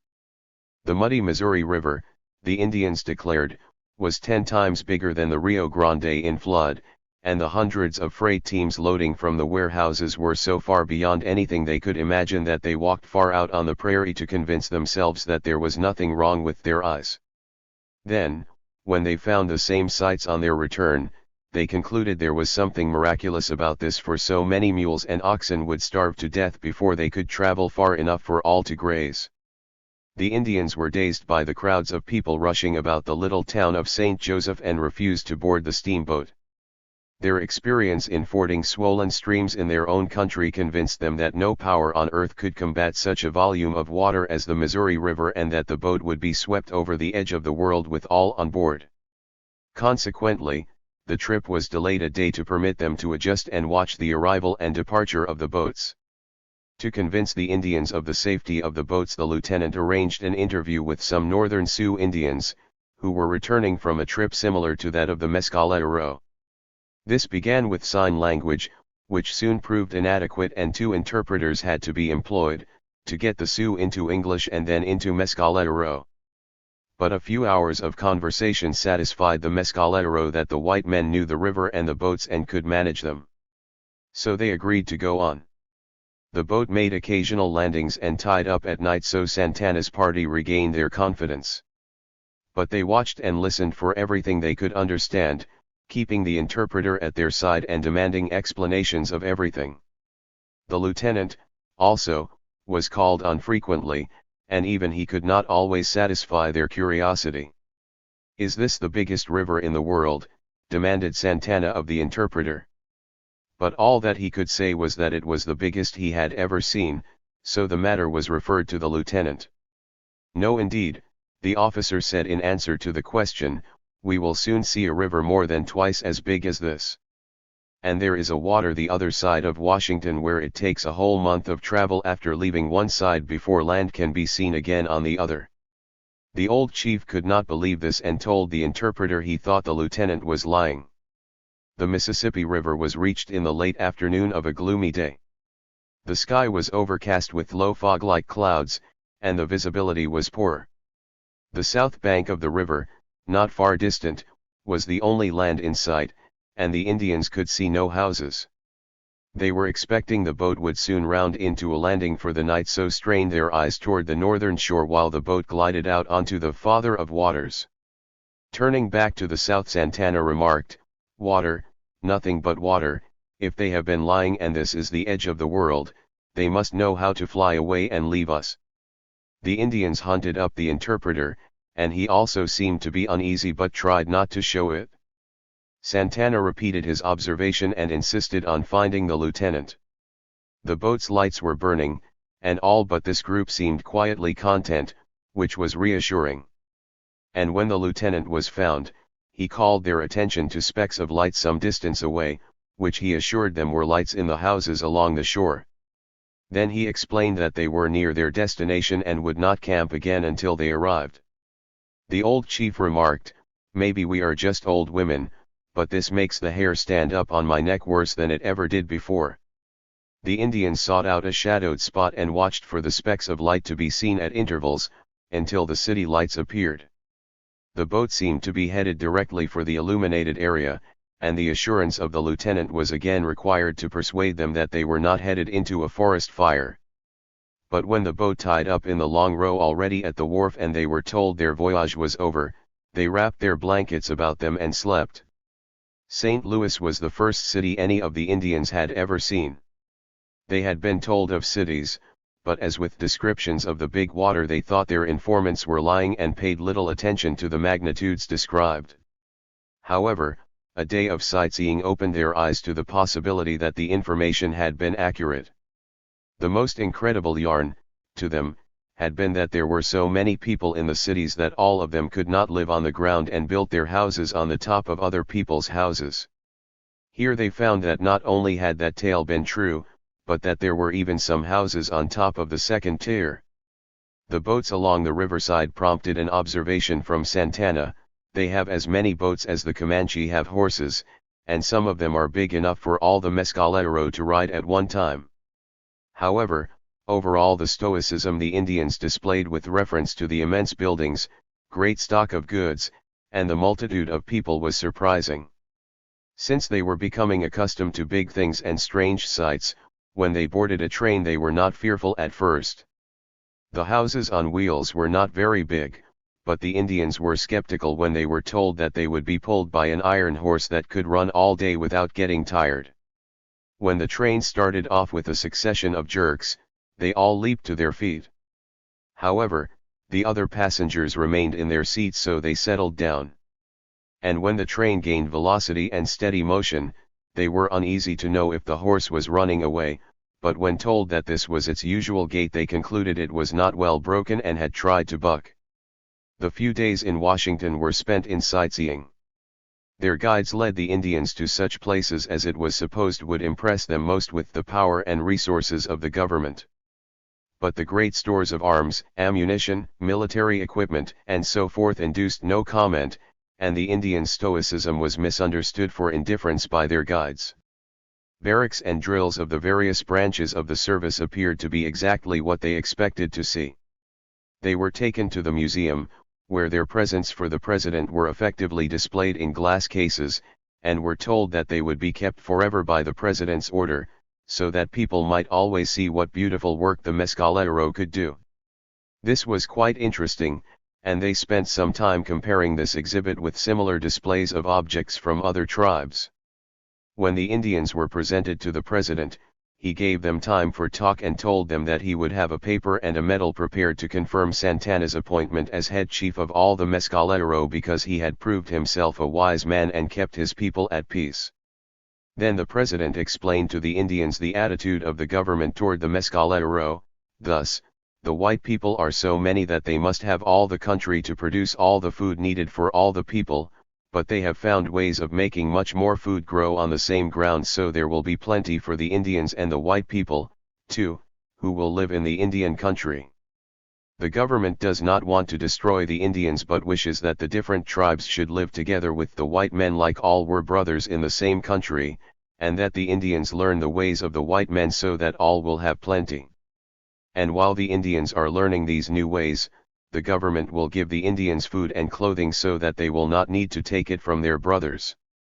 This little speech proved to be much more important than anyone realized at the time, and more effective in the control of the Mescalero than everything the military ever did. The president had, inadvertently, used language that, when translated, reached the Indians' understanding and answered the question that Santana had failed to answer: why did the troops not exterminate the Indians? He realized that they could, but now he knew from his personal contact with the president that he with his great power was restraining the troops and his people to preserve the Indians. This was logical, proved by their actions as he understood them. Thus, Santana and his men were convinced that Grant was a great man personally, and as the president, little less than a god. He was a friend of the Indians, and, although he was under the influence of the white man's law, they were ready to support him in any undertaking. The Indians attended a number of functions, a ball among them, where the gaudy uniforms and the bright, fantastic costumes of the ladies delighted them. A sleight of hand performance convinced them that their medicine men at home were but iskenai in comparison with this white man. But the promise of a medal by the president proved to be the outstanding incident of the whole trip to Santana. For here he conceived the idea that the medal promised him would be presented with some such ceremony as that he had witnessed. He was of two minds, whether he would prefer that the president journey to the Mescalero country for the ceremony, where his people could witness his triumph, or that he himself should return to Washington for the occasion, where so many more white people would be present. However, he was not consulted in the matter. The return trip was uneventful. The Indians had learned to trust the lieutenant, and, with few exceptions, believed what he told them. The marvels that had left them half-dazed on their way to the east were still in evidence to confirm their first impressions, but were now usually taken as a matter of course. And the delegation reached their camp near Fort Stanton in due time. 12. Passing on tradition. Roman, in collaboration with Gorgonio, had organized the classes in traditions of the tribe earlier than usual to entertain the boys and young men, and now that the autumn was advancing into winter and the long, cool evenings encouraged gatherings within the tents, these were gaining in popularity. When the medicine men were not delivering their lectures, tales and anecdotes filled up the time. Many tens of winters gone, Gorgonio began his lecture. All the people in the world were one people, and none of them ate meat, for Iota had made many kinds of food to grow upon the ground, and no animals or birds or other things ate the flesh of anything that lives, only the food that grew on the ground. Then all the people were friends, and all the people, and all the animals, and all the birds, and all the other things that live were friends together. And all were good like Iota made them.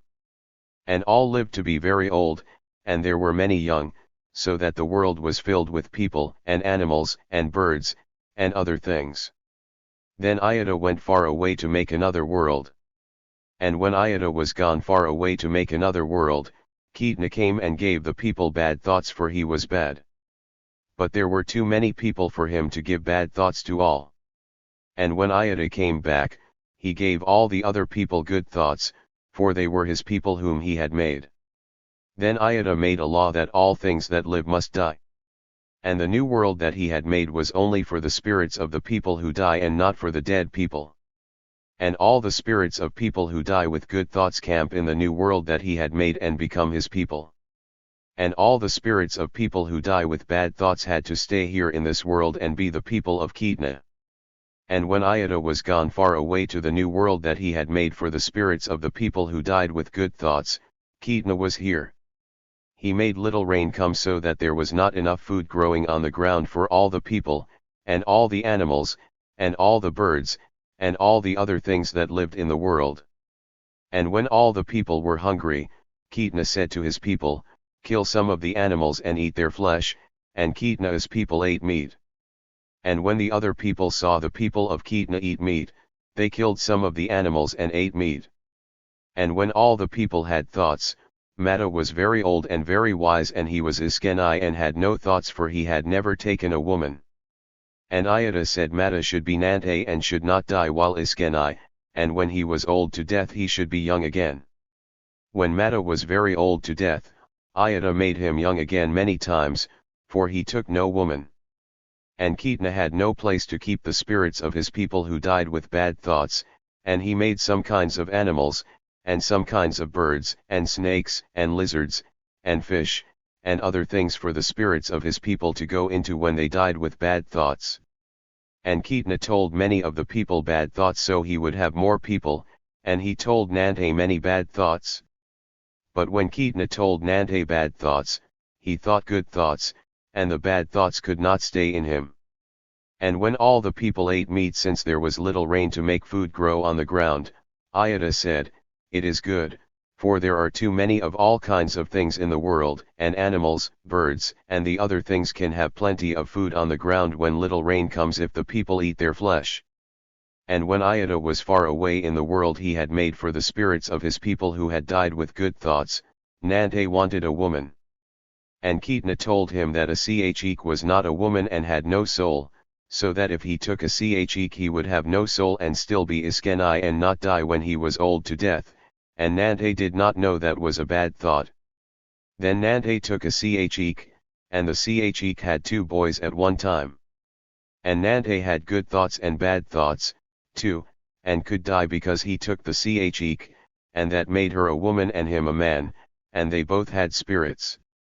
And all the people said Iota would be angry because a Chek had 2 boys at one time before she had a soul. But Nante said it was his fault because he had taken her, and she did have a soul, and they were his boys. Then when Nante was very old to death again, Iota would not make him young again, for he had both kinds of thoughts. But he taught some very good men to take the bad thoughts from the people of Ketna, and how to cure some of the troubles that make people die, and they made Nante good again until he died. And Iota made a law that all Chek should be watched from the first sign of puberty until they should be publicly declared Isha, and that no man should touch a Chek on pain of death. That is the law now. When Nante was dead, he was very old, and his sons were very old. And there was no Nante for all the people, and the people said the oldest son of Nante should be the Nante of all the people, but Iota did not say who should be the Nante. However, The people of Kitna said, "Is Lizzie the oldest son of Nante?" For these were the sons of Nante that was dead. But their mother was dead, and the old women that were there when they were born were dead, and none knew which was born first. And some of the people wanted Lizzie to be Nante, and some of the people wanted Litsu to be Nante. And when Kitna saw that some wanted one and some wanted the other, he made each one believe that he was born first and that he should be Nante. Then Litsu told the people that he was born first, for that was what Kitna made him believe. And Lizzie said he was born first, for that was what Kitna made him believe. But both lied, for they did not say that they only believed it. And Kitna made some of the people believe what Lizzie said and some of the people believe what Litsu said, so that some thought one lied. And some thought the other lied, and the people of Kitna wanted to kill them both, for they thought they did not have bad thoughts. But there were more people who had good thoughts that would not let them kill either one, and they said, "Let these two brothers talk by themselves alone and see which would be Nante." And when they talked alone by themselves, Kitna kept the lies in the two brothers' thoughts and told each of them that the other had lies in his thoughts, so when they talked alone by themselves they were both mad, and neither would say that the other should be Nante. Then all the people that were wise said no one could know which was born first, and they said, "We will go in the cave, each one alone, and all that want Lizzie will make a red mark on the rock, and all that want Litsu will make a yellow mark on the rock. If there are more yellow marks, Litsu will be Nante, and if there are more red marks, Lizzie will be Nante." But Kitna could see in the dark, and when someone made a red mark Kitna made a yellow mark, and when someone made a yellow mark, Kitna made a red mark. And when the people brought fire to see if there were more red marks or more yellow marks, they were just the same.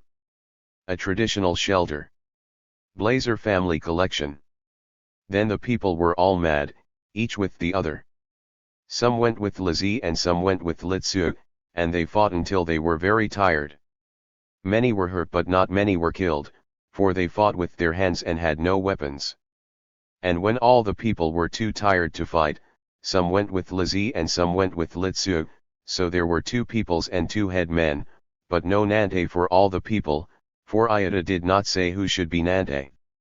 And Kitna saw that when there were more peoples they had more bad thoughts, and he made his people put black on their faces and fight the other peoples, and Lizzie's people could not know which were Litsu's people and fought their own people, too.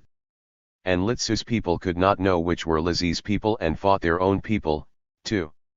So Lizzie's people put red on their faces, and Litsu's people put yellow on their faces, and the three peoples all fought each other.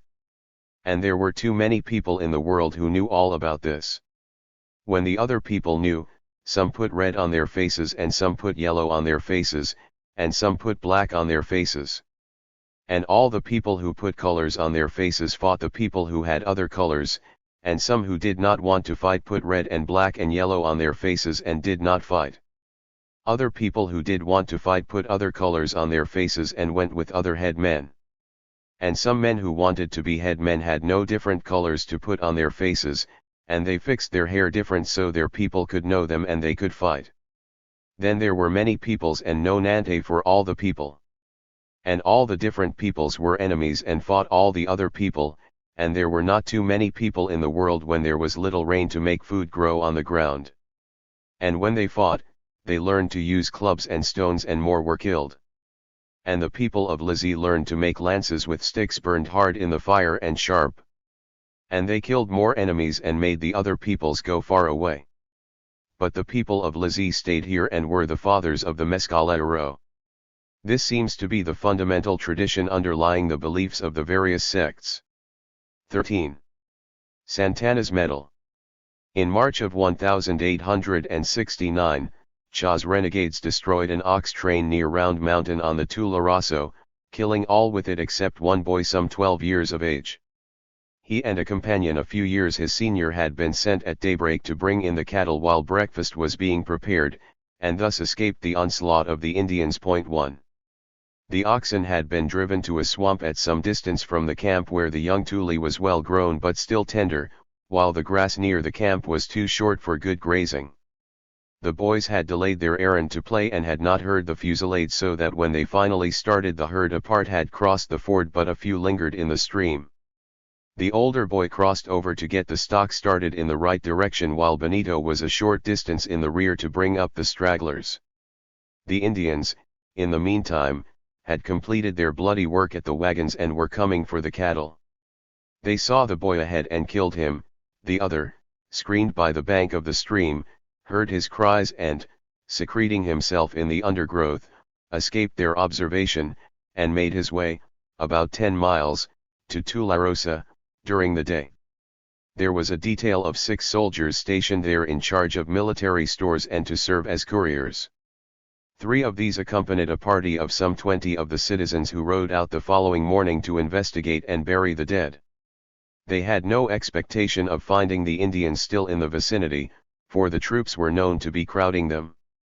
When they approached the site of the massacre, however, they were attacked by a large number of Indians and compelled to retreat to an earthwork, which had been constructed near there for such an emergency, where they were surrounded and fought all day. None of the defenders were killed nor seriously wounded, but they lost all their horses. They escaped during the night and reached the town in safety. Although the dead included none of the friends Santana had warned Cha not to molest, the deed had been committed within the limits of the prohibited territory, and the attack on the party from Tularosa was in direct contempt of his order. The medal for Santana had just been received by the commanding officer at Fort Sumner, and an orderly had been sent to ask the old chief to call at the office, when a courier from Fort Stanton arrived with dispatches reporting the fresh atrocity on the Tularosa. The commander, of course, supposed the dispatch would be news to Santana, but the orderly had met him already passing the fort, intent on consulting with his friend and advisor with relation to this very matter. Santana had much more detail than the dispatch conveyed. Santana was in a towering rage, something the commander had never before witnessed, and the interpreter, who had been a captive among the Mescalero and had known him quite well for several years, was visibly concerned. "Cha has defied me," roared the old chief, ignoring the chair placed for him. "He has killed people on the Tularosa and tried to kill my friends."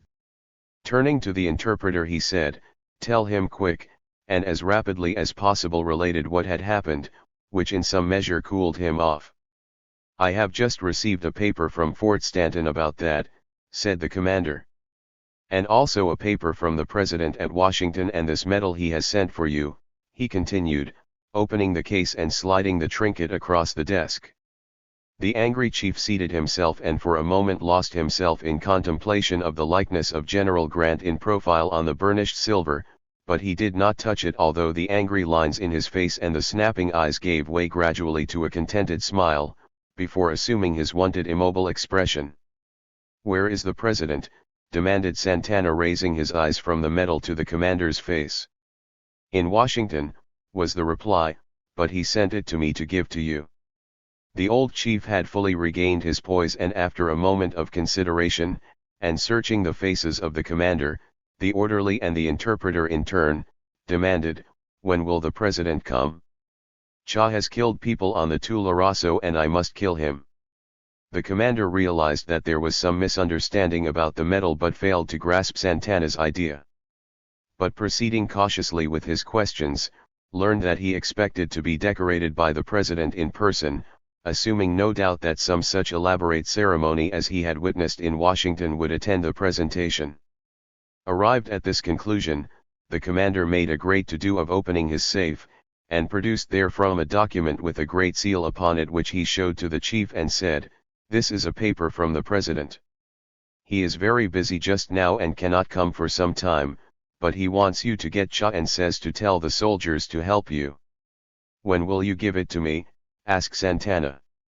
"I give it to you now," replied the commander, touching the trinket between them on the desk. But the old chief was not satisfied, and rising from his chair indignantly demanded, "Where is the band to make music? Where are the soldiers with their new clothes? Where are the women with their pretty dresses? And all the people to see you give it to me and shout?" When the interpreter finished translating this, without dropping his voice he continued, "Don't answer yet. Then, turning as if speaking to the orderly, said, "The old man is losing his temper and his confidence in your sincerity." The commander hesitated. He had expected Santana to accept the medal as an ornamental trinket, to be valued only as a souvenir of his trip to the capital, and had not thought of such a contingency as had presented itself. He was convinced, as were many of his fellow officers in the field, that it would take years for the military, unaided, to subdue the renegades, and that the detention of the main tribe on the reservation was daily becoming more difficult. Santana's change of attitude, no matter what the cause might have been, which was a matter of controversy, was the only real accomplishment so far, and his wholehearted cooperation alone might be expected to meet with success within a reasonable time. The interpreter asked Santana to sit down while the commander thought what to do. Then he asked permission to make a suggestion and, being requested to do so, said, "The old man is very much excited, and, from his appearance and talk, to oppose him at this time would likely cause him to take matters into his own hands regardless of any treaty and go after Cha without concern for the military. This would no doubt be the end of the outlaws, but would probably replace them with Santana and the whole tribe of several times the number of fighting men in their stead. For that reason I would suggest that the old chief be humored if possible, which would please him and make him easier to deal with." This advice may have helped him to decide, and although the commander realized that he was setting a bad precedent, it was arranged that a dress parade should be ordered for noon of the following day. The explanation that the president would not be able to attend for some time and wished Santana to be inaugurated as head chief of all the Mescalero, reconciled him to the idea of the commander substituting for that official. And after some consideration of details, the old chief summed up what he understood to be the program for the day. "You will make the talk for the president. The band will be there to play music before the talk and after the talk. All the soldiers' women will be there with their prettiest dresses on. All the soldiers will be there with their new clothes on, and the horse soldiers will ride their horses. The ambulances will bring the women, and the wagons will bring plenty of food for everybody. And the big guns will be there to shoot a big noise when you put the medal on my neck. All my people will be there with their prettiest clothes on, and my men will have eagle feathers in their horses' tails. And the medicine men will sing to Iota when the band plays music. Then all the head men of the soldiers will shake hands with me, and all the head men of the Mescalero will shake hands with you." This was considerably more elaborate than he had had in mind, but the commander issued orders accordingly, with a special request that the ladies attend in their brightest costumes. The ceremony was staged on the open prairie a mile or more from the fort. And there were but a few guards that did not attend. The program was carried out very much as Santana had proposed, and to his great satisfaction. Then the Indians put on a peace dance to the music of the tom-toms and singing, in which big, little, old, and young participated, as they alternated between the celebration and the food, while Santana, with his medal on his wampum string beside his medicine, paced back and forth receiving congratulations from everyone. 2. When the gathering broke up, Santana accompanied the commander to his office, and seating himself with great dignity, directed the interpreter to say, "Now I am the head chief of all the Mescalero, and the president wants me to get Cha, and he killed people on the Tularoso and I must kill him, because I said I would." Then to that officer's amazement he turned to the commander and continued, "Have all the soldiers come back so Cha will think they will let him alone. Then give my men guns, and have one company of soldiers go to the mill with 4 wagons loaded with cartridges and provisions, and take 20 pack mules." His acquaintance with Santana had never included a gun, and as their eyes met there was no suggestion of levity in the old chief's face. He could not prevent the beginning of a smile, but he made no remark and Santana went on. "Then I will take 100 of my best men and go after Cha. And any of his people that we catch without fighting I will send to the mill for the soldiers to keep. And all his people that fight I will kill. Then we will have our reservation in the mountains and that will be good." There could be no doubt of the gravity of Santana's proposition, but to the commander his attitude was incomprehensible. But recalling the snappish temper of the day before, he said, I will have to talk to the other officers first, and that will take some time. Why don't you take your men and help the soldiers get Cha? He temporized. Because, said Santana, the soldiers fight one way and the Mescalero another way, and Cha's men would be afraid to let the soldiers catch them and would all fight and have to be killed. The Indian problem at this time was very serious, and little success had been had. The Indians' rights people were gaining strength and influence, and with the avowed purpose of preventing the extermination of the red man, while exploiters had been able to ignore many of the treaties made with a number of the stronger tribes. And in a number of instances where a large majority of a smaller tribe was peacefully under military control, they had been utterly destroyed by the troops, or enraged settlers, in revenge for atrocities committed by bands of outlaws, similar to Cha's renegades from the Mescalero, while the real culprits, being on their guard, escaped unscathed. Santana's Mescalero had, in years past, acquired the reputation of being the most bloodthirsty and dreaded of any tribe of its size in the southwest, and now, all but a small minority had been content to remain peaceably on the reservation for the past 4 years. Santana appeared to have decided to punish his rebellious brother for violating his orders, and was equally firm in his refusal to cooperate with the troops in such punishment for reasons that, to him, were good. 3. The commander secured his promise to defer his vengeance until orders could be had from the department commander, on condition that Santana should be allowed in the meantime to send scouts into the mountains to learn the exact conditions to be contended with, and passes were issued to 10 men the chief had selected as spies. The commander made the trip to Santa Fe to save time and placed the matter before his superior officer in person, recounting the occurrence at the fort, and convincing headquarters that the main tribe was thoroughly aroused and could not be otherwise controlled, and the necessary orders were issued. The troops withdrawn from the field, however, were to remain at Fort Stanton in readiness for immediate duty should an emergency arise. 2 companies were posted at the mill, instead of 1 as Santana had ordered, and a stockade was to be prepared for any prisoners that might be taken. Santana's program was carried out, in a general way, and on arrival of his warriors at the mill, he divided them into parties of 10 or a dozen each, under the direction of his trusted leaders. These parties he sent into those localities where he was informed the scattered bands of Cha's followers were to be found.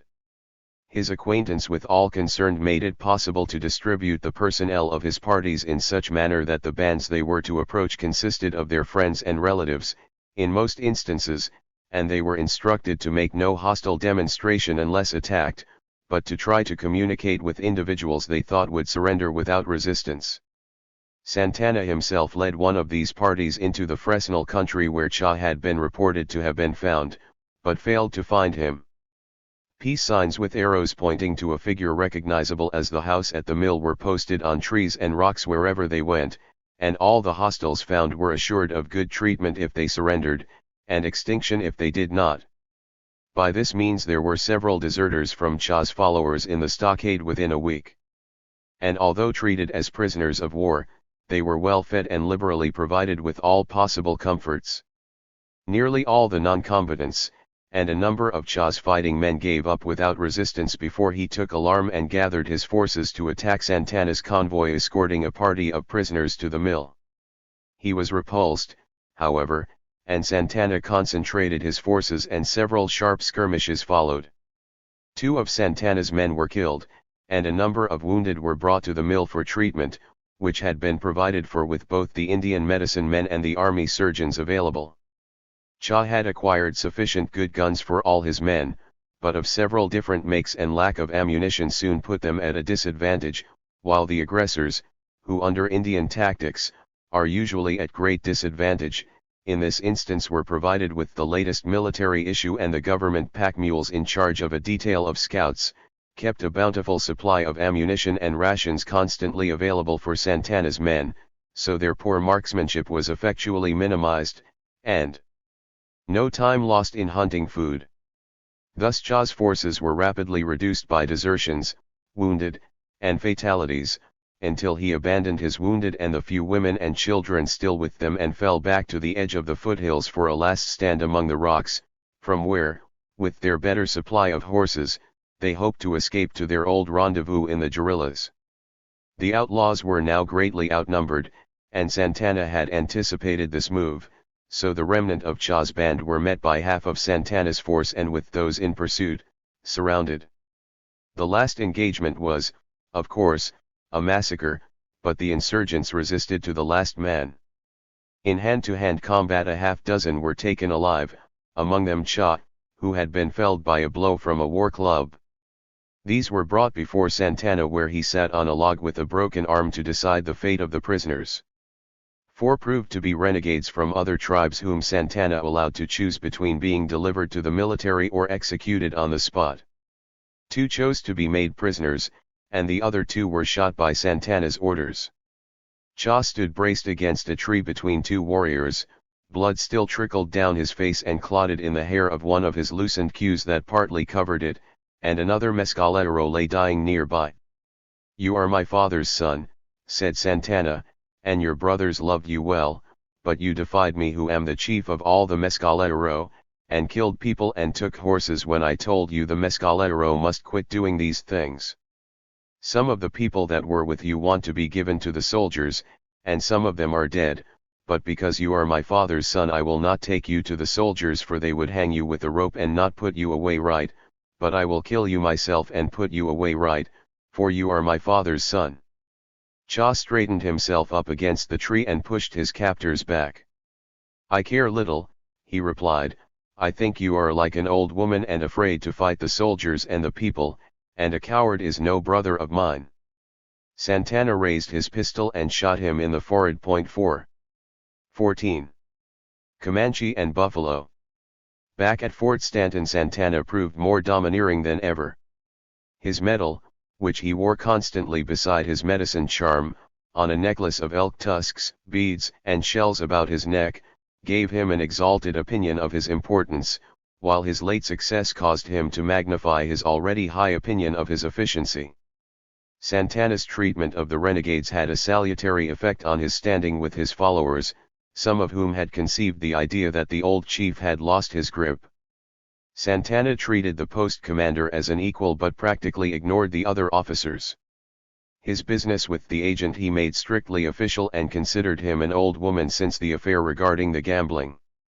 All matters he thought important were discussed with the commander, and any matters that the officers could not reconcile with the chief were postponed by mutual agreement to be referred to the colonel. The colonel, the department commander at Santa Fe who had issued the orders allowing him to subdue the renegades, was now only a little less important to Santana than the president, who had raised him to his present dignity. Consequently, this provided a way for appeasing Santana. He had never seen the colonel but accepted his decisions as if they were absolute wisdom, and many trivial matters were disposed of by the major after a few days' delay, without being referred. Santana had in mind, when he had arrived at the decision to surrender, that the Mescalero would soon be given a reservation in the mountains, where they might live in peace and in their accustomed environment. This matter had been discussed time and again in the past, and the excuse that Cha must be subdued before the idea could be given consideration was presented. But that, now, was an accomplished feat, and Santana insisted that such an arrangement be taken up with the colonel.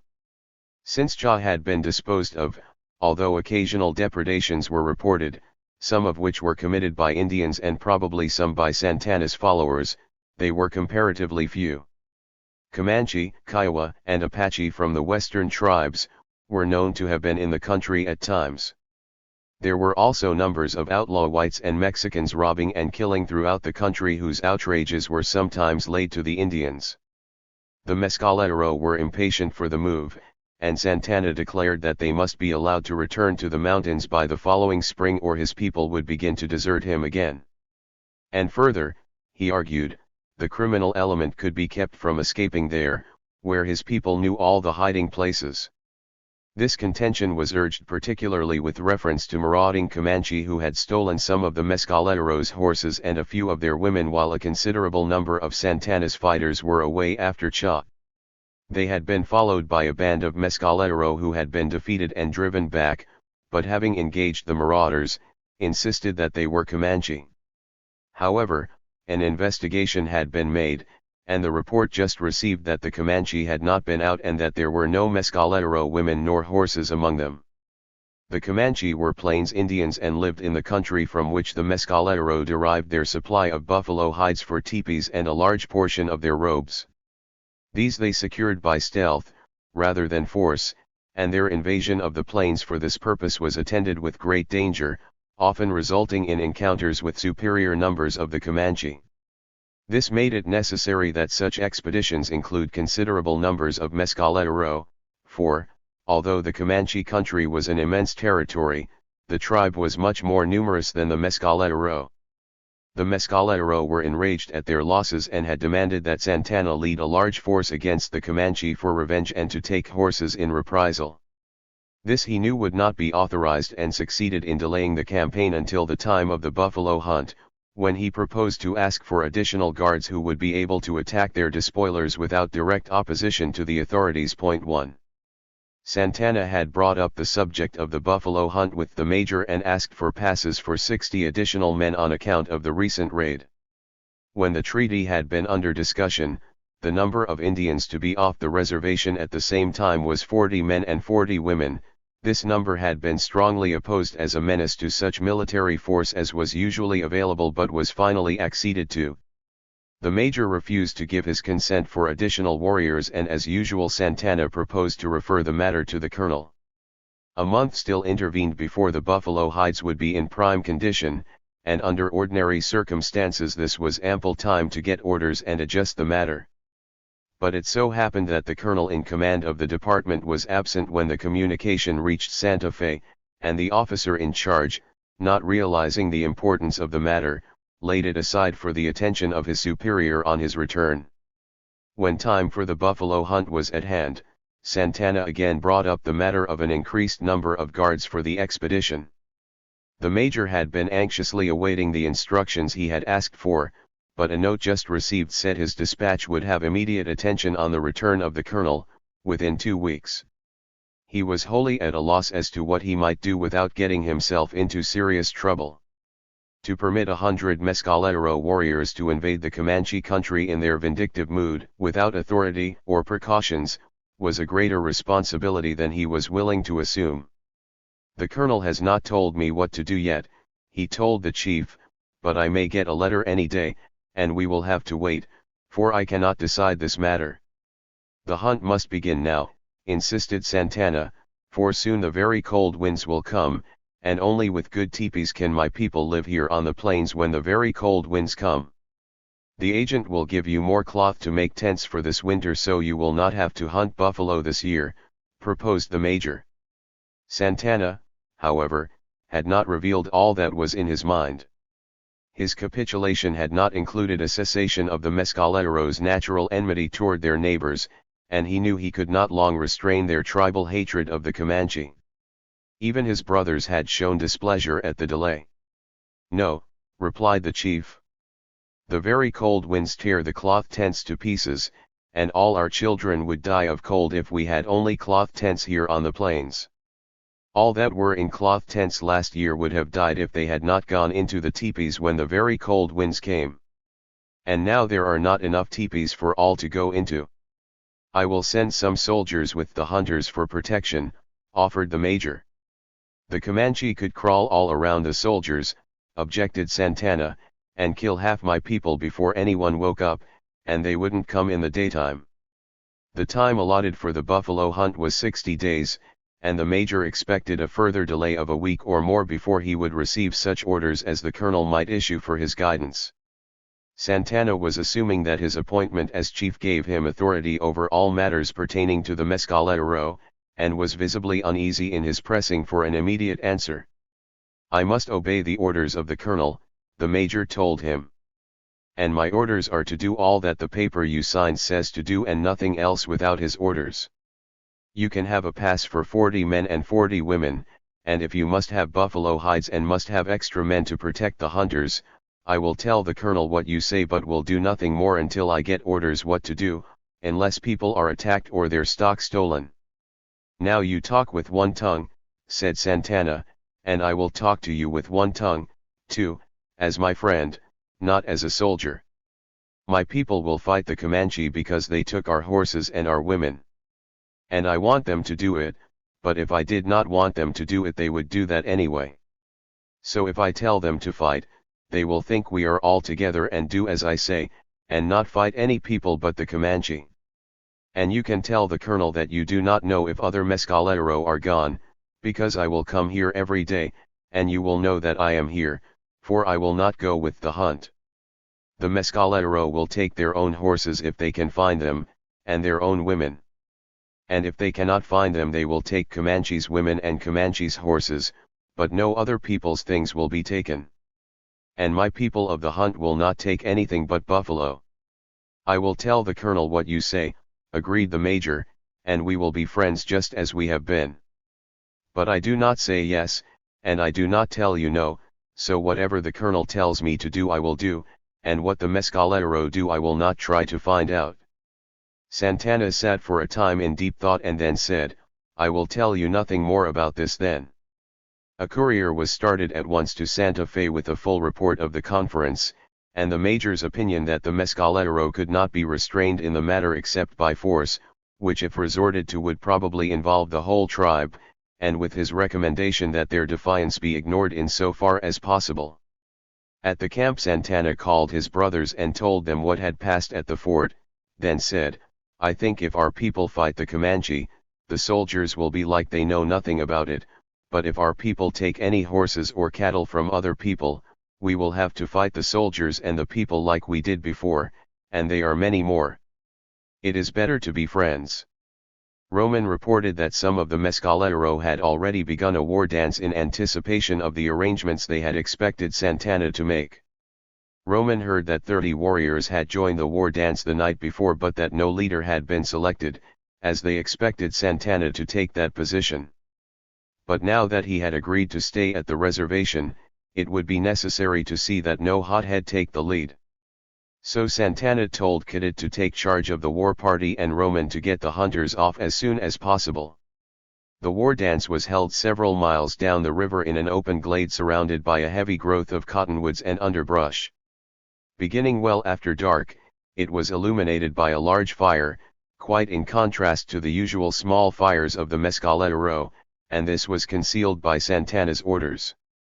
Several great logs formed the body of the pyre-like pile, with dry branches thrust into the crevices. Flames shot high into the air, not, however, higher than the surrounding tree tops, so the illumination would not attract the attention of the sentries at the fort. More than a score of painted warriors leaped and shouted close about the roaring flames, each adorned with his symbolic headpiece. The heat of the fire and their fantastic gyrations caused streams of perspiration to furrow the traditional designs painted on their bodies. A leather belt about each waist held the ornamented doeskin breechclout in place and supported knife, war club, and such receptacles as held smaller articles required in battle. Their legs were bare, and the low moccasins on their feet, provided with long buckskin fringes pendant from their heels, were beaded at the front in symbolic designs. Bow and arrow quivers were strapped on their backs, and each carried in his hands a gun or a lance, or both. From time to time the beating of the tom-tom ceased while a member of this nucleus of the recruiting war party proclaimed the cause and object of the proposed expedition. Or, in boastful words and pantomime, they described earlier conquests, shouted their individual songs, and demonstrated their personal prowess in great leaps, bounds, and dodges to illustrate the successful maneuvers by which they had escaped an enemy's onslaught or overcome an opponent. A semi-visible audience, warriors and a few women, were dancing, shouting, and indulging in improvised fantastic gyrations in the weird shadows at the edge of the timber. Surprising, momentary glimpses of painted torsos, alternating with queer headpieces designed to represent known or imaginary creatures, indicated the presence of other candidates for the enterprise. Experienced and efficient warriors past the prime of life hesitated, not through cowardice, but because existing circumstances had set a limit to the number of men to be recruited for the present undertaking, and only the flowering manhood was to be accepted. Convalescents and untried youths were being turned away, but those pursuing personal grievances and not otherwise barred were already among the accepted volunteers. Pugnacious women among the audience screeched in vain in their efforts to fill the ranks. Many candidates came forward to be rejected by cadet and only a few were accepted. And as the fire gradually faded away, the war dance was adjourned to be resumed the following night. Thus were the Mescalero war parties enlisted, when for voluntary service. During the course of enlistment, the warriors adjourned from time to time until the desired strength was secured. Those publicly supporting the cause were definitely held to their obligation until the enterprise was undertaken or finally abandoned by common consent, or the 1-year limitation for all obligations released them. The buffalo dance was celebrated during daylight at sunrise, noon, and sunset, then repeated when the darkness of night had fallen so the stars would be propitiated, for, when the kill was successful, the skinning and preparation of the hides and meat continued far into the night. The public participated. The men that were to take part in the hunt wore headdresses surmounted with buffalo horns. Wrapped in buffalo robes, they danced about a fire pit, where one or more medicine men fed a fire with buffalo chips and fragrant herbs while chanting prayers appropriate to the occasion. Santana had selected 50 of his most trustworthy warriors to be included in the war party, who had been quietly consulted and agreed to delay joining the war dance until the hunters had left with their passes. This way there would be no appreciable lack of occupants at the camp for the agent to observe. These 50 were to join the volunteers the night after the hunters were gone, thus giving the young bloods a few days of exciting anticipation and at the same time limiting the participants to experienced and easily controlled men. The hunters traveled to the northeast. The country to be visited was an area of low rounded hills where the depressions, in most instances, were traversed by gullies cut by the runoff of the infrequent rains. A few streams, of more or less permanent character, usually provided water, and when not actually flowing, numerous holes excavated by the floods retained an abundant supply for a considerable time after the runoff was passed. The Indians depended on such a supply this late in the season, a month or more after the rainy season. Where these wet weather streams debouched into the more level stretches, in many places water accumulated in ponds of considerable size and for some months provided amply for the immense numbers of buffalo migrating from their summer grazing grounds to the warmer sections at the season. These ponds were dignified by the name of lakes and boasted appellations by which they were identified, but were, in fact, less dependable and more polluted than the water holes in the gullies, after the buffalo reached their vicinity. At intervals along the draws were clumps of trees, mostly cottonwood, often with thick undergrowth. And about the lakes hardy species of willow and some other shrubs grew profusely where the gradually receding margins of the water furnished moisture for several months of the growing season. The curly buffalo grass carpeted hill and dale to a depth of several inches, with clumps of weeds and brush sparsely distributed. This provided the only chance of concealment except for the rolling hills and the bushes. This was no man's land. Here the Comanche in roving bands liked to spend the summers. There was abundant grazing for their large herds of horses without depleting the winter supply along the permanent streams further north, the usual home of the tribe. The distances between the lakes prevented mixing of the herds, and a family or a small band of a dozen or so tended a herd of several hundred head. The Mescalero were normally mountain Indians, and they usually came to this region only at the approach of winter to supply themselves with the great number of hides nature had provided for their comfort. The Comanche claimed no right to the buffalo, but the hunting of the animals with primitive lances and arrows involved a strenuous and dangerous occupation which made the hides their enemies had taken a prize worth fighting for. And the Mescalero, who raised few horses, found the extensive herds of the Comanche rich reward for their prowess.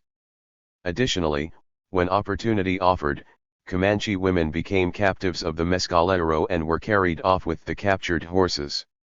And war parties of Comanche were organized from time to time to retake the stolen property, and take Mescalero women as captives among the Comanche. As a rule, the recovery of the individual women, previously captured by either tribe, was not the object of an expedition, for a woman was a woman, the object was to secure items of the greatest possible value to be had.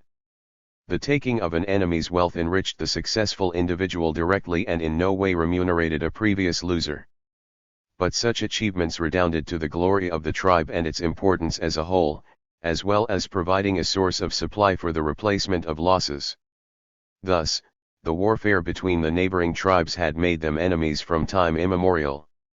However, the enmity between the tribes was of a mortal nature, it did not prevent individual intercourse, and a sort of armistice frequently provided for invited guests from the other tribe to be entertained under guarantee of safe conduct, usually only for a few days while the visitor attended the heihe with the object of securing some noted warrior's daughter for a wife. Consequently, there were a few legitimate wives in either tribe who were full-blooded descendants of the other. A majority of the captives were also married in the usual way by their captors, or to a purchaser for a consideration. The hunting party proceeded cautiously, with horsemen well in advance to avoid meeting enemies and to find the buffalo. Their object was to find an isolated herd of a few hundred, which, when located, were to be kept in sight from distant eminences while the kill was being prepared. This was accomplished by first finding water in a favorable location and establishing camp. The killers were then selected and herders detailed to bring the game to the vicinity of some place of concealment, a deep depression or a grove of trees where the mounted killers would be out of sight. Under favorable conditions this required only a few hours, but at times a stampede, or other contingencies, caused radical changes of plans. Occasionally, too, enemies were found to be in the vicinity, and unless they could be exterminated would bring overwhelming numbers against the Mescalero, making it necessary to defer the kill until they were safely gone or some other locality was found for the continuance of the hunt. On this occasion such was the case. When the campsite had been decided upon, scouts were sent out in every direction to reconnoiter the country round for half a day's ride, and a camp of Comanche was discovered consisting of 10 teepees. The occupants were in charge of a herd of several hundred head of horses and an ideal object for an attack by the war party they knew would be out somewhere to the east and south of them. Precautions were taken to prevent the discovery of themselves, by posting sentinels on elevations from where the Comanche could be watched, with intermediate posts to relay information to the camp. And messengers were sent to find the belligerents, which they did the second day, and guide them to the vicinity of the Comanche camp. With reinforcements from the hunters, they approached in the night and attacked in the early dawn. The night herders were killed in the first onslaught, and the horse herd stampeded while most of the warriors attacked the camp. All the Comanche men were killed, and 6 of their women made prisoners without loss to the Mescalero, other than a few wounded. For 3 days the horses were driven south as a herd. Then the best were selected, each warrior taking a mount and leading 2, and the balance of the captured stock was abandoned. In this manner each warrior controlled 3 horses and, riding some distance apart, left little sign and that would soon be obliterated by the migrating buffalo. The horses were taken into the Guadalupe Mountains and turned loose, without any probability of being followed, far from both the Comanche country and the Mescalero camp at the fort. The captured women were taken to the Fort Stanton area, where they were hardly distinguishable from their Mescalero sisters. Thus, the war party returned victorious after an absence of but 15 days. Santana was greatly relieved as nothing had been said of the absence of the warriors. He insisted, however, that the celebration of the victory should be held in the secluded spot where the war dance had been unnoticed by their guardians. The fancy trappings of the warriors were taken to them by their women, at a distance from the site of the celebration, and donned with the proper makeup, before their official arrival, which was deferred until night. In the meantime a great fire had been prepared, and most of the tribe was in attendance when the visitors appeared dancing about the burning logs much as on the occasion of the war dance. In addition to those just returned, all the men who wished joined the procession and displayed their finery, but only a few speeches were made. The women had a feast prepared, and all abandoned the ceremony in a few hours, eating and dispersing at will, so that morning found the camp again tranquil. More than 200 horses awaited the Mescalero. The Comanche made their complaint, and the military was convinced that they had been stolen by someone else. The captive women were kept hidden and under guard in the timber several miles away while Comanche with a guard of soldiers searched the camp in vain. The hunting party had been interrupted by the activities of the warriors, and it was probable that the destruction of the horse camp would not long remain unknown to the Comanche tribe, no doubt resulting in a declaration of war on the Mescalero. This, however, gave them little concern, for their treaty included protection by the military, and several companies of cavalry were available to protect the camp. As for themselves, they had broken camp before the attack began and traveled due east for 2 days with the same precautions as before, but with more care to leave no trail the migrating buffalo would not soon obliterate. Also, they were counting somewhat on the obvious trail the concentrated herd of horses would make in a different direction, which would certainly be followed when the theft was discovered. Then they found another locality with favorable conditions near Round Lake and again made preparations to fulfill their mission. The herd of buffalo they had decided to kill were some 300 or 400 in number and were grazing near the lake, where signs indicated they had been watering for some days. The camp was established some 3 miles from this watering place, where the wash was unusually deep and provided excellent concealment, with a number of water holes to furnish abundant water for the horses as well as the hunters. A mile or more down the draw was a grove of cottonwoods in which the undergrowth was thick enough to conceal the killers. It was of ample proportions for their purpose and the only place suited to their requirements, but had the objection of being a considerable distance from the lake. Consequently, the buffalo had to be maneuvered in such way as to bring them here from the lake. The herders followed their quarry to the water late in the afternoon and remained out of sight while the shaggy beasts drank and had their usual wallow in the mud. However, they showed themselves when the herd started to move into the plain, so that the buffalo made their exit in the desired direction. Then, following the depressions, the Indians kept out of sight, except from time to time when the buffalo showed signs of veering from the desired course. They showed themselves at a distance and thus directed the buffalo toward the grove until, as night came on, they bedded down. During the night the camp was informed of the progress of the drive, and the killers with their trained horses were hidden in the grove. In the early dawn, when the buffalo resumed their grazing, the herders, still pursuing the tactics of the day before, in a few hours had them near the concealed killers. Horses were naturally afraid of buffalo and, untrained, could not be made to approach them without great difficulty. But the killers' horses had been trained for this work by being packed with buffalo hides and ridden by their masters clothed in robes. Once accustomed to these tactics, the horses could be induced to race toward the live herd until the riders, with their lances, were within striking distance. By this means many hides were secured. The movements of the horses were directed by pressure of the riders' knees to permit the free use of the hunters' hands.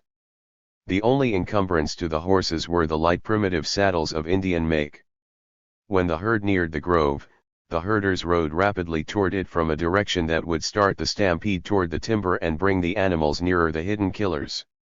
As the herd ran by, these experts abandoned their concealment, and riding beside the galloping beasts, one buffalo after another fell as a result of their well-directed lance thrusts, which were aimed to strike the spinal cord as close to the base of the brain as possible.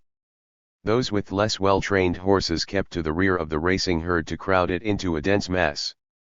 And when their mounts could be brought into position, they shot arrows into the younger animals there. The hides of the great bulls leading the herd were especially desired to provide material for shields from the tough, thick hide covering the necks, which, when framed and dried, were all but impervious to arrows, even at short range. To secure these, however, required immense courage. To approach within reach of a lance seldom failed to induce a charge from the bull, and an arrow was rarely effective. The misstep of a mount would bring horse and rider beneath the hoofs of the following herd, where little more than a mangled smear would mark the end of the adventurer. Nevertheless, such trophies were secured, to the great honor of the killer, and many a warrior lost his life in such attempts. In this kill the double row of dead and stunned buffalo extended over a distance of a mile or more and included 4 great bulls, with no hunter to be mourned. As the escaping remnant of the buffalo herd filed out of sight, the killers turned back, leading their horses, while they finished off the buffalo still living with their knives. Men and women in the meantime were following up the kill for the same purpose.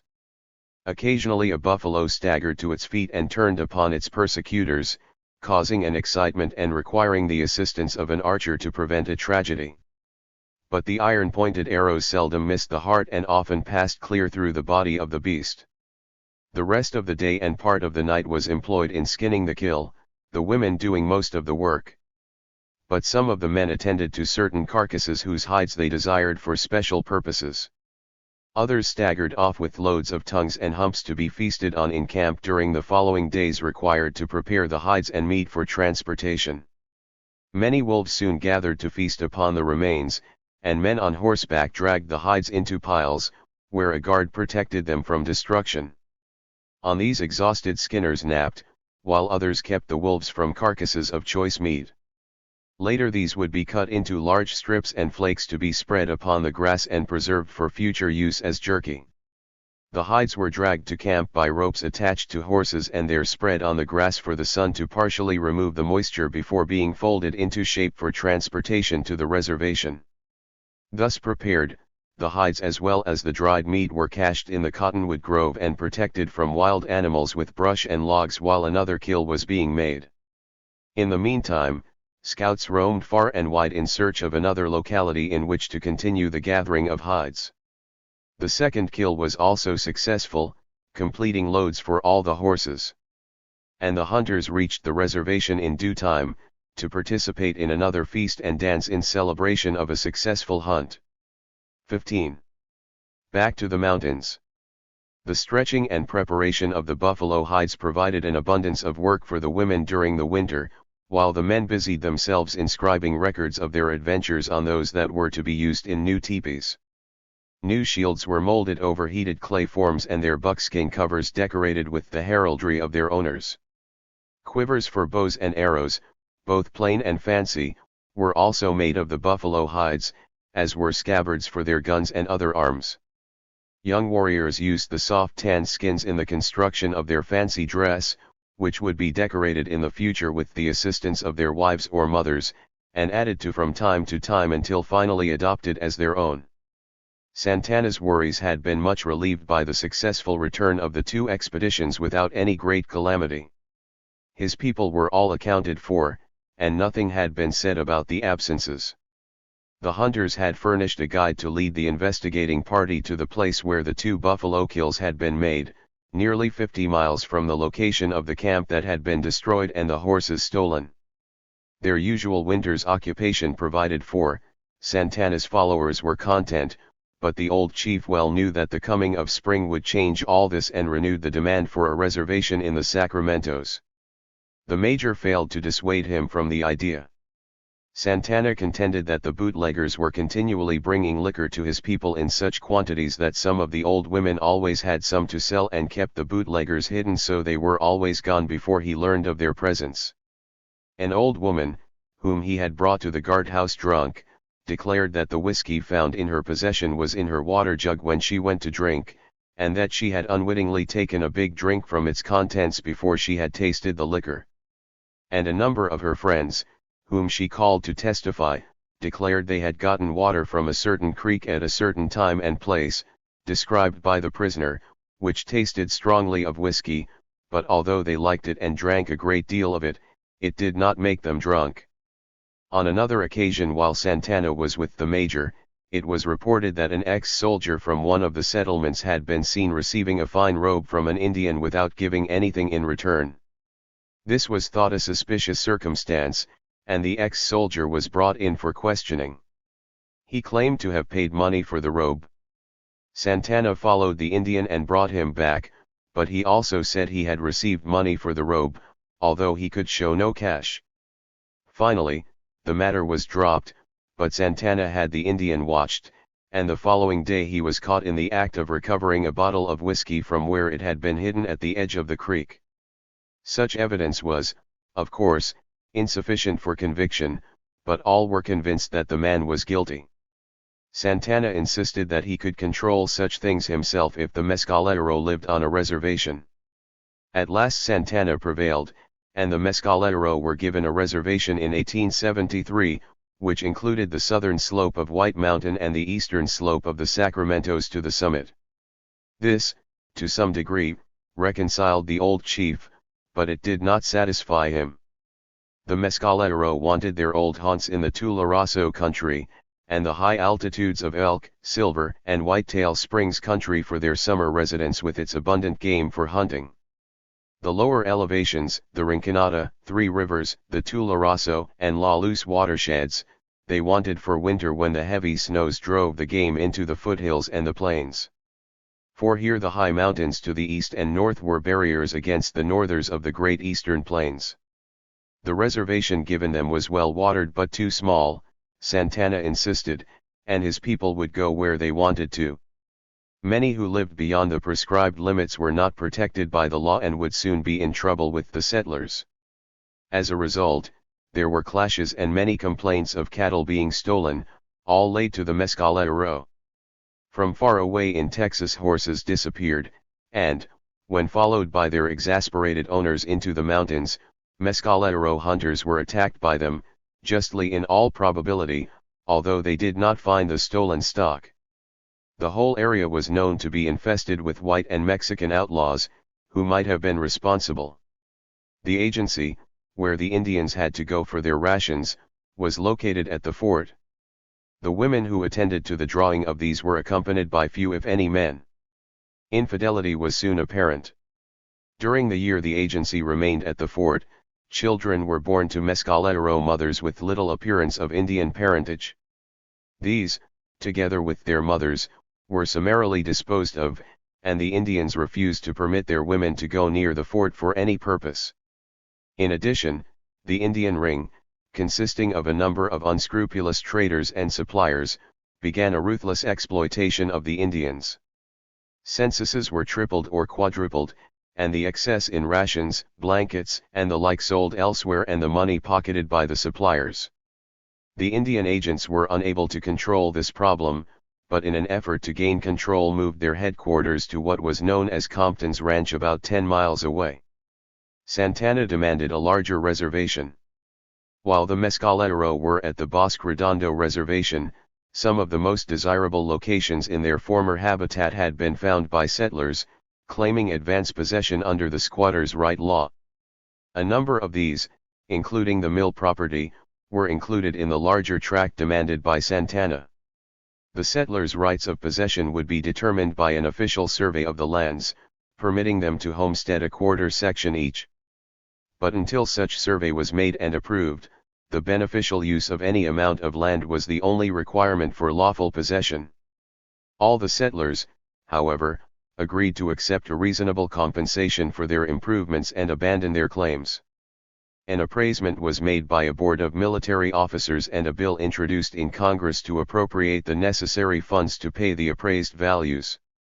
The reservation was extended by presidential proclamation in 1875, and the agency was established at the North Fork of the Tularoso, 40 miles from Fort Stanton. 1. Congress reduced the amount of the appropriation for the settlers' claims, and there was not sufficient funds, after paying off the other claims, to pay the appraised value of the mill property. At Santana's request, the doctor and his associates were allowed to remain within the enlarged reservation pending further appropriation for the purchase of their improvements. Thus, the mill became the only settlement remaining within the reservation. Their claim was officially recognized, and the doctor was appointed Indian trader, replacing the loss of the settlers' trade with that of the Indians in the business he had conducted during the several recent years. The mill was located about a mile west of the agency, and here Santana often visited his friend the doctor. Neither of them had acquired more than a meager knowledge of the Spanish language, which was the usual means of communicating with the Indians, nor had either made any effort to learn the language of the other. However, a perfect confidence and their friendly cooperation provided a conglomeration of English, Spanish, Mescalero, and gestures which permitted them to understand each other. Mescalero girls learning to erect teepees and make cradle boards. Blazer family collection. The Indians' rations were stored in 2 log cabins, the former residences of dispossessed settlers.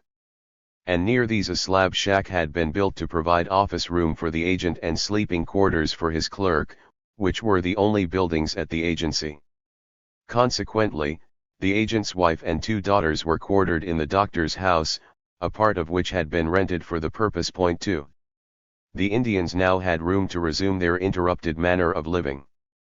The different bands established themselves in widely separated sections of the reservation, and their ancient disagreements were revived.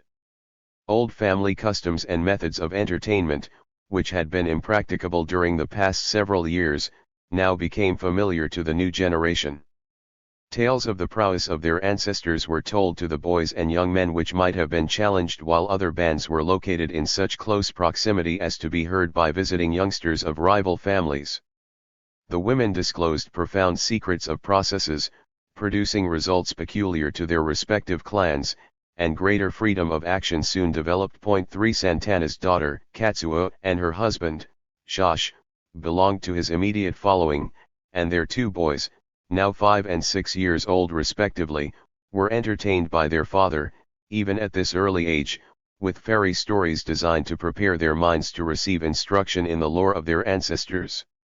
Shosh was the accepted authority of the tribe on all matters dealing with feathers, their emblematic significance, heraldry, and witchery. Shosh intended his sons to grow up with the many secrets which had been imparted to him, as well as the discoveries that he himself had made. His science was based on tradition, as most of the Mescalero learning was, and transmitted from generation to generation by word of mouth, supplemented by symbols understood only by the initiated. These tales were public property and always told in the same way to impress certain facts on the youth's growing minds. One of these was how the guiding effect of feathers became known, and Josh's ancestor was the individual first to learn their use. Long, long ago, said Shosh, when Lizzie was the head man of the people, they began to use weapons to kill animals that ate the food which grew on the ground so that the people could eat their flesh, and to fight other peoples who were their enemies. No one knew about feathers. But my father's father many times was wise, and he used a long thin stick that was very hard to fix the fire in his teepee when it was cold at night. And the fire made the end of the stick sharp and black and hard where it was burned, so it was good to kill animals to eat when they were close. But when the animals were too far away he had to throw the stick, and sometimes the stick would not go straight and would not kill the animals because the side of the stick was not sharp. Then when it was cold and dark one night and dark, one of Kitna's animals came to my father's teepee and told him, "Let me come in to get warm," and my father let him come in to get warm. And my father put down the cover at the door and tied it again so the wind could not take it away. Then my father took the sharp stick that was black to fix the fire and made the teepee warm. And when the fire burned and the animal saw the stick that was sharp and black where the fire had burned it, the animal made a great cry and was scared but could not untie the cover at the door to get out again. But my father was not afraid, for he had the sharp stick that was black where the fire had made it sharp, and he said, "Are you one of Kitna's animals? Do you have some bad spirits in you?" And the animal said, "Yes, I have 4 bad spirits in me, and if you kill me with the black stick that is made sharp by fire, they will go into you and you will die." Then my father told the animal, "If I leave the stick that is black with fire in the hole where I kill you, the bad spirits cannot come out and I will take you far away and leave the stick in the hole." Then the animal said, "If you will not kill me with the black stick, I will tell you something that no one knows, and you will be more wise than any of the other people." Then my father said, "Tell me, and I will let you go when you are warm." And the animal said, "Tie eagle feathers to the small end of the pole and it will go straight, and the sharp point will kill things when they are too far away to be killed without throwing the pole." And when the animal was warm, my father let it go. And when the eagle feathers were tied on the pole, like the animal said, the pole would go straight, and the sharp point would kill things when he had to throw the pole. Katsuo had sat listening to the narration of this legend while darkness was obscuring objects about them. The children had been interested and asked questions until they became sleepy and crawled into the robes on the balsam branches, where they slept. "Tell me something about feathers," requested Katsuo, as the full moon began to show through the fringe of pines on the mountaintop.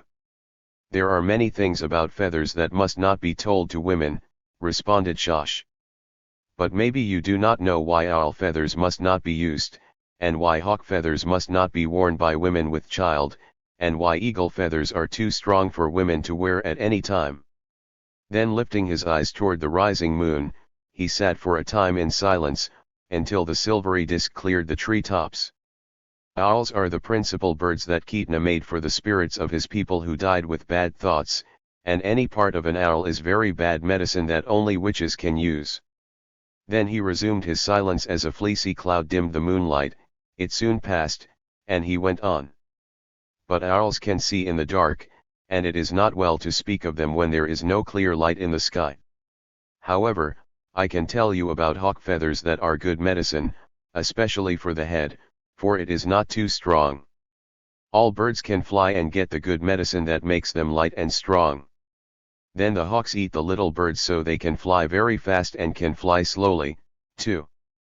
But they get only the medicine that is in the flesh of the little birds they eat, for they spit out the feathers of the little birds and eat only their flesh. So the hawk feather medicine is not too strong and makes the head wise so that women can wear them. Eagles eat little birds, too, to get the good medicine in the feathers, but they do not spit out the feathers and they get all the medicine. And the strongest medicine is in the feathers that the hawks spit out and the eagles eat. So the eagles have much stronger medicine in their feathers, and it grows stronger as long as they live and eat more little birds. But a strong man can wear one eagle feather in his hair with a ring and be more wise but not too wise, for the strong medicine stays in the ring until the man uses it." Paucity of tradition, as well as variety of detail, made it difficult to arrive at what, as a people, the Mescalero believed. There were a number of medicine men, and each had a following, but they varied in influence. Certain basic traditions, however, were common to all, and ritualistic differences, to a large extent, were divulged only to candidates for succession to their offices. Certain clans specialized in physical ailments, depending principally on incantations, supplemented with secret formulas of their own compounding. There were also those who specialized in certain kinds of ailments, claiming superiority for their concoctions or their personal attributes witchcraft. And others claimed to be able to produce good or bad effects by absent treatment, which the charms commonly worn were intended to neutralize. They used sedatives and surgery to some extent. Antiseptic herbs and minerals were known and employed as well. But a large part of their ritual had no meaning beyond what might be inferred from observation of their ceremonies and traditions. There was no apparent exchange of information between the several sects. As in the dance of the adolescent girls, although engaged in the same ceremony, each medicine man, when more than one officiated, contributed consecrated fuel to the sacred fire in the kotul, prepared by himself, presumably from a different formula than used by the others. Santana was a loyal supporter of Gorgonio's school of medicine, and to some extent his influence made that sect more popular. Controversies of a religious character were, no doubt, originally the cause of some of the feudal separations of the bands and of the physical clashes often occurring when intoxicated individuals met. 16. Iti's second wife. It was now 6 years since Katsuo and her friend, Datle, had been married, and each had borne 3 children. Katsuo's female child had died in infancy, but her 2 boys were rapidly developing into sturdy youths. Datle had not been so fortunate. Death had robbed her of all 3 of the girls she had borne to Iti, and he had of late become unsympathetic with his wife. Datle's mother had died more than a year before, her sister had married, and she seldom saw her brother of late. Iti belonged to NATO's band, and their camp was located for the winter in the lower Three Rivers country, some 30 miles from the agency where the friends of her youth resided. Iti had proved a good husband as Mescalero husbands go. Datle had been abundantly provided for, and, except for the misfortunes with their children, they had lived happily until the last few months. Iti had lost his horse in a gambling bout and had taken an old, gentle mare that Datle had been accustomed to using for domestic errands. This forced her to walk while her several duties continued as before. The weekly trips to the agency taxed her most severely. She could walk the 30 miles between daylight and dark very easily without a load, but the return trip with 30 or 40 pounds of beef and flour was hard and took 2 full days. There was soap, and bacon, too, which were issued regularly in abundance, but the bacon was never touched by a Mescalero, for Guch was one of Kitna's animals and harbored the souls of his people who had died bad. They always provided themselves with a sharp stick on which the chunk of bacon, when thrust across the counter, was impaled and traded it to a Mexican, or anyone else, for almost anything, or in default of a customer it was thrown away. The soap was useless also, for the crushed root of amole was better for the infrequent use they had for something more cleansing than mud and water.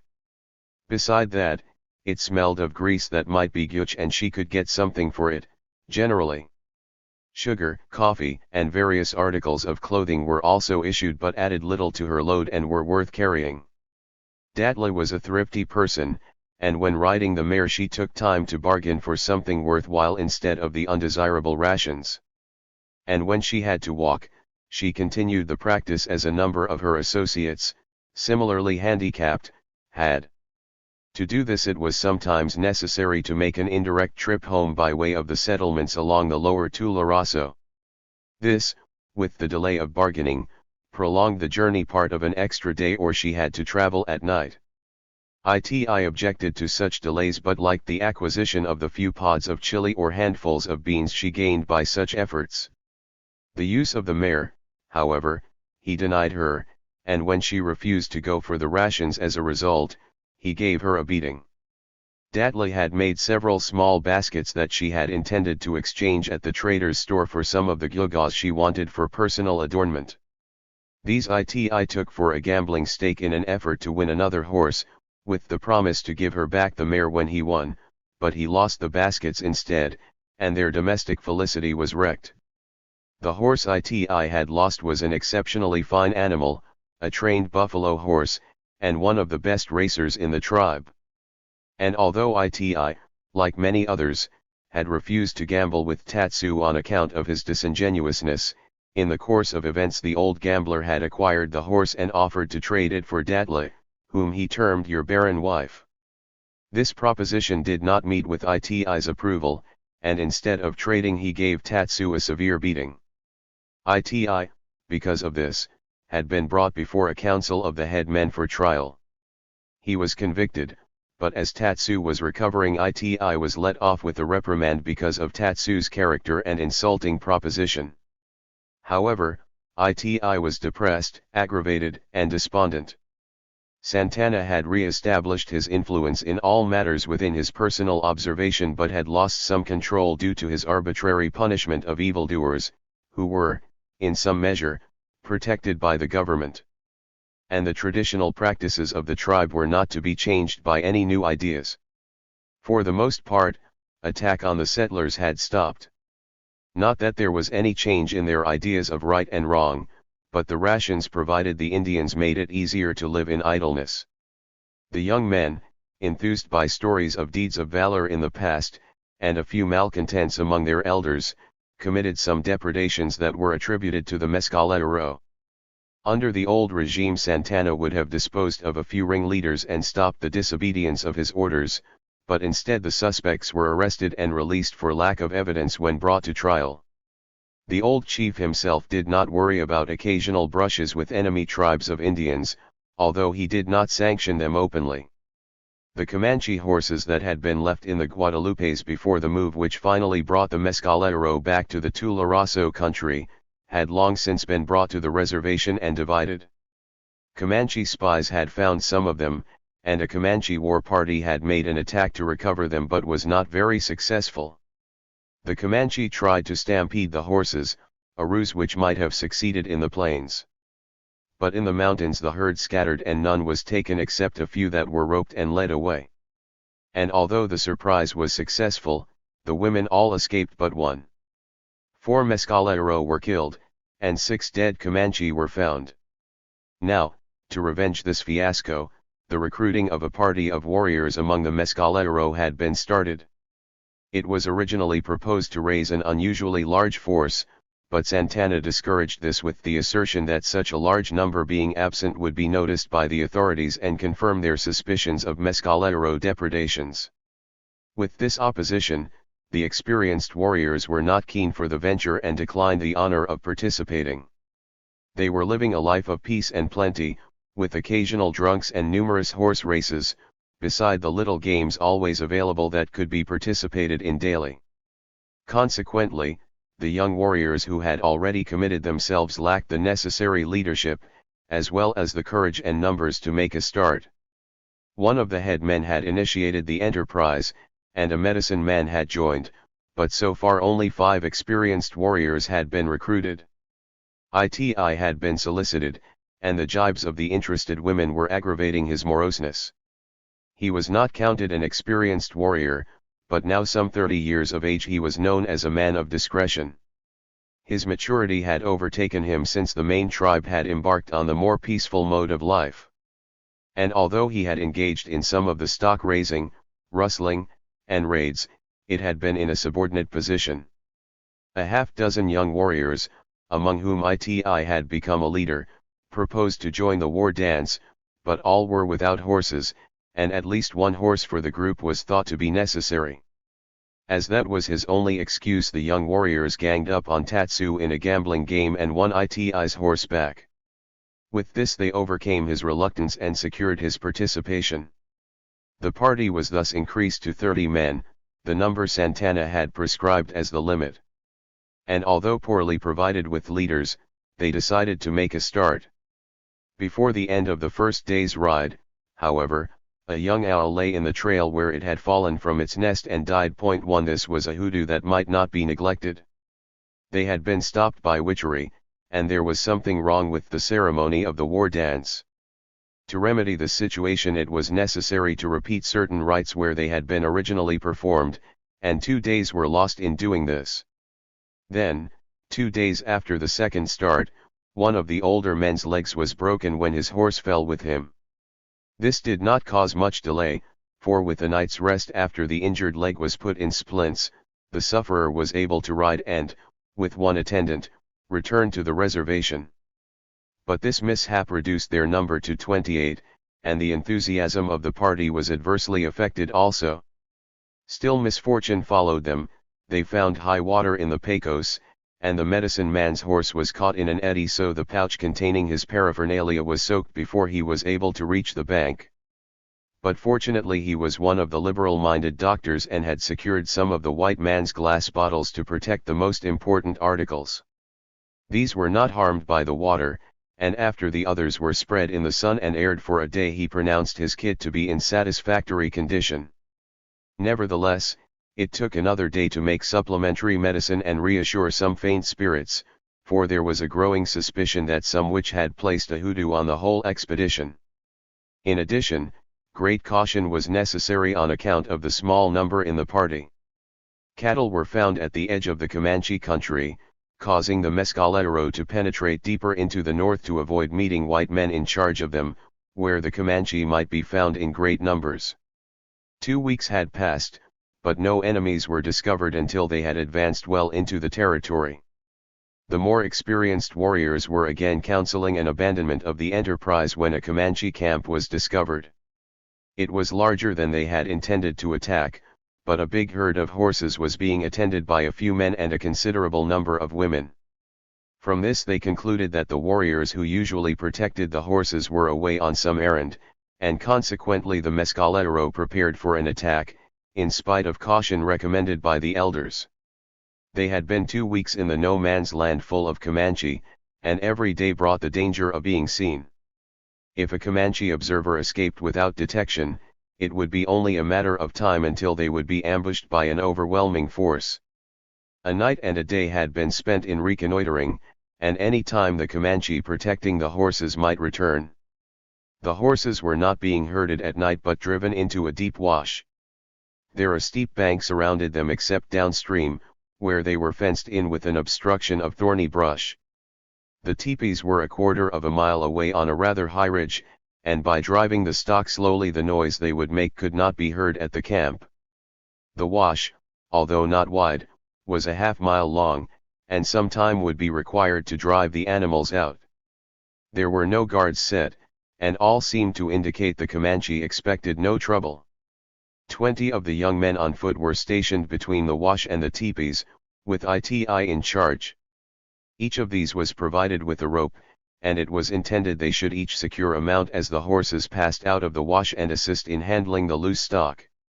The others, mounted, would ride into the enclosure to drive out the herd. All went well until the horses began to issue from the mouth of the wash. A few had been caught and mounted, and small bunches were being started off in the direction opposite from the camp when the Comanche yell apprised the thieves that they had been outwitted by their enemies.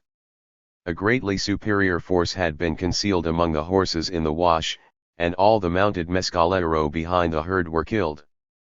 The young men trying to rope the escaping stock were killed or driven off, and Comanche warriors mounted bareback pursued those escaping. A few warriors from the teepee were held back by ITI's men while he assisted others to escape by the head of the wash, clinging to his horse. But this route was soon cut off by mounted Comanche leaving the chase of the fugitives. ITI and some of his companions were headed off between the warriors from the camp and the wash, while others charged them from above and below. Thus, the footmen might escape by crossing the gully, but the only escape for the horsemen was by evading the warriors from the camp on the ridge. This route ITI took. As he passed between the tents, a small female figure ran before him whom he picked up as he raced by. There was no moon, and the visibility was poor, but he could see that his pursuers were spreading out to prevent him from reaching his companions, while a few fleet horses came directly toward him. To escape, he must ride to the north, where a horde of enemies might be met at any moment. But his horse was fresh and one of the fastest and strongest runners in the country. Instead of dropping his captive, he crowded the horse with her, and when dawn enabled him to see the surrounding country, no enemy was in sight. His horse was spent, however, and he stopped at the first water he found, hobbled the horse, and bound his captive. Then from a nearby eminence he watched for signs of danger until near night. All night he rode west, and in the early morning he stalked and killed an antelope, which fed him and his captive. She was not the young girl he had thought when he had seen her in the night, but a mature woman though quite small. Neither could understand the other, but she seemed to be reconciled to her fate and was only bound when not traveling. 11 of the expedition had reached the reservation, 2 badly wounded, and news of their defeat soon spread throughout the tribe. One who had been shot through the neck with an arrow belonged to Nato's band, a neighbor of Datla, and lay in his tent, apparently recovering. He told her that he had escaped by crossing the wash after ITI rode away, and that when he reached the other bank her husband was riding through the Comanche camp well in advance of his pursuers. But none had later news. Another brought word of the death of a comrade by his side, another of Datla's neighbors. The dead man's teepee and all his belongings had been burned by his relatives and the camp had been moved. Elsewhere those reported surely dead were honored in the same manner. Few had had horses, so only a few had been sacrificed. None knew ITI's fate, but Datla hoped for his return. 4 days elapsed and infection brought death to the sorely wounded neighbor in the camp. The teepees were all taken down, and that of the dead neighbor was burned. Datla then gave up all hope of ITI's return and placed all his belongings, including her own clothing and their winter's store of food, on balsam branches and dry grass, and then set fire to the kindling. She stood weeping beside the roaring fire, while a paid mourner screeched nearby where the old mare was tethered, waiting to be killed as a last rite. Datla had sawed off the hair from one side of her head with a borrowed butcher knife and cast it in the flames, the other half was gathered in her hand for like treatment. Suddenly, a shout arrested her, and ITI rode into camp to end her mourning, with his captive behind him on the horse. Datla was stripped to the skin, and aside from herself and the old mare nothing remained of the wealth that ITI had left behind him. ITI now had 2 women to provide for and little else. He had his horse, a robe, his arms, the clothing he wore, and his captive and his escape to brag about, when all the rest of the party had failed. Datla had not even clothing to cover her nakedness, all had been burned in her unnecessary mourning for Iti. And the captive had but the clothing she had worn when taken. All their robes and camp equipment had been destroyed, but this was not the only family in the same condition, nor was it very unusual. To alleviate their plight, neighbors provided the most essential clothing. And food was no great problem, for they were welcome wherever it could be found. The camp was moved only a short distance, and the impoverished families were permitted to occupy teepees with their friends for protection against the cold nights until the women could set up brush wickiups, which, with borrowed hides, provided some protection. Iti was not much inconvenienced, and soon provided skins which the women tanned to make clothing for Datla. Daily additions of skins and furs gradually furnished robes for the women and covered the wickiup with hides, so they soon settled down to their usual mode of life. Datla made no objection to the presence of the new woman and patiently taught her the language of the Mescalero while they worked harmoniously for their common good. As they became acquainted, and learned to understand each other, Datla found that her companion was a Pueblo by birth. She had been stolen by the Navajo while yet a young girl, from a Pueblo on the Rio Grande. And after several years' residence with them, and having borne a son to her captor, the Comanche had carried her off. She had been a third wife of a Comanche headman, and her third abduction had separated her from her children, a girl 3, and a boy 4 years old. The Mescalero gave her the name 2N. She proved an apt pupil and by spring could make herself understood and had little trouble in following the conversation of her associates. She grieved for her children but philosophically made no effort to escape. Her Pueblo home was nearly 200 miles to the northwest, and the Comanche lived an equal distance to the northeast, while the Navajo were still farther away, beyond the Pueblo where she had been born. To reach either of them would be a long hard journey, fraught with many dangers, even on horseback, and to escape with a horse would be almost impossible. Her children she knew would be well cared for by their father's people, as well as she could care for them herself. Her Navajo boy, if living, would be big enough to look out for himself. The Comanche father was a man of large influence, and his other wives had been fond of her children, the little girl especially. So she knew that to go to them would make little difference in their lot or her own. Consequently, she accepted her situation and was thankful that her present owner and his wife treated her well. Datla was an expert basket maker, which 2N was not. But 2N had unusual talent for design and color effects that made her beadwork in demand. However, neither succeeded in communicating her talent to the other.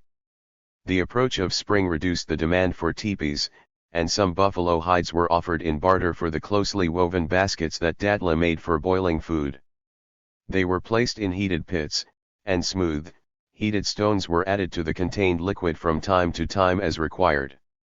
By this means she had obtained hides for a large teepee and was offered 2 horses and hides for another small teepee, for making 2 it ceased to be used in cooking tulhaba. The making of the drink and utensils for its making had been prohibited by Santana and would be destroyed and the makers punished if his spies found them. But the high price offered was tempting, so Datla accepted a horse on account and agreed to make them during the summer when she could do the work in some secluded spot at a distance from the camp. Months were required for making such utensils, for only the choicest materials could be used. Each stitch had to be tightly drawn to hold the liquid, for no filler was used, and none was known that would not flavor the heated contents except the natural juices of the palmilla. The utensils she was to make were to be a ya in diameter and of equal height, they would hold about 4 gallons each and were to be provided with built-in loops for handling. Smaller sizes of such utensils were made with flared tops by which they were easily moved. Various shapes of deep baskets, with or without lids, were used for containers, and their values depended largely on their size and the ornamental designs woven into them. Cold water jugs were woven loosely and smeared with pine gum to make them watertight. No great skill was required for their making, so they were usually made by their users. The pack baskets were still more crudely made of any convenient material and by anyone. The seed beads used by 2N were bought at the trader's store. Although a bunch of each of the different colors cost a small fortune when a full assortment was purchased at one time, and stained buckskin was used for backgrounds, a large number of bags, all cases, and various other articles could be ornamented with that quantity of beads. Their making was a pastime rather than labor. Its 2 women spent a large part of their leisure time exercising their talents, and as that was but little reduced by household duties, it was considerable. The basketry Datla made was largely from more or less inferior materials, for the perfect pieces of palmilla and the best of the willow wands were laid aside for the contracted itses. But the better work she did made the common run of shapes and sizes in demand. 22N's beadwork, also, had gained renown and sold at the trader's store for better prices than most, for it helped attract attention to the other items. Consequently, its wives became affluent. All such articles were used by their associates in the ordinary affairs of life and were also used to wager as stakes at gambling parties. Articles that required hours of patient industry, although a pleasant occupation, when sold at the trader's store brought only a few yards of colored cloth, a few beads, an abalone shell, or some other small adornment. However, when used at parties, they gave hours of exciting entertainment. With the run of luck, first one and then another of a gathering of friendly contestants would win a large proportion of the accumulated trinkets, and a party would be arranged to take the lot to market. A day would be set for the expedition, and the early dawn would find them on their way with babies and dogs in profusion. At the store the lucky winner would dispose of her booty piece by bartering with the clerk. Then she usually made presents of her purchases to the original makers of the articles, keeping for herself only the satisfaction of the bartering and deciding what the neighbors ought to have. The long ride home on horseback, amid laughter, gossip, and shouts of glee, prepared the way for another round of entertaining games. Although both Datla and 2N were popular, there were some individuals who for various reasons were not included in the social clique, for example, because they had bad husbands who worked them too hard and opposed their absence from their duties, or because of sickness, or because they were so ill-natured that they became estranged. Tradition had decreed that women should not make any two ornamentations identically the same, so that the invention of new designs was an exacting science. Occasionally, accidental duplications were discovered which subjected the makers to grave consideration by a council of their peers, presided over by a person versed in the tradition affecting the case.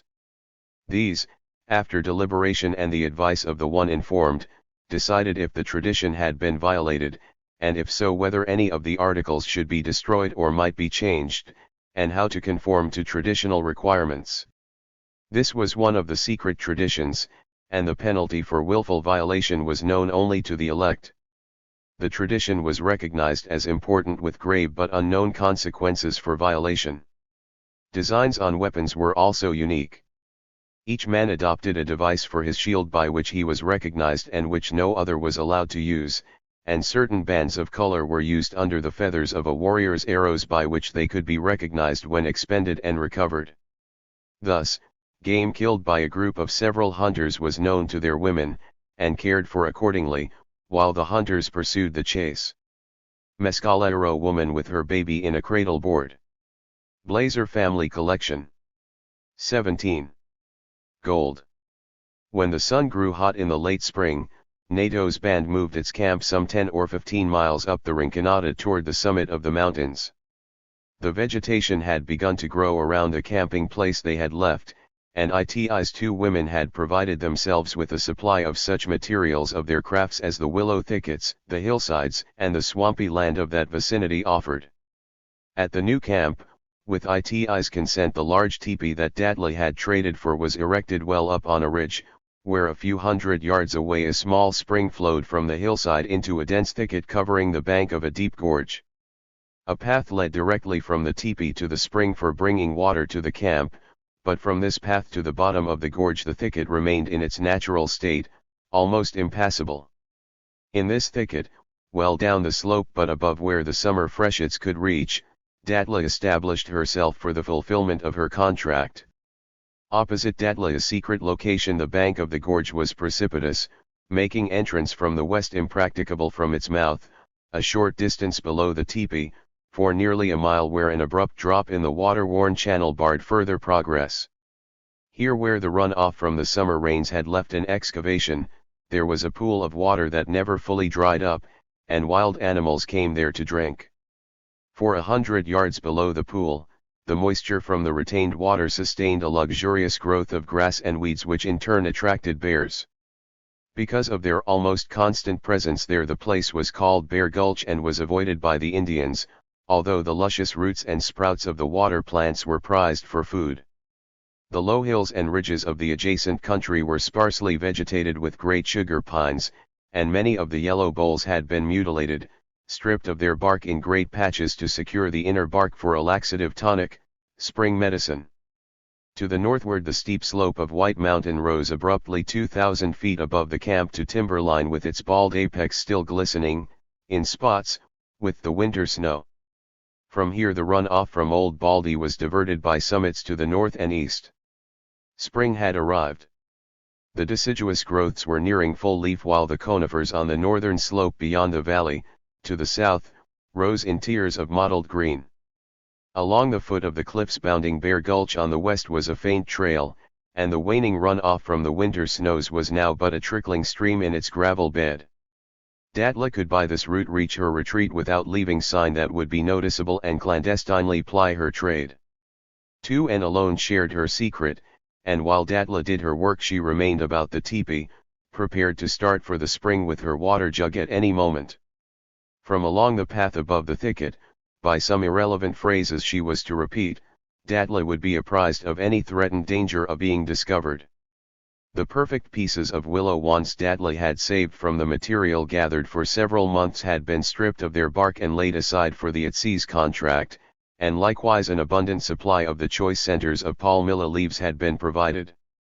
These materials were securely bound in bundles and tossed into the thicket below from the trail to the spring. So there was no occasion for carrying the materials that might betray her. Only the longest even-sized willows were suited to such perfect work, and these must be of equal diameter throughout their length, free from knots or buds, and not more than 1/4 of an inch in thickness. These were to form the base of the fabric. The palmilla leaves were fibrous and, when stripped, made 3 strands, of which the center one was suited to this work, being of quadrangular section, while those strands taken from the edges were triangular and suited only for the construction of baskets not impervious to water. For these Atsees the fibers had to be the strongest possible to withstand the necessary strain and make a perfect closure at every stitch. These were recognizable by the maturity and seasoning of the leaf, which in turn was disclosed by the age and thrift of the plant and the color of the leaf, as well as its position on the plant. Palmilla plants were of great value to the Indians. Their growth was slow, a handful of the long, slim, thorn-pointed leaves grew from the apex of a head and matured each year, retaining their green color during the winter. From the center of these the flower stalk developed, not unlike an overgrown asparagus shoot in appearance, 1.5 inches in diameter. Until these were some 2 feet high, they were crisp and juicy, forming a nutritious food when roasted, although the sweetish taste was somewhat spoiled by a soapy flavor. Their large roots stored a viscid juice, that, when crushed, served as soap. Although particularly suited to cleansing the hair, it could be adapted to any purpose requiring suds. The wire-like feeding roots, dark crimson in color, lent themselves to the decorations woven into baskets for common use but not those used for the watertight Atsees. 1. The mature flower stalks reached a height of as much as 10 feet and provided light, strong poles for many purposes. In season they bore a large number of white, pink-tipped, lily-like blooms, which were followed by cucumber-shaped fruits, insipid and containing a great number of seeds, which also served as food for man and beast. The yearly growth of leaves drooped when succeeded by a new growth but retained their attachment to the parent plant. Thus, year after year the maturing leaves covered the previous crop with a layer of fresher green added to the skirt-like sheath protecting the stalks and roots. In the foothills of the Sacramentos, at altitudes of from 4,000 to 6,000 feet, These plants grew in abundance, and from these Datla selected her materials. Last year's leaves still retained their vivid green, while the crop of the year before, faded by the weathering of a year's exposure, was assuming a yellowish tint. Previous crops, longer exposed, provided a range of colors through the greens, yellows, and browns, to grays and whites of the fully bleached leaves near the ground. Their color alone was considered for her ornamented baskets, but for the more exacting requirements of the contracted jugs the material must be fully matured yet unaffected by decay. These leaves were in the light brown range. In the smaller plants this shade had reached the ground and was deteriorated by moisture, while in the largest plants the proper color was too high up, and the year's exposure to the sun and wind had affected the thorn-like points. This made them too brittle to penetrate the stitches without making too large a hole to be well filled by the strand. So judgment as to color and the age of the plant was essential, and in this lay Datla's superior talent. All material for the basket work was kept thoroughly saturated with water so that the pulp between the fibers of the palmilla strands would be pressed out in order to completely fill the openings made for their passage through the willow strands forming the base of the itse. This helped to ensure the pliability of the materials. The end of a willow was split for a short distance, and the resulting halves were split again to form 4 thin slices. The sliced portion was then wrapped tightly with a strand of palmilla and the wrapped end bent into a close carrate by stitches passed through the wrapping to make a solid disc. The process continued, enclosing round on round of the width in the tightly drawn stitches by opening a small hole with an awl at the edge of the disc and passing the strand from the inside so that the surplus pulp remained to be later scraped to a smooth surface, while the stitches on the outside were only the fibers of the strand. During this process the wand was held to produce the desired curve for the body of the vessel, and extra stitches were added as the circumference increased or omitted to reduce the size. Thus, hour by hour the vessel assumed a jug-like shape to be completed in a day, a week, a month, or more according to its size and the diligence of the maker. Datla finished the first jug in about 2 months after the camp was moved and received a horse, thus providing separate mounts for each of the 2 women. The second jug was well underway, for which she was to have another horse and the buffalo hides for a small teepee. In the meantime ITI had joined another raiding party. This time, however, the objective was not the Comanche, for the last raid on them had proved so disastrous that none cared to undertake another. Instead, ITI had joined 4 kindred spirits to make a trip of several weeks, far down into Texas, not with the expectation of bringing back a herd of horses but to secure a few saddlers, 2-1 each was the limit of their ambitions. They had gone on foot, and the fight medicine had been made in secret and only as a precaution, for they did not intend to fight but to take the horses by stealth. Had Santana known of this expedition, he would certainly have prevented it, for he now took counsel with the doctor on all his problems involving matters in which others than Indians were concerned. And such an expedition, several months previous to this time, had resulted in the horse thieves being followed and narrowly escaping with their lives by abandoning the stolen stock. The Texas Rangers had recovered the horses only a day's ride from the agency and came in to report the matter and demand the arrest of 4 Indians they had seen clearly through their glasses and could identify. The agent had asked the doctor to use his influence with Santana in an attempt to apprehend these, and the old chief admitted that he knew what had happened and brought the offenders in. One of them, their leader, was an important man among the Mescalero whom Santana wished to protect, but the others he was willing to have taken. This the doctor had pointed out was not according to the white man's idea of justice, for they considered the leader of such an enterprise to be the worst offender. There were but 6 of the Rangers, and the nearest troops that might assist in making the arrest by force were at Fort Stanton 40 miles away, so that Santana was in a position to dictate terms. He proposed to guarantee that there would be no more such raids by the Mescalero and called attention to the fact that no one had been killed or other harm done, that the pursuit was all the loss sustained. The doctor told the Rangers of Santana's trustworthiness since the capitulation of the Mescalero and suggested that his influence in preventing a recurrence of the offense might well be of greater value than the punishment of the offenders. And the ringleader would no doubt be out of reach before assistance could be had. Santana's proposition was accepted with the understanding that should there be any more depredations committed by the Mescalero, Santana personally would be held responsible for the arrest of these men, including their leader. As an inducement to their vigilance, Santana appointed the paroled men as observers especially charged with reporting to him any indication of their promise being violated. 2 weeks had passed, however, before Santana discovered the absence of ITI and his companions. His observers had been outwitted and knew nothing of the absentees, but when the matter was called to their attention they found ITI's horse and discovered the identity of his comrades. However, their destination and the proposed length of their absence could not be determined. Santana's suspicions were aroused, and he took the matter up personally. Any information he could get went to the doctor, and Santana had him write it to the captain of the Rangers and hire a Tularosa man to take it to the post office at Mesilla, the nearest at the time, from where it would be delivered by stage. Neither ITI nor any of his companions ever returned to the reservation nor were heard of by the Mescalero. Nor was what the old chief had done about it ever told. But the idea prevailed that such information given to the Tejanos amounted to a death warrant for violators. Datla was at work on the 2nd at sea when Santana came to NATO's camp investigating the absence of ITI and the others. 2N, alarmed, signaled from the spring. The unfinished work was concealed, and Datla left her hiding place to return to the camp. However, some of her neighbors had told Santana of having seen her enter Bear Gulch not long before, and she was the one he wished particularly to question.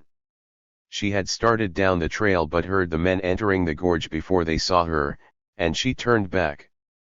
They followed her up the trail to where the obstructing drop in the bed of the channel stopped her further progress, and she was hard-pressed to find something to do that would be a reasonable excuse for her presence there. Her only thought was that her clandestine basketry had been reported, and they had come to punish her.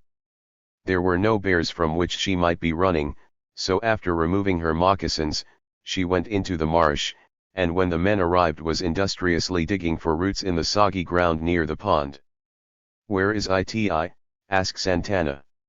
"He may be in some of the other camps, but I do not know," replied the woman. "He went away on foot a half-moon ago and told us to care for the horse, but he did not say where he was going." "When will he be back?" demanded the inquisitor. "When will he be back?" "He did not tell us. He may be drunk or gambling, he said nothing about that."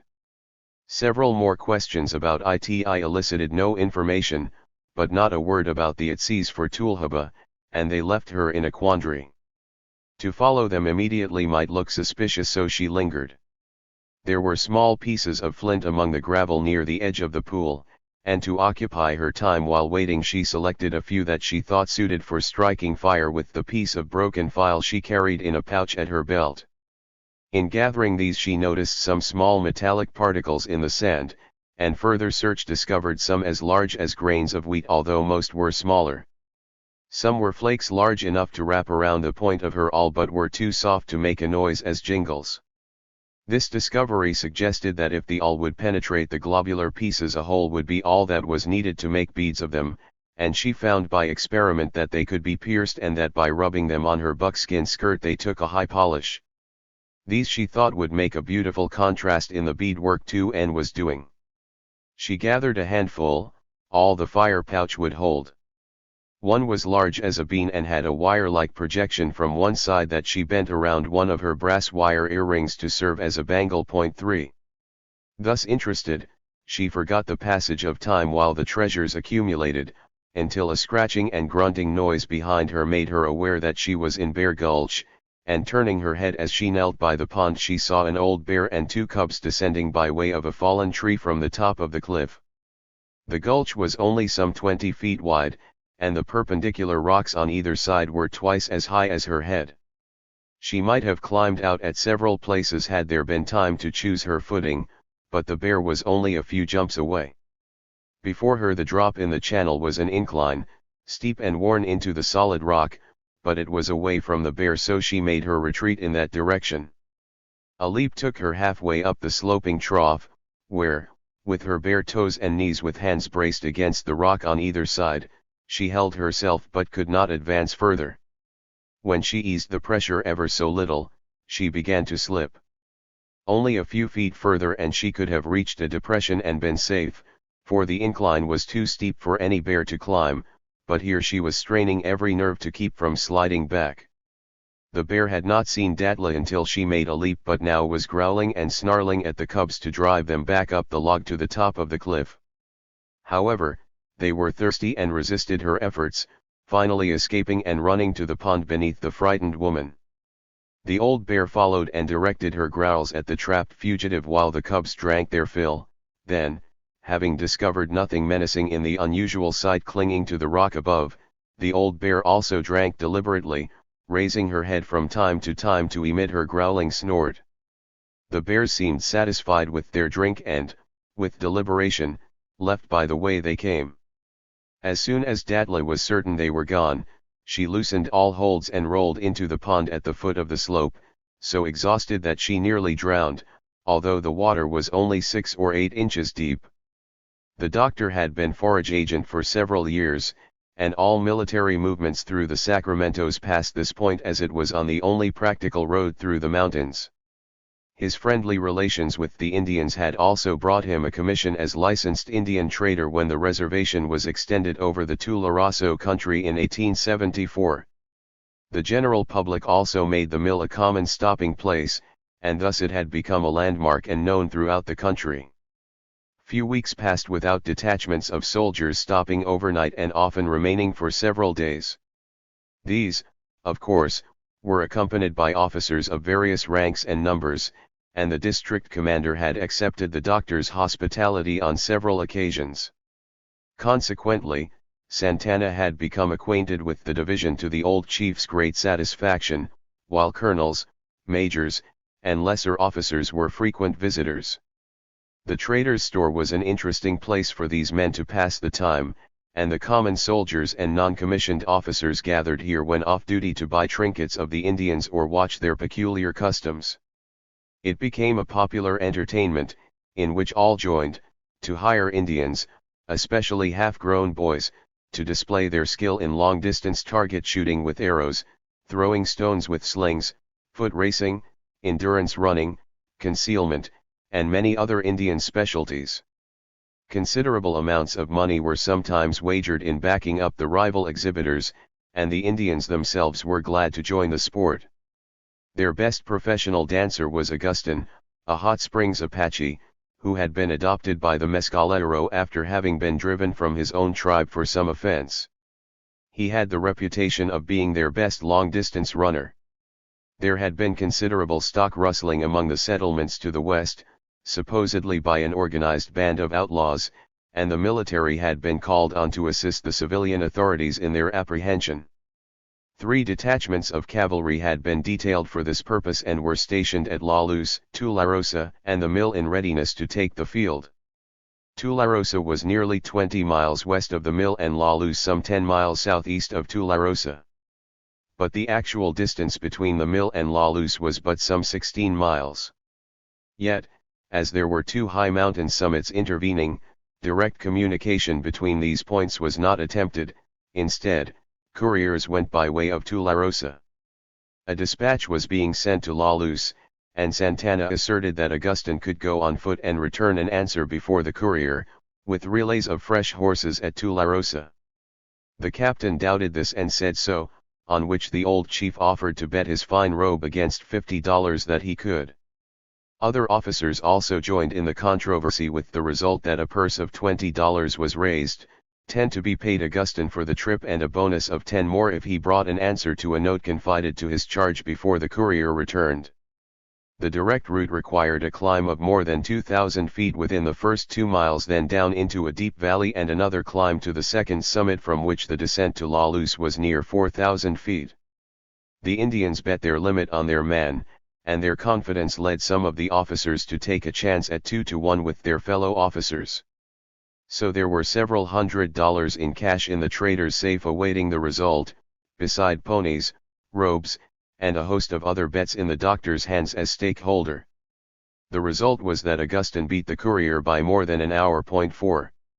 The following week the district judge and other court officials passed the night at the mill on their way to Lincoln, to hold court in the newly organized county of that name the following week.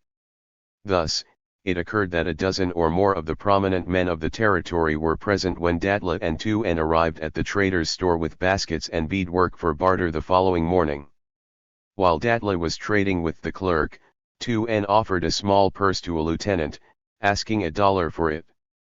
It was a beautiful piece of work, but small, and he objected to the price. She called his attention to several shining metal beads she had incorporated in the design as making it of special value. He had not noticed these before but now examined them carefully, believing them to be gold. He then asked her if the trader had that kind of beads. No, she replied, no one but me has that kind of beads, and they were very good medicine to make women like men. He then bought all of the trinkets that were decorated with the metal beads. The clerk was glad to have the visitors buy the trinkets from the Indians, for they often accumulated in stock to the value of several $100s and were in little demand. However, many of the women had good stock to sell, such as buckskins and pelts, so he bought trinkets in order to retain their goodwill more than for the profit in the transactions. Two of the attorneys with the judge's party were Colonel William Logan Reinerson and Colonel Albert Jennings Fountain, both of whom had earned their titles with the California column during the Civil War.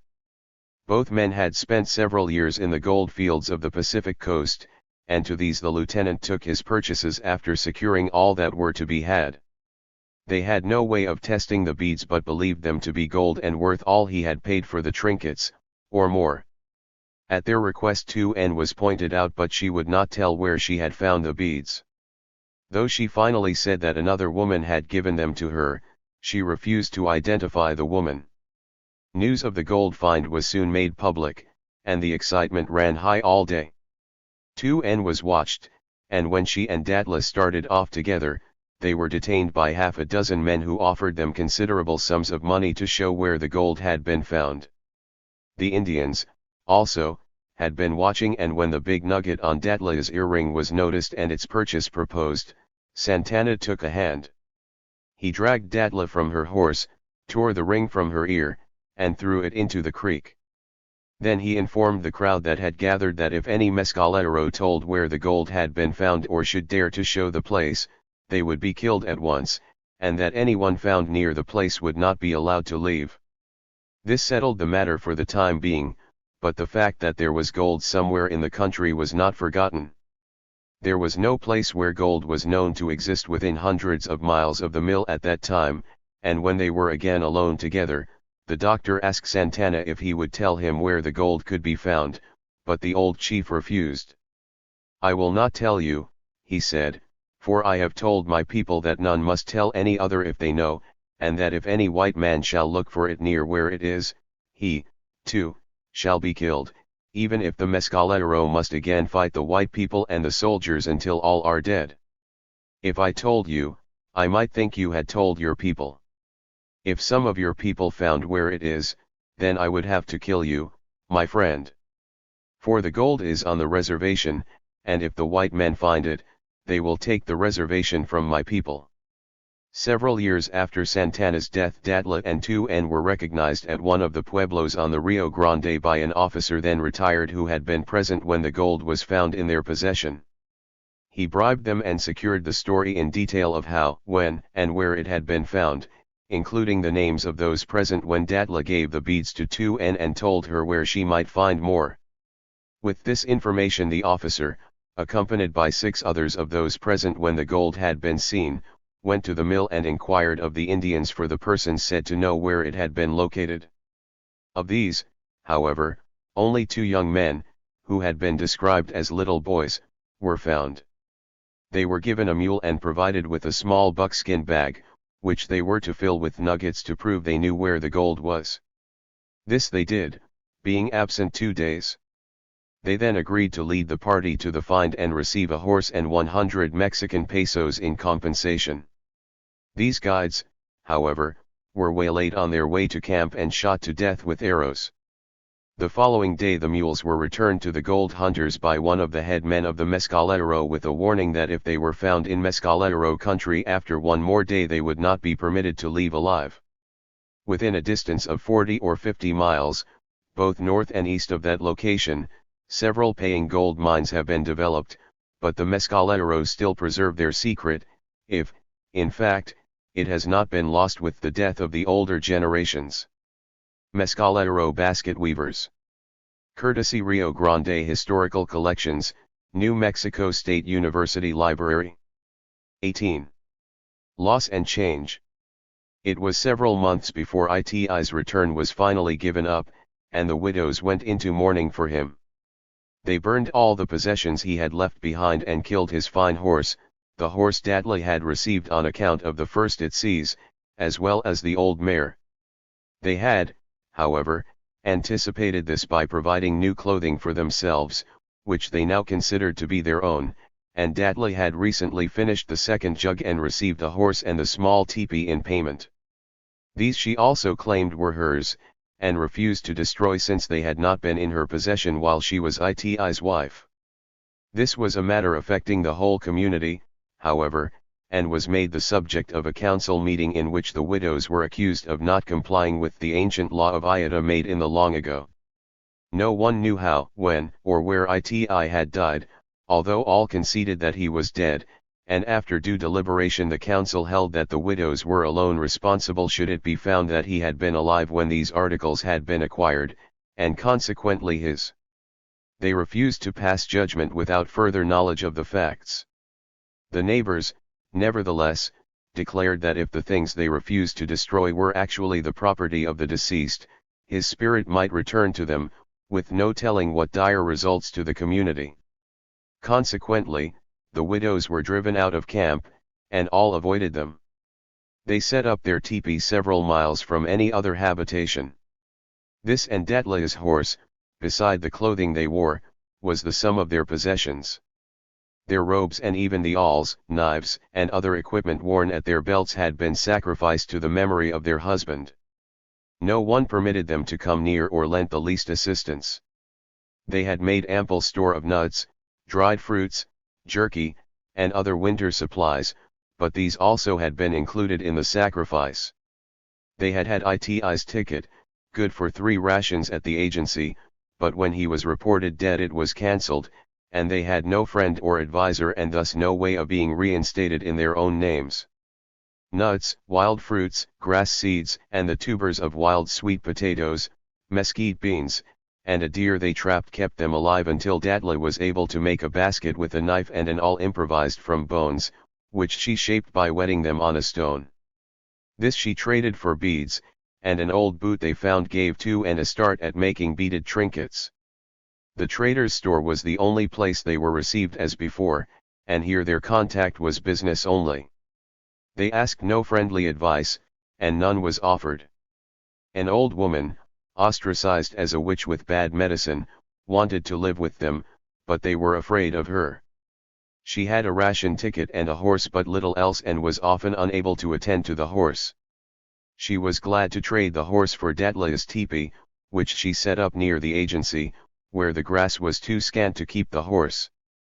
With this horse and the one they already had, they made their way to 2N's people at one of the pueblos on the Rio Grande. Santana's old wife, accidentally met her son-in-law face to face in the early spring of 1875 and a few weeks later became ill with pulmonary trouble. A medicine man pronounced it due to the bewitching effect of the encounter and incurable. This was, according to the ancient tradition, said to have been ordained by Iota in the long ago to prevent mothers-in-law from making trouble between their daughters and their husbands. And it was also ordained that a man meeting his mother-in-law must hide his face or conceal himself on pain of some great misfortune. Consequently, it was the custom for everyone to warn both parties of the approach of the other, and such meetings seldom occurred. Ua's sickness proved fatal, probably on account of her belief that the meeting had doomed her to certain death. Santana mourned her sincerely and lost much of his arrogance.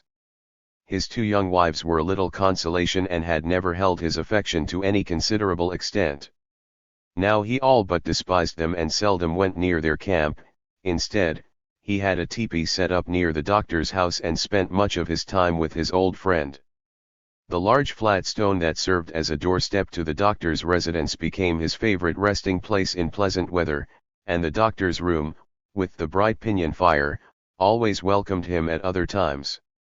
Long, halting conversations between Santana and the doctor lasted late into the nights, for neither of them could understand the other well. The great silver-tip bear hide that had served the doctor as a rug for many years was spread before his bed, and sheepskins about the hearth took its place to make a comfortable seat for the old chief without violating his superstitions.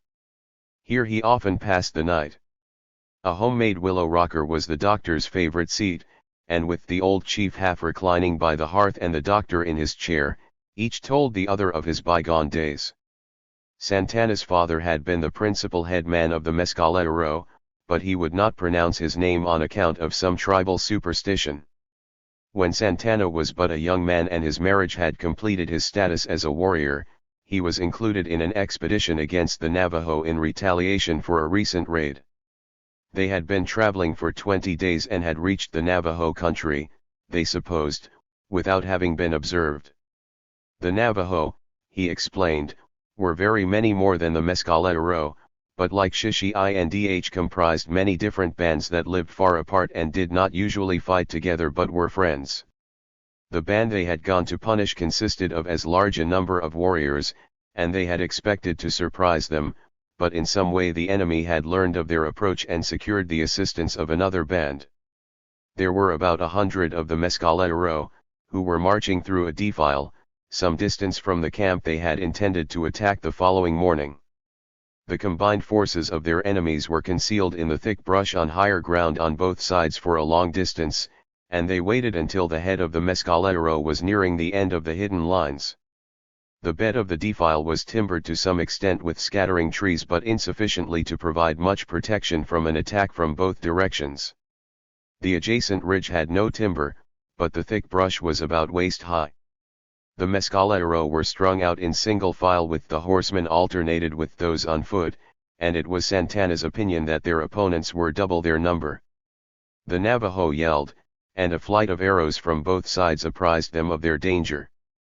Most of the riders and some of the horses fell at the first onslaught, and those not disabled began to retreat down the draw as no doubt their enemies had expected, for the Navajo in their rear now showed themselves and began shooting arrows at the retreating Mescalero as they came in range.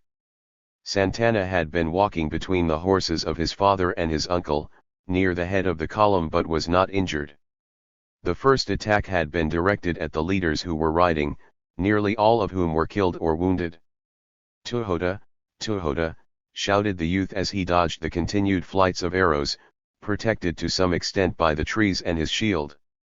The Mescalero's bows were in the quivers at their backs, the bows unstrung to preserve their resiliency, while the slings about their waists could be brought into use almost instantly with the bountiful supply of stones underfoot. His shout was taken up by his comrades and the rout checked. "Culte, culte," he shouted again. This ammunition was inexhaustible in the wash where the Mescalero were, but among the brush on the hillsides few stones of the proper size could be found, and the Navajo's arrows were rapidly exhausted. To shoot accurately, they must expose themselves above the brush to free their bows from the interference, and the Apaches, closing up their ranks, soon met every attempt to shoot an arrow with a shower of stones. The extended lines of the Navajo replaced the warriors whose arrows became exhausted, and they, falling back, also used their slings. These, with the advantage of their higher elevation, had a longer range than those of the Mescalero in the depression, but the treetops largely offset this advantage, and the battle continued until dark, although many Mescalero fell that day. Neither of these tribes fight in the dark, except in emergencies, and the Navajo, thinking the remnant of the Mescalero would not be able to escape them on the morrow, fell back for the night. More than half the Mescalero had been killed or fatally wounded. Although half of those able to travel were sorely hurt, Santana's presence of mind had saved these few. Those mortally wounded were put out of their misery, and those able to travel started home during the night in groups of 4 or 5. These groups separated and were well concealed by morning, and the pursuing Navajo met warm receptions from the few they found. About 30 of the defeated Mescalero reached their people alive, and thus began Santana's leadership, which he held until his death. 19. Antelope Hunt. Katsua, Santana's daughter, and her husband, Shosh, with their 2 boys, Sitlis and Tlu, accompanied an expedition to the plains west of the Sacramentos to hunt antelope for hides. For this purpose antelope were taken during the summer when the flesh was, with the exception of barren does and a few of the young bucks, lean and stringy so that only a small portion of the kill was preserved for food. Such expeditions were usually made up of members of the different bands, for the hides were required by the hundreds and provided the material for all their lighter clothing. Accustomed as the Indians were to the cool climate of the mountains, the dry, hot plains were not conducive to pleasure but broke the monotony, and the antelope hunt took on the nature of a picnic. A few experts did the actual killing, but the heat made prompt treatment of the hides necessary. Consequently, many women were required for the work. The women encouraged their older children to go for the assistance they could give, and the younger ones had to be taken so they could be cared for by their mothers. At this time of year the fawns were nearly grown and their hides much prized for the fine texture and delicate finish of the buckskin they produced. The herds ranged in thousands like sheep, nibbling the new growth from the tall matured grass. They did not have a need for much water, as they found sufficient moisture in several kinds of cacti and other water-conserving vegetation that grew abundantly in their feeding grounds. The herds, when undisturbed, moved in comparatively compact bodies in unison as they grazed, the bucks on the outer edge surrounding the does, and most of the younger fawns gathered toward the center. One of their controlling traits was curiosity, which was only exceeded by their timidity. The herds bedded down at twilight wherever they might be, and unless disturbed, made no move until dawn when they began to graze.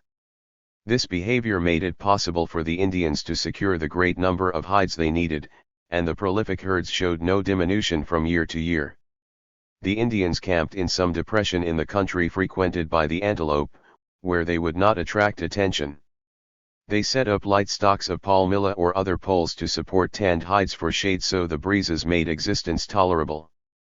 The party was then divided, some to take the extra horses to the nearest water, while others, usually women, remained in camp to keep the children out of mischief. The remainder, including the killers, rode from one eminence to another until a herd of antelope was sighted. Those discovering a suitable herd would bring the other searchers to them with a smoke signal, and the herd would be watched from a distance until they bedded down. Then the killers would decide on the best method of approach, while the others returned to camp. The killers usually included a representative from each band participating. During the night they approached as near as possible to the sleeping herd, without causing alarm, and awaited the dawn. By taking advantage of the wind, their approach might be within a few steps of the nearest animals if conditions were favorable. But a slight eminence was desirable for their location, and the high grass was usually sufficient concealment. Each killer was armed with a lance, a war club, and his bow and arrows. He was also provided with a slim stick 4 or 5 feet long, to the end of which a small flag or streamer of some bright-colored material was attached. When the antelope began to move in the early light, one or more of the flags would be raised above the concealing grass and moved about until noticed by members of the herd, which would immediately give the alarm by a loud snort, arousing the herd and causing them to bunch in a mild stampede. In the meantime the flag would be lowered, and the herd at a little distance would follow the gaze of the antelope that had first seen the flags. The reappearance of the flags caused renewed excitement and sometimes a fresh stampede, but usually their curiosity proved sufficient to start the older bucks on a tour of investigation. This would take the form of a large circle about the unfamiliar objects, and when the does began to join the investigation the flags would be held stationary or the sticks driven into the ground. From time to time additional flags would be raised to increase the excitement and encourage laggards to join the circle. Round and round the bucks would lead, drawing nearer and nearer, the does running outside the bucks as the ring grew smaller with the younger animals outside. In the growing light the fluttering pennants moved in unison with the grass in the morning breeze, but the curiosity of the herd, now fully aroused, crowded the leaders into a smaller circle about their hidden enemies until the Indians sprang to their feet and began the slaughter with their spears. This was not accomplished without danger, however, for the bucks, prevented from escape by their crowding mates, would in their frenzy charge the hunters with their sharp horns and hoofs to gore and trample the killers, occasionally succeeding. However, a half-dozen expert hunters back-to-back would often bring down 100 or more of the animals before the extremities of the herd would take alarm and relieve the pressure permitting them to escape. The bows and arrows then came into play, as the retreat developed, and usually left dozens trampled and added to the massacre. The camp would be abandoned in the early morning of the day of the kill. And while a few watered the horses that had not drunk the day before, all the rest of the expedition went to the place of the slaughter to begin the skinning and the preparation of the flesh of such carcasses as were suitable for food. This often occupied most of the day. Shosh was one of the killers and Katsua one of the scouts on this occasion. Sitlis and Tlu, their sons, remained in camp under the special care of their aunt, an older sister of Shosh, while their parents helped to locate the herd of antelope. Noon had passed, and the women in camp had been amusing themselves at their gambling game of tsitsi for several hours when the westering sun shifted the shade of the hide awning under which the boys had been sleeping, and the heat of its direct rays awoke them. The ladies' game in progress, which might be compared to bridge among modern ladies, was a very common means of passing leisure hours. There were no cards required, and the necessary paraphernalia was available almost anywhere. Any hard substance, preferably a good-sized stone, could serve as a table. It was then surrounded by any number of players provided with 6 half-round sticks cut to a length of about 6 inches. These might be played for odd or even, counting the flat sides or the round falling up. Or they might be notched in any manner agreed upon and the score counted by the way the notches fell at each throw. Each thrower in turn grasped the sticks in a bundle and threw them endwise against the stone, and the winner was determined by how the counters fell. Bracelets and earrings of copper and brass wire and other small articles of adornment were usually the stakes played for, but as the game went on, articles of more value were often wagered or traded to a winner to redistribute the wealth. The guardians were so preoccupied in their game that the boys were not noticed as they slipped away. They found food and filled themselves. However, there was but a small amount of water left in the jugs, and having been joined by a friend, Ijalhika, among them they finished it.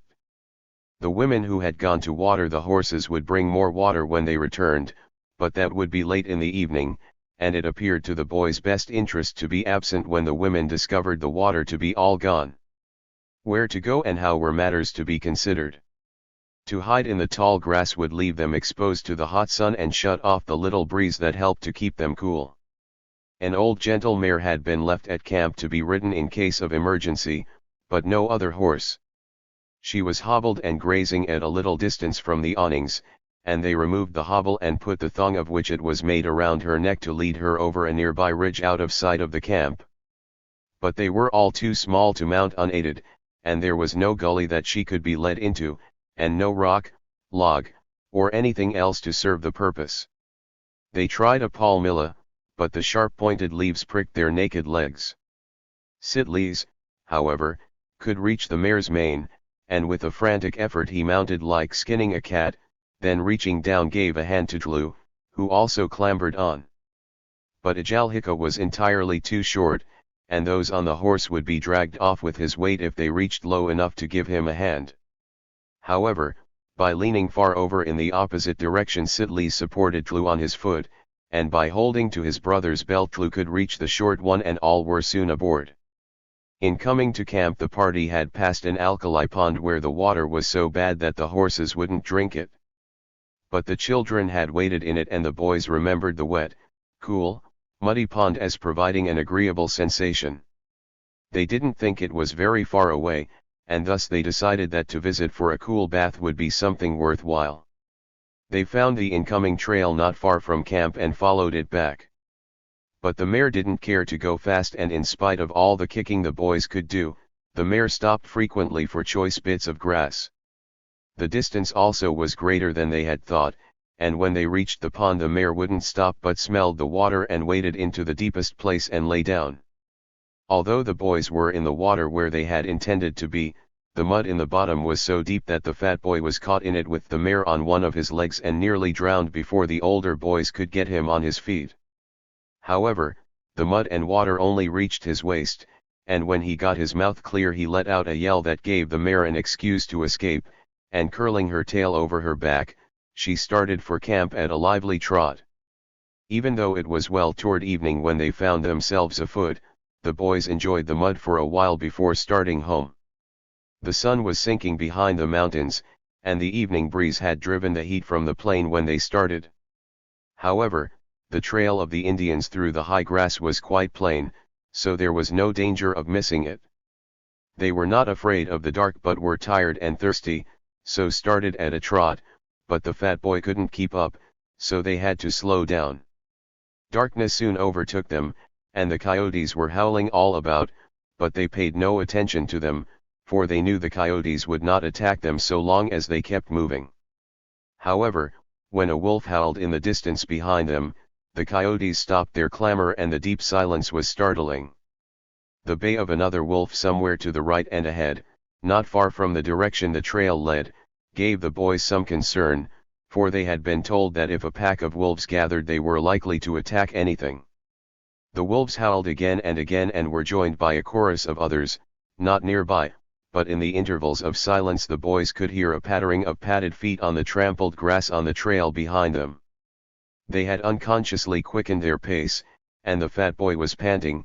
Although they could see no sign of camp, they had to let him rest.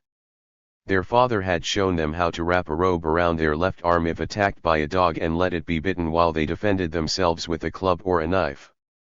Wolves were like dogs, but the boys had no rocks, knife, club, nor a substitute for any of these.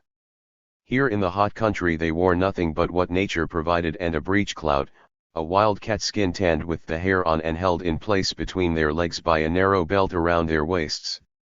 There was no moon, but the bright stars in the sky made it light enough to see quite a distance ahead along the trail, and there was nothing in their path. The pattering on the trail behind them stopped when they did, and they could not see what made the noise. While they rested they took off their breechclouts and wrapped them around their arms, hoping to find some weapon along the trail. Although they were now badly frightened, they were by no means ready to give up without a fight. As they again walked quickly, the pattering feet behind started once more, and now they could see something on the trail but not what it was. It came no nearer when they stopped. Sitleys felt something under the grass that proved to be a clod, and he took the fat boy's breechclout from him and folded the clod in this. Then Flu took the lead, and with the fat boy between them Sitleys brought up the rear and they moved on, for the menace following them could be seen and scared them more than the howling wolves still out of sight. But from far down the trail ahead a new sound soon reached them: cloop, cloop, cloop, cloop. It was not like the pattering sound behind, which was little more than a rustling of the grass beaten down on the trail, but heavier. The boys stopped and fairly held their breaths until they could see that a bulky object on the trail before them was Katsuo, their mother, riding in search of them, followed by half a dozen men. The mare had trotted into camp where everyone was in a frenzy, searching for the missing boys. This had been a clue to the riddle of their disappearance, and the searching party had backtracked the mare. Now the boys were safe and wiser. 20. Law and Tradition. At this time Santana was making every effort to reduce the drunkenness of his followers. He liked liquor himself, and this fact reduced the effect of his efforts, for he had, in times past, indulged much too freely, and temperance was the object of his present exertions. He wanted a law so contrived that certain individuals, to be publicly known, would be allowed to make a limited amount of tulhaba for sale, while anyone could make it in small quantities for his own use. Santana had tried total abstinence by his own decree, but public sentiment had made that a failure, and the frequent debauches, assisted by the bootleggers, were taking an awful toll on the Mescalero. His idea was to make the Tubisno responsible for the drinkers being limited to an amount within their capacity, so they retained their senses. But, as much better informed reformers have discovered, the details necessary to accomplish this objective are very hard to define. The Indians had no written law, and the traditions on which their rules of government were founded were to some extent conflicting. However, a certain mode of construing their application was recognized as the law, or constitution, of the tribe. The headmen accepted leaders of the several factions met as a court to decide to what extent ameliorating or aggravating circumstances should affect the application of the law in any given case. Thus they reconciled their own differences of opinion and arrived at a judgment, not a sentence or a vindication of the accused. Such judgment was proclaimed by the council, not to an officer for execution, but to the tribe as a whole, which were thereby made a court of last resort. Public opinion was the power behind the judgment and decided whether it should be enforced or not. If there was any great difference of opinion, the culprit was often permitted to escape and seek sanctuary with some other tribe. But an aggrieved person might execute the judgment, with such assistance as he might secure, with immunity from the law. An aggrieved person not demanding satisfaction was held to be a coward and unworthy of respect, for the culprit was denied any assistance or protection. He was an enemy of the tribe or an exile for a year. These laws were basically traditional, but subject to amendment, to some extent, by approval of the tribe. Such approval was not by plebiscite but by what was called lhaasti, and when occasion arose new laws were made, or old ones amended or abolished by the same method. The better minds were naturally those to assume the leadership among their associates, and they developed into what might be compared to a legislature, which usually took the lead in proposing changes in the law. However, no members of the tribe were denied the privilege of expressing their opinion, and young men were sometimes the authors of accepted laws. By this method no law was recognized until approved by so large a majority of the influential, not the number of individuals, that public sentiment alone made it effective. Santana had proposed that there be such a law as he had in mind, but had outlined his ideas so vaguely, for he was undecided on several points himself, that only a multitude of conflicting ideas had resulted.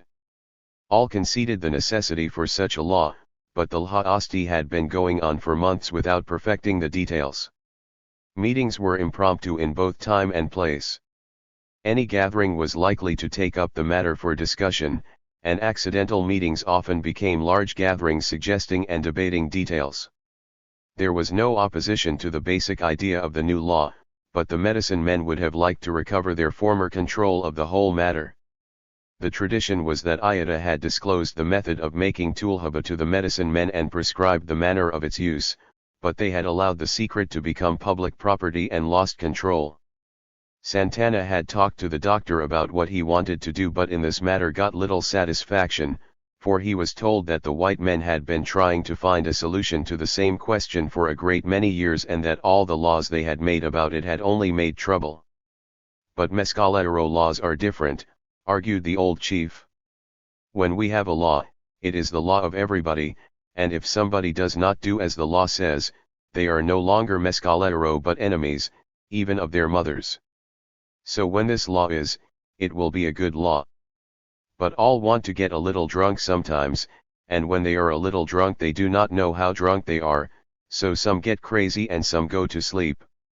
Why don't you have all the liquor at one place so no one can drink too much, and make everyone go there when they want to get a little drunk, so the men that don't drink can make them quit when they have enough, suggested the doctor.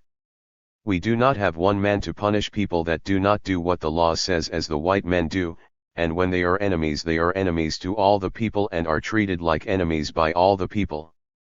If there is a law to make all that get drunk enemies, none will get drunk. But if the law says people may get a little drunk, some good people will be very drunk and be enemies when they do not know they are very drunk.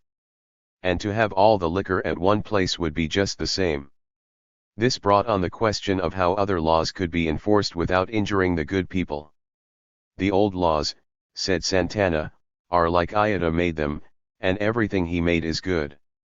But Kitna wanted to make all the people and all the animals and everything think bad thoughts, and Nante said that the good people who did not think bad thoughts must make more laws for the people, so that Kitna's people who did not like the old laws and the laws the people made would be enemies. The laws the people made were for the people, for they could think, and not for the animals and other things that could not think. The people, when they grew up, could think good thoughts like Nante wanted them to think, or they could think bad thoughts like Kitna wanted them to think. And all the laws were for all the good people and against the bad people. Thus, all the people could know when the bad people were enemies, and the enemies would be killed. How about good people who do bad things that are not very bad? It seems to me that everybody does bad things, and if they were all made enemies and killed there would soon be no people left, either good or bad, suggested the doctor.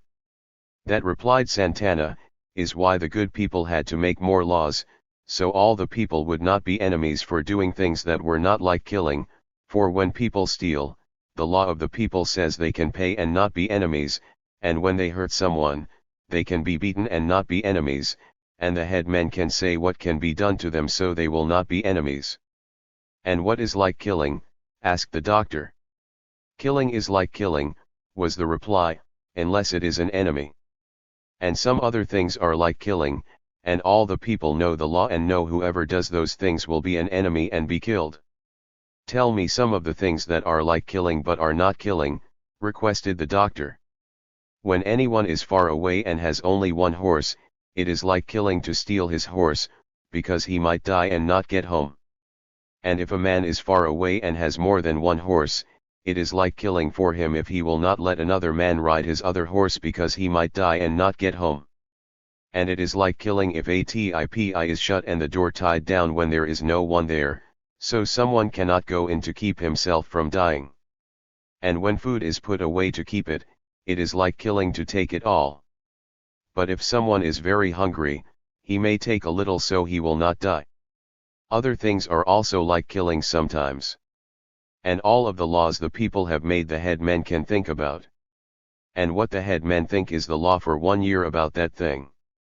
The one who has done the bad thing is Tanju, or an enemy, for 1 year if he does not let the one he did the bad thing to do what the headmen think.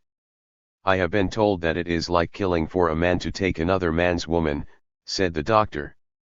That is the law, too, replied the chief. But a woman is like a horse. If a man is there he must protect his woman or his horse, and if he cannot protect his woman, his horse, or any other thing he has, and the other man uses the woman or the other thing and gives it back, it is not like killing but like other bad things that the headmen consider law. But any man may kill another to protect any of his things, and it is not like killing. And if a man takes anything of another when he is not there, it is like killing if the headmen think that is the law. Then if a man is sick or hurt and cannot defend his things, anyone can take whatever he wants, was suggested. No, objected Santana, for when anyone is sick or hurt, everyone must help him, and all the people would defend his things until he is well. Or if he dies they would destroy his things, and his women could defend themselves when they have no man. Why is it different if a man is there or not? Asked the doctor. That is the old law and cannot be changed, and the headmen cannot think about that, was the answer. When a man or an animal or anything is stronger or better in any way than another, he may destroy the other and take whatever he wants. And that is the good law of Ida, so the best things and the best animals and the best men will live, and the others will die. Thus, there will be only the best, and not too many people or animals or other things in the world when there is little rain to make food grow on the ground. Is that the reason you quit fighting the people and the soldiers? Asked the doctor.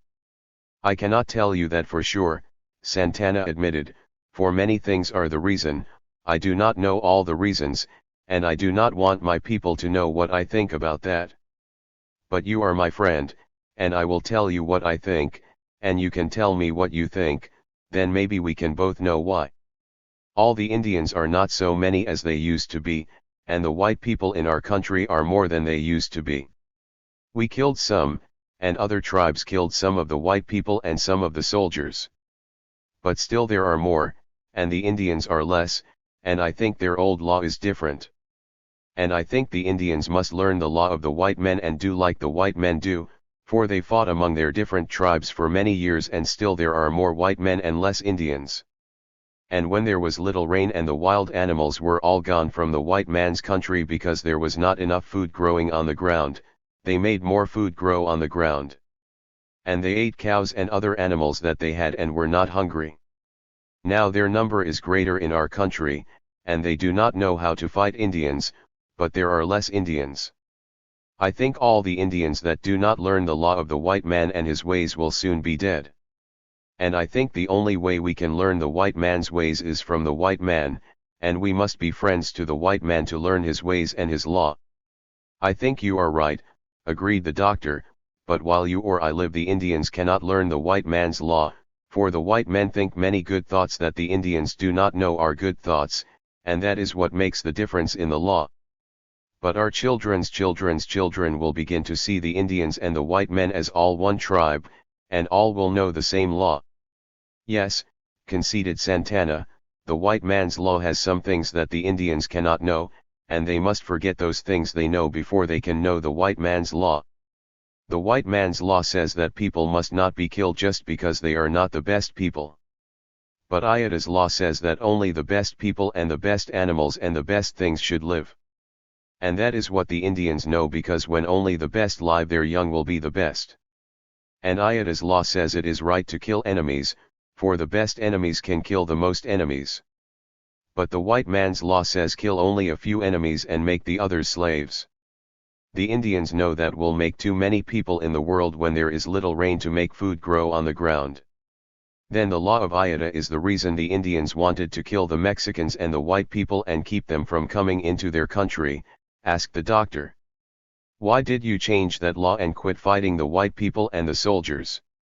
That law cannot be changed, said Santana adamantly, for it is the old law, and that is the reason my brother was an enemy and had to be killed. But when the head men knew that the white men had been fighting for many years among their different tribes and killed a great many, and then were friends together, we knew those people were not like our people and that their Ta-in-Cha had made a different law for them. So they could kill enough of their own people to have plenty of food on the ground, in their own country and the country where they go, when there is little rain.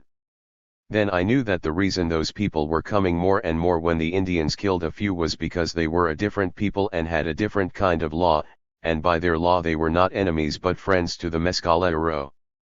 And I knew we must be friends to them or all be killed. Then some of my people said, that is what the padres told us, but we did not know that the different law they knew was for a different kind of people, for they said their law was for all kinds of people. But I knew that the padres' law could not prevent there being too many people in the world when there was little rain, and I knew their law was for a different kind of people and that they had a different way to keep from having too many people. And I wanted a law that the Mescalero would not kill other kinds of people and would not take their women or their horses or other things, and the law asti about that was for many years. Then the soldiers said they would give my people food and other things they needed so they would not have to kill enemies and other kinds of people, and my people said that was better and that was the law. But my brother and some of the other men said that law was because we were afraid like women and would not fight because the other kind of people were too many. Then they went away and fought other kinds of people and were enemies to the Mescalero. So you do not want to kill other kinds of people now? But you did want to kill them until you found they were too many and would soon take the country, asked the doctor. Yes, he admitted, that is what I wanted, for they had many things that we wanted, and to kill them was the way we knew to get those things, and I thought they were enemies like other Indians. But I do not know if they can take the country, for Ayada made it and it is his and no one can take it. If the Mescalero live here and other people are stronger they can kill the Mescalero or make them go far away to some other place. But if we got stronger we could come back and kill them or make them go some other place and live here again, for the country is part of Ayada's world and cannot be taken. But don't you know that it is not right to kill people and take what they have worked for, asked the doctor. You are not a Mescalero, was the reply, and you know the law of the white man and think like their law, but you are my friend and know no better, and I will tell you. When Iota made the world it was his, and the people he made were his, and the animals he made were his, and everything he made was his. And everything he made was good, and nothing he made wanted what any other thing had, for all had all they wanted. And there was plenty of food growing on the ground, for there was plenty of rain. Then Ketna was, but it was not good, for Iota did not make Ketna. And when Iota was far away to make a new world, Ketna made little rain come. And there was not enough food growing on the ground for all the people and all the animals and all the other things that Iota had made. And Ketna made the people have bad thoughts when they were hungry. And the new world that Iota made was for the good spirits of people who died, and some of the people who died had the bad thoughts of Ketna, and their spirits were not good and could not go to the new world that Iota had made. They were the spirits of the people of Ketna. And the spirits of the people of Ketna must stay in this world, and Ketna could not make people, for it had no spirits that were good. And Ketna put the spirits of its people into crazy people and witches and animals and birds and other things that Ketna had made, for they had to stay in this world and be Ketna's people. Now I think maybe the new world is full of good spirits of people who have died.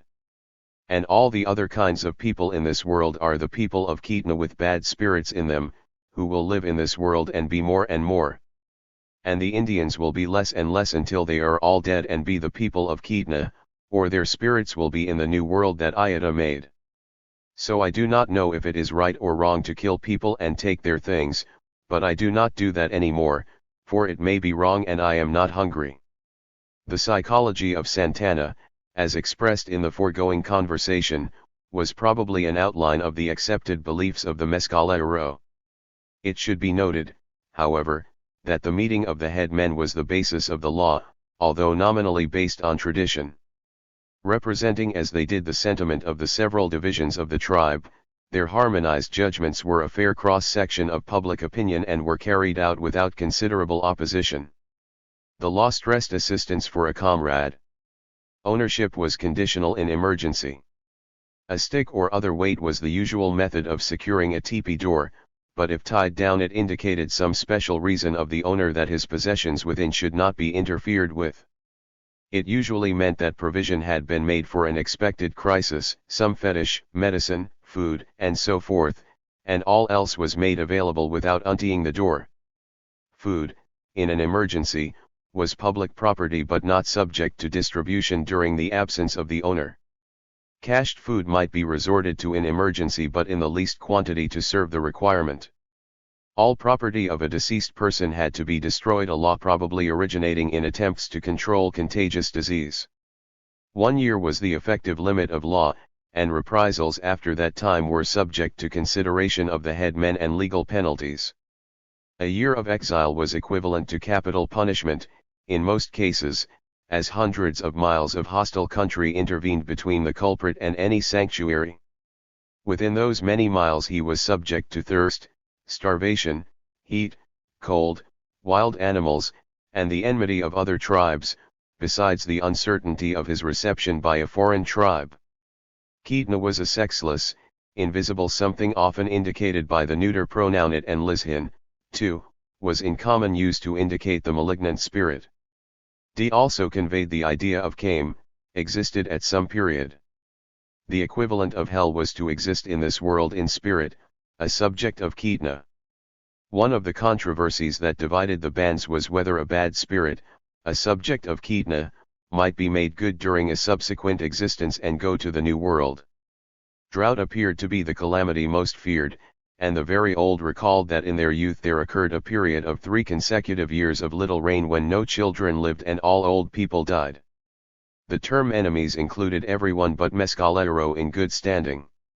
It was a custom approaching the dignity of a law that when a general debauch was contemplated, 1 or more individuals were appointed to remain sober, according to the number of persons expected to participate and the amount of intoxicant available.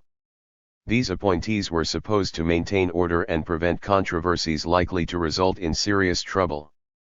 They were called Tubisnodena and were endowed with unlimited authority, including the right to use any necessary force without incurring lawful penalties. They were commonly known as Tubisno. This rule was based on the belief that the deity had taught the medicine men the art of making tulhaba.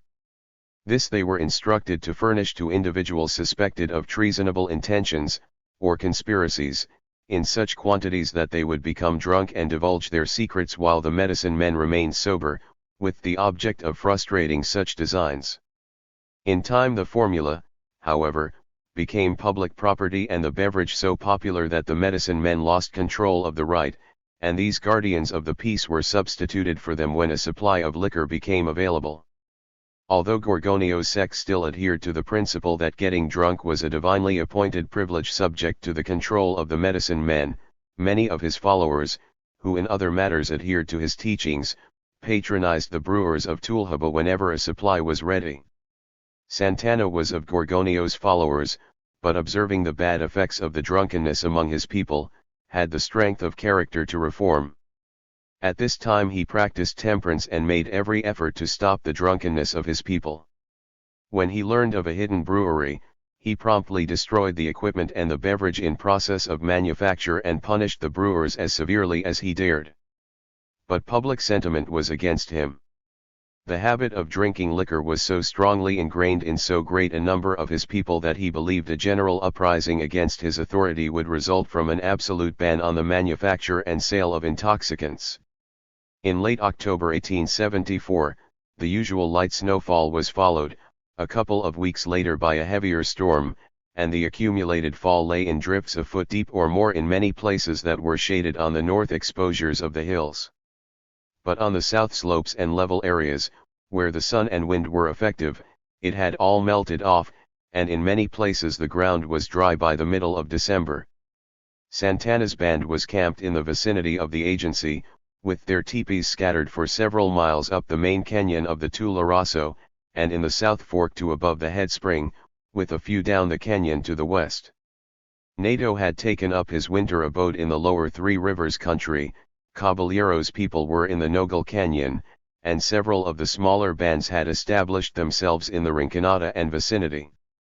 Only Natzel and his followers still remained in the higher and colder portions of the reservation, usually occupied only during the summer, around Elk, Silver, and Whitetail Springs.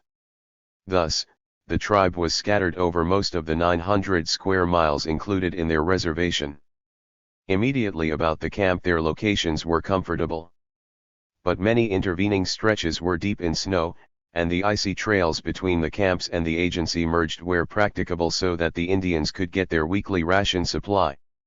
Thus, Santana's strategical location enabled him to learn much of the news of the different camps from the people's gossip when they came for rations, although he had little chance for personal observation. A group of old women from several of the scattered camps had established themselves well down in the foothills of the north watershed of the Tularoso, at a spring several miles from any of the other camps. Here they were brewing tulhaba, which they furnished in small quantities to Indians from different parts of the reservation, but the source of supply was kept secret for some time. Santana had suspected their occupation, but his spies had failed to discover their hidden brewery. Although their immediate neighborhood was devoid of timber, dead brush sufficed for the small amount of fuel required for their operations, and the barren, gravelly nature of the ground made trailing difficult. The liquor was unusually potent, and it was observed that the few drinks sold at exorbitant prices made the purchasers much more intoxicated than the usual run of tulhaba. The agents delivering the stuff told their customers that in a short time there would be an abundant supply available to provide a grand debauch for all that cared to indulge. This information reached Santana, and he redoubled his efforts to thwart the project but failed.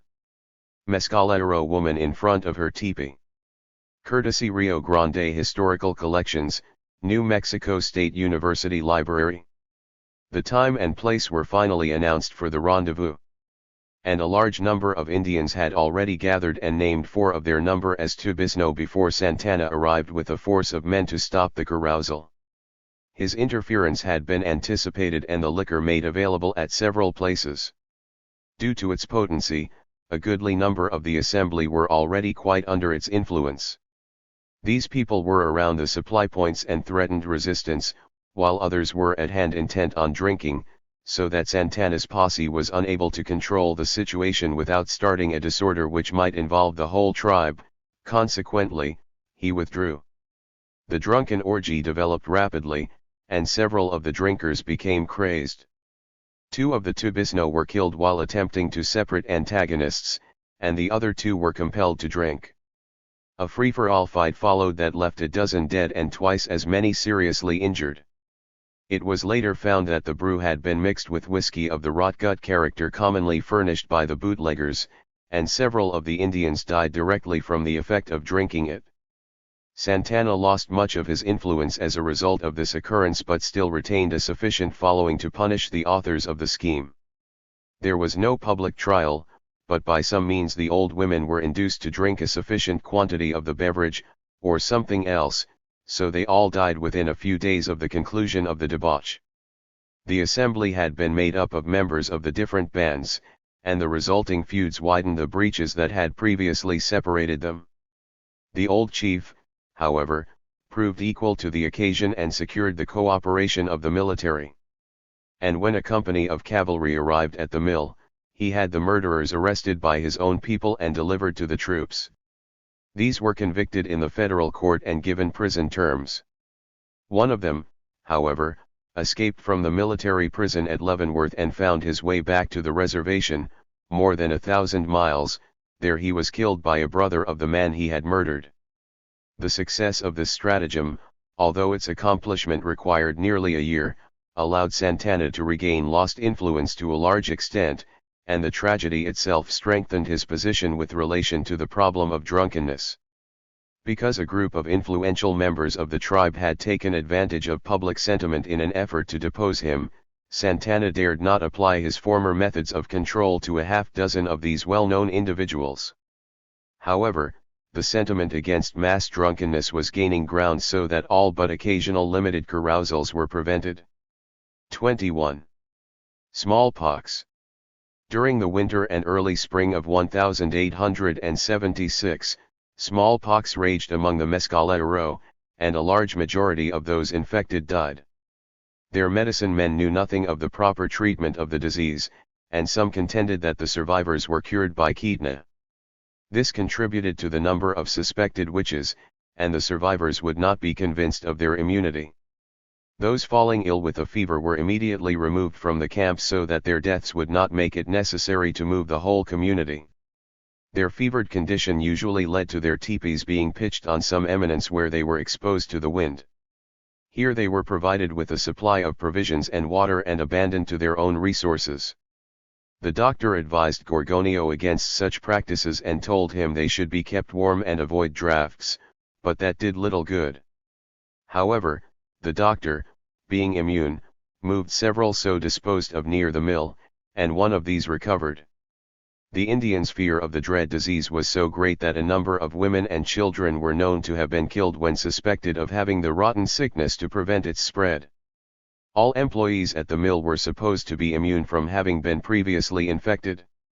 However, a number of them contracted the disease or varioloid, and one man died. Santana left the mill when the disease was first discovered in the settlement. He established himself several miles away and escaped contagion. Roman's family was exterminated by the disease. He alone survived and was fed and clothed by the doctor when he applied for aid. In mourning his wife and children, he had reserved nothing whatever and appeared with a breechclout of grass secured with a willow withe about his waist as his only clothing. The other Indians had threatened him when he tried to reach the agency for help.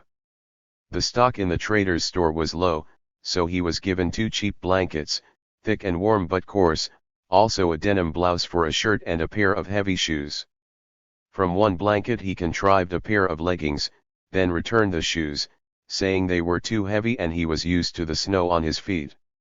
He brought the shoes to the doctor's room and was invited to sit by the fire, but the doctor was busy and made no effort to engage him in conversation.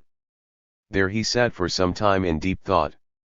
The doctor thought he had fallen asleep when Roman said to him, "You are my friend, a good friend to me, and I am a good friend to you. I want to give you back this blanket that is not pretty, and I want you to give me one of the pretty red blankets you have because we are friends." This one is warm and good, but I have nothing pretty. Those red blankets cost more than a horse, objected the doctor, and I can't afford to give them away when the others are just as warm. Roman sat with his eyes cast down as though he had not heard. Then looking up he fixed his gaze intently on the doctor's face and said, "You do not know how good a friend I am to you. Do you remember about 10 summers gone when you went to Mesilla and rode a mule that was blind? You went to Tularosa in the afternoon, and when it was dark you went on along the road until the moon came up. Then you put the mule in the brush on one side of the road and took your saddle and other things to sleep in the shadow of a bush on the other side, then you went to sleep this way." Roman lay on his back on the floor with his arms crossed on his breast. "The blanket was on the ground, and your head was on the saddle and you had 2 pistols with white handles in your hands while you slept." "I remember that time," admitted the doctor. "I was going to Mesilla to court and had to be there the next day, and some people had been killed on that road 2 days before, and I was afraid." "Then you know about that," resumed the Indian. "Santana wanted to know where you were going, for he thought you might know the Mescalero were in the Sacramentos and would tell the soldiers at the fort. So he sent 6 men with me to see and told us not to let you go to the fort and not to let the bad Indians kill you along the road, for he wanted you for our friend. So we sat there, sometimes one and sometimes another all night, for we thought when you slept you would let the pistols fall and we could get them. But you kept them in your hands, and when it was a little light I took hold of one pistol, but you held it tighter when I pulled a little and began to wake up. Then you went on, and we saw you go to Mesilla and not to the fort." The trip described had been a memorable one and undertaken under great necessity. Several massacres had occurred in the country traversed by the road within the month, and it was considered a dangerous trip. The mule the doctor had ridden was easy riding and being blind, seldom brayed, which the doctor had considered an advantage should he desire to conceal himself. A red blanket was added to Roman's wardrobe, and the doctor heated water and had him bathe with a disinfectant, while he fumigated the clothing the Indian had handled and explained that this action would keep him from making other people sick. Roman was very weak and had not been able to perform the last rites for his wife and children, all of whom had died during a day and night. But in the belief that Kitna would not go where there was black from fire, he had burned their teepee over them where they lay and added brush to the flames until they were buried in ashes. No Indian had permitted him to approach them, much less give him assistance, and he told the doctor that he was afraid the wind and rain would uncover them and some of the animals of Kitna would eat them. Consequently, he led a party from the mill that dug a grave and buried the charred corpses. Roman told other Indians of the treatment he had received, and a number who had recovered were convinced of their immunity. These were provided with disinfectants by the agent, who also attended some of the afflicted. The more humane treatment no doubt saved lives in many cases. The epidemic was checked, but isolated cases developed from time to time all summer. An itinerant photographer visited the agency that summer and was much disappointed when the Indians refused to be photographed. The doctor asked Santana why they objected and was told that photography was witchcraft, and if it was practiced on Indians they would die. In order to convince the old chief that such was not the case, he had pictures taken of himself, and a number of his employees, and also the house with several of his people. When the pictures were developed, they were shown to the Indians, but only Santana had sufficient confidence in the doctor's assurance that there was no witchery about it to agree to being photographed. At that time the exposure of the plate required some time, and the subject was posed in such manner as would prevent movement with an adjustable support to the head. When Santana had been posed and the support adjusted to his head, he leaped to his feet and refused. An incredulous, suspicious group of his followers had gathered to watch the ordeal, and when he lost his nerve they laughed and cheered with both derision and relief. Then Santana declared, "My wives left me alone when they thought I had the rotten sickness. I do not care if they die, and I will make them have their picture taken." This was accomplished after several days of arguments and threats and finally a beating, and this was the only photograph of a mescalero for many years.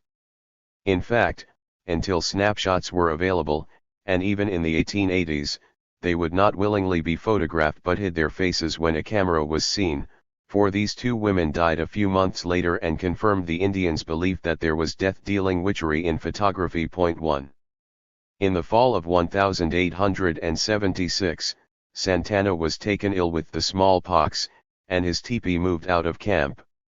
He insisted that his wives remain with him and enforced his order for a time with a six-shooter, making one of them stay nearby during the necessary absences of the other. They were devoted to each other, and neither deserted until the old chief succumbed to fatigue and fell asleep. Then both escaped. The doctor was told of Santana's condition, and he had him brought to a room in the house, where careful nursing brought him through the crisis. When the doctor was called away for a few days, the convalescent went back to his teepee where he took cold and developed pneumonia, so that when the doctor returned he found him dead. Santana's remains were buried by the doctor within the grounds now occupied by the Mescalero agency, and his effects were destroyed by the Indians. During his earlier life, Santana had been notorious as one of the Indian leaders responsible for some of their most atrocious crimes. He was a contemporary of Mangus Coloradas and was also known as Bigfoot by the military scouts on account of his notably large tracks. His change of attitude toward the settlers and transients, as described by himself, may or may not have been a central reason for his efforts toward making peace with white people. However, the Mescalero's point of view is well described in his statements, and no doubt his change of heart saved a remnant of his people many years of painful experience. Preservation of the species was no doubt his fundamental reason for change. His ability to control the tribe as he did demonstrates his strength of character. From his point of view, he made a noble sacrifice, in that he set aside the great honor he might have gained by encouraging a continuance of hostilities. Many of his followers resented his attitude and to an extent held him in contempt. But they did not have the courage to oppose him openly, awaiting only some unexpected circumstance to weaken his influence and advance a leader.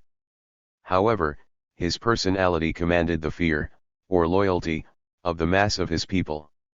Santana's death was a great misfortune to the Mescalero, for, although probably not less than 60 years of age at the time of his death, he was a strong man physically, possessed a keen intelligence, and had extraordinary qualities of leadership.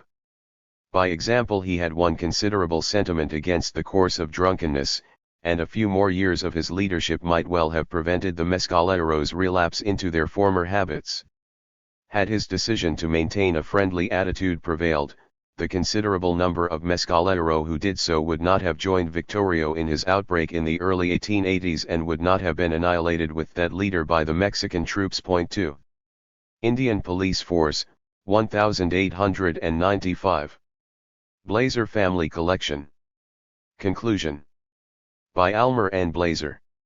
About 1873, the Congress of the United States created the Mescalero Reservation, which embraced the original reservation and about an equal amount of land just north of it. The northern half of the reservation was soon opened for settlement when rich mines were found on the northern line of the reservation. 1. Between the time of leaving the Bosque Redondo and their settling down on the reservation there was little restraint over the Mescalero, and they raided in Texas and along the Rio Grande, often going into Old Mexico. In 1862, the first agent, Lorenzo Labadie, was named and was stationed at the Anton Chico Agency, a military post which had been established well before the Civil War. The Mescalero did not like the military and would seldom come in for their rations. In 1855, Fort Stanton was established, and except for a short period during the Civil War was the Mescalero Agency until late 1874. The agency at that time was moved to Blazer's Mill on the Rio Tularoso near the present site of the Mescalero Agency. The post office was called South Fork. 2. The government rented one half of Dr. Blazer's residence for the agent to live in. Dr. Blazer had located there in the 60s and built a two-story adobe building with a fort on top as a defense from the Indians. As he had a number of Mexican and American employees, it was also a protection for them and for the agent's family. The rental for the house, or the half of it, was $700 a year. The commissary was maintained at the present site of the agency, which is about 1/2 mile above Blazer's Mill. The first agent was W. D. Crothers from Springfield, Missouri. He was succeeded by Major F. C. Godfroy, who in turn was replaced by Major S. A. Russell. The title of Major was conferred on all Indian agents. Major Llewellyn took charge and built a residence for the agent at the present agency. Point 3. The Indians came in a few at a time, and after once getting the rations they usually continued to call for them. The theory of Uncle Sam was that it was cheaper to feed than to fight the Apache, so they made a treaty with them to give them the reservation to be theirs and their children's forever unless they themselves violated the treaty by leaving without permission. In addition to the land allotted them, each Indian, large or small, was to receive a weekly ration of a stated amount of beef, flour, coffee, sugar, baking powder, soap, and other articles of food, as well as clothing and cooking utensils, axes, and blankets. To the credit of the Mescalero, they did not violate their part of the treaty. Did the government do as well? The first violation on the part of Uncle Sam was when they cut off the northern half of the reservation. Next, they brought the Jicarilla Apache from Rio Arriba County and placed them on the land with the rightful owners. The two tribes, however, did not affiliate. During the 2 years the Jicarilla remained on the reservation they practically exterminated the game, which had always before proved adequate for the Mescalero because of their more conservative hunting practices. It was believed that not a single elk remained, and of the thousands of deer but a very few were to be found on the reservation. When this occurred, the Jicarilla became restless and were permitted to return to their old haunts. After 200 deserted the reservation in late 1866, the remaining 500 or so were removed to a new reservation on the western slope of the Jemez Mountains, where they remain today. The surrounding country, too, was rapidly filling up with settlers, who also contributed to the death of the principal food supply of the Mescalero. Lastly, the government long ago ceased to give the Indians the promised rations. This later action is justified by the condition of the men today, as had the practice been continued they would still be blanket Indians being fed by the father in Washington.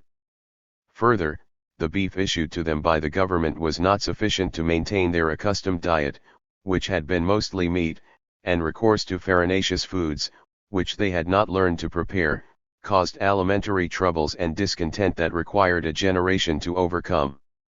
In order to make the Mescalero move self-sufficient, the agent tried to teach them to work, giving them small farms, seed, farming implements, and a farmer to instruct them. They also received wagons, harness, oxen, and some cows. They always had plenty of horses or ponies, as they were pleased to call them. The first wagons sent them were purchased by the Indian Department in Washington. Wagons were sent to a number of reservations at the same time and were all bought by someone connected with the Indian office. The party handling the matter may have been a good office man, but he knew nothing about selecting wagons for the mountain districts.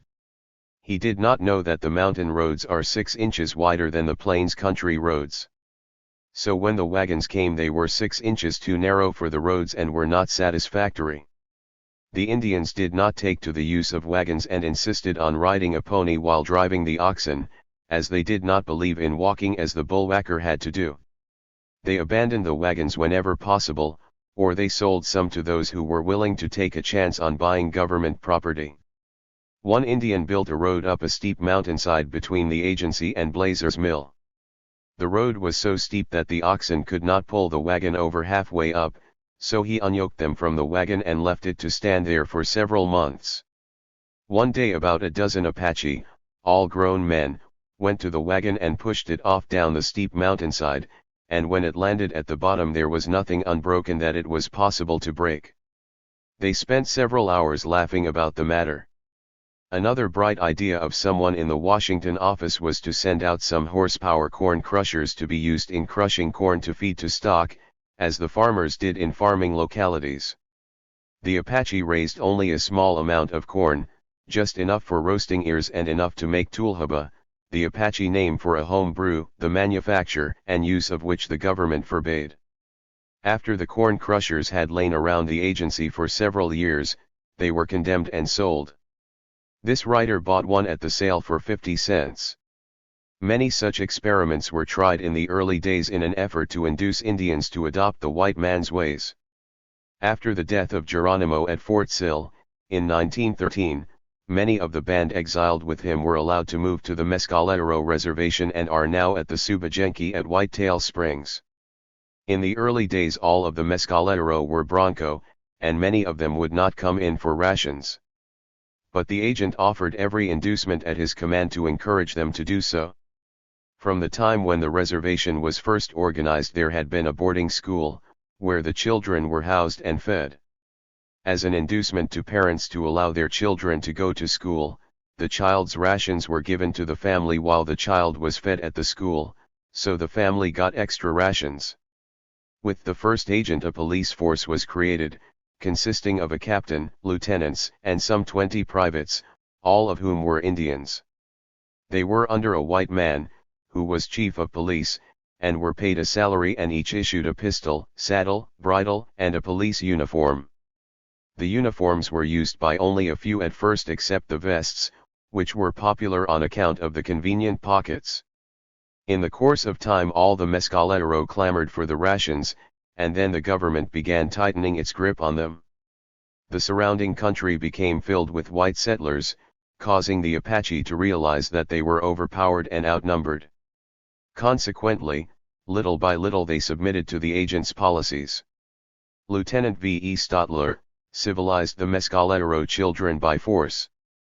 Here the girls are dressed alike in Mother Hubbard dresses, the boys in Civil War type uniforms with caps, military blouses, and stripes down the trousers, 1895 to 1898. Blazer Family Collection. Children Marching to the Mescalero School, 1918. Blazer Family Collection. The first thing was an attempt to get them to wear the white man's clothes. The first policeman to wear citizens' clothing was old Boneski, a Tonkawa, who lived with the Apache and had a Mescalero wife. The agent, Colonel Coward, had a suit of clothes which was too small for him, so he gave it to Boneski and paid him $5 to wear it. Boneski came to the agency several times with the suit on and then discarded the coat, explaining to the agent that it was too hot to wear a coat. The agent accepted the excuse. On his next appearance at the agency he had on the vest and the pants, which appeared to be all right. However, the agent soon noticed that Boneski watched his every move and wondered why Boneski never allowed his back to be toward the agent. Finally, the agent's curiosity overcame his politeness. He seized Boneski, turned him around, and saw that the seat of the trousers had been entirely cut away. Boneski explained that he was not accustomed to wearing trousers but only a G-string, so he had cut away that part of the pants which seemed to him useless. From then on only the vest was in evidence. When the grip of civilization tightened still more, the agent forbade the contracting of plural marriages by policemen. The Mescalero were nearly all polygamists. The agent did not disturb any of the matrimonial arrangements then in existence but allowed no new plural marriages. If a policeman made a new plural marriage, he was discharged. If a new man was added to the force, he must have only one wife. Next, all were required to wear their uniforms at all times. Lastly, the policemen were required to have and keep their hair cut short. So little by little control over the Mescalero was extended, and finally all of the tribe adopted the white man's customs. The Indian Department wished to teach its wards something of the white man's laws and how they were administered, so 3 Indians were appointed by the Great Father at Washington to be judges for the tribe. These judges were to adjudicate all small offenses such as are termed misdemeanors in our courts. The judges were paid the salary of $5 each per month. Their deliberations were held in the agent's office and under his direction to a great extent. The first 3 judges were Nat Silly, meaning cow-belly on account of his enormous girth, Noto Golindo, meaning have you got any tobacco, and Jose Torres, a Tonkawa who had married a Mescalero woman. One of the first important cases to be handled by the court was a damage case. Nat Silly, who was said to have been a noted athlete in his younger days, attended a Tulhubatasween and became boastful of his prowess as a foot racer. Attending the party was a young athlete named Horsethief. Natsili wagered $3 that he could outrun Horsethief and posted the money with a stakeholder. Horsethief was easily winning when Natsili refused to go on and took his $3 from the stakeholder. Horsethief took a shinny club that some of the schoolboys had dropped there and struck his adversary on the head, knocking him down. Then he tore the buckskin shirt off him and recovered the $3 which he claimed he had won. Natsili complained to the agent and had the case brought before the judges for adjudication. Natsili was the prosecuting witness, Horsethief the defendant. The other witnesses declined to testify, as Natsili was the head war chief. When the testimony was all in, Natsili insisted on giving his judgment, which was about as follows: Horsethief was to return the $3, buy Natsili a new buckskin shirt, and allow him to strike Horsethief on the head 3 times with the same club. The other judges concurred in the first part, to return the $3, but refused to award a new shirt as they said that they knew personally that Natsili had worn the shirt for 15 or 20 years. They also refused to allow Natsili to strike Horsethief with the club, saying that as Natsili was still very angry he might strike him too hard and kill him. Mescalero War Chief San Juan, wearing Presidential Medal, 1884. Blazer Family Collection. Natsili, Mescalero War Chief after San Juan, 1886. Blazer Family Collection. Augustine, a Warm Springs Apache. Banished by his tribe for some criminal act, Augustine was taken in by Mescalero. He was a noted runner and lived to a very old age, about 115 years. Augustine's wife Mary. She was Dr. Thompson's first patient at Mescalero. Photographs courtesy Rio Grande Historical Collections, New Mexico University Library. 60 years of neighborly acquaintance with the Mescalero have enabled me, in some measure, to understand their point of view. Personal friendships, real and valued, have resulted, and have shown me that their humanity was not of a different species from other people's. Good, bad, and indifferent characters existed among them, and their environment had much to do with their mode of life. From their standpoint, the violent acts of which they were guilty were justifiable and were in many cases in reprisal for equal or worse treatment of themselves.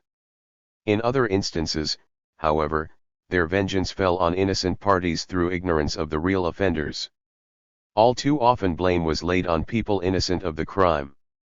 Santana died a year before my arrival here as a boy, and the exploits related are based on my father's recollections as well as on those of the old-timers. Added to this are my personal observations of the uses the Mescalero made of natural resources and of their dances and ceremonials, which I occasionally attended. Many of their functions were of such a character that an outsider would not care to attend them, and probably would not have been permitted to do so. However, I have recorded a few customs which in earlier times were secret, with a death penalty provided for divulgence. These were described in later years when they were no longer practiced, by an old woman grateful for assistance I had been able to give her. The stoicism, patience, ingenuity, and endurance of the older Indians was notable. A number of instances were known of individuals who amputated their own limb in an emergency. Chronic sores were cauterized with live coals without assistance. And it was common practice for the men to extract their beard with tweezers, which everyone carried for the purpose. On occasion when hunting was difficult, game would be followed for days before being taken. Clothing was improvised from all sorts of material. On long rapid marches good horses were frequently exhausted and abandoned while footmen continued on. Isolated as they have been, and few in number, the Mescalero have been overlooked, probably to their advantage, and have not been as greatly affected as other tribes by close contact with many of the so-called civilizing influences of non-Indian society. However, while within the past 50 years, since the establishment of the reservation in 1877, they have faithfully adhered to their traditions, at the present time a large majority of them, including all the younger generations, live in neat, well-appointed cottages, clean and well kept. They speak the English language fluently, while many of the children use English among themselves, and the old Mescalero language is being forgotten. Many have embraced Christianity and attend regular services. A neat, substantial Protestant church, with a community center, is served by a resident pastor and assistants to provide for their spiritual needs.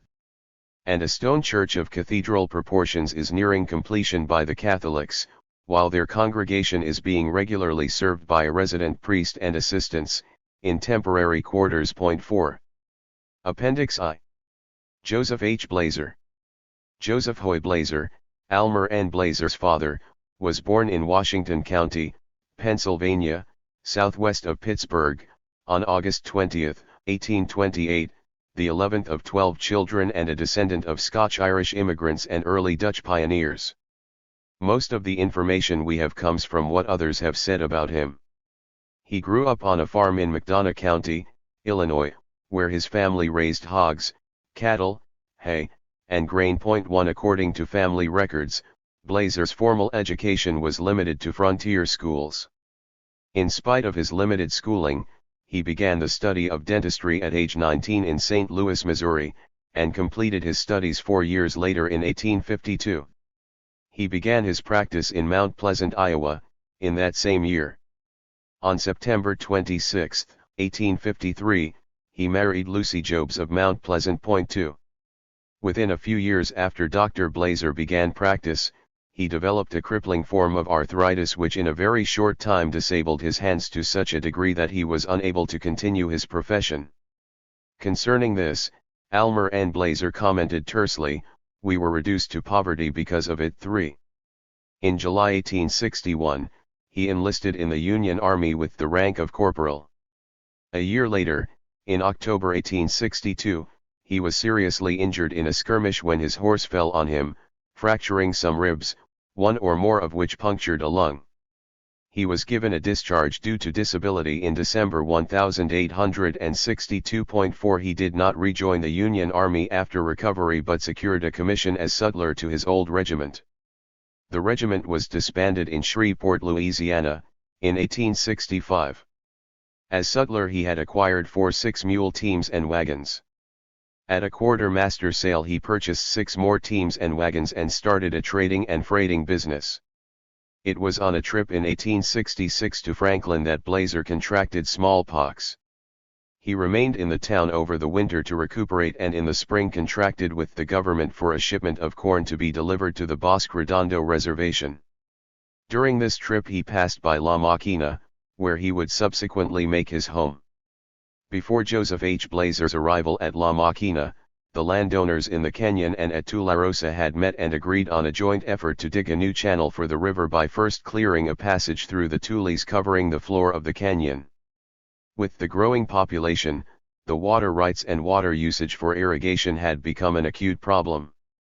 Blazer became the leader and spokesman for the canyon group.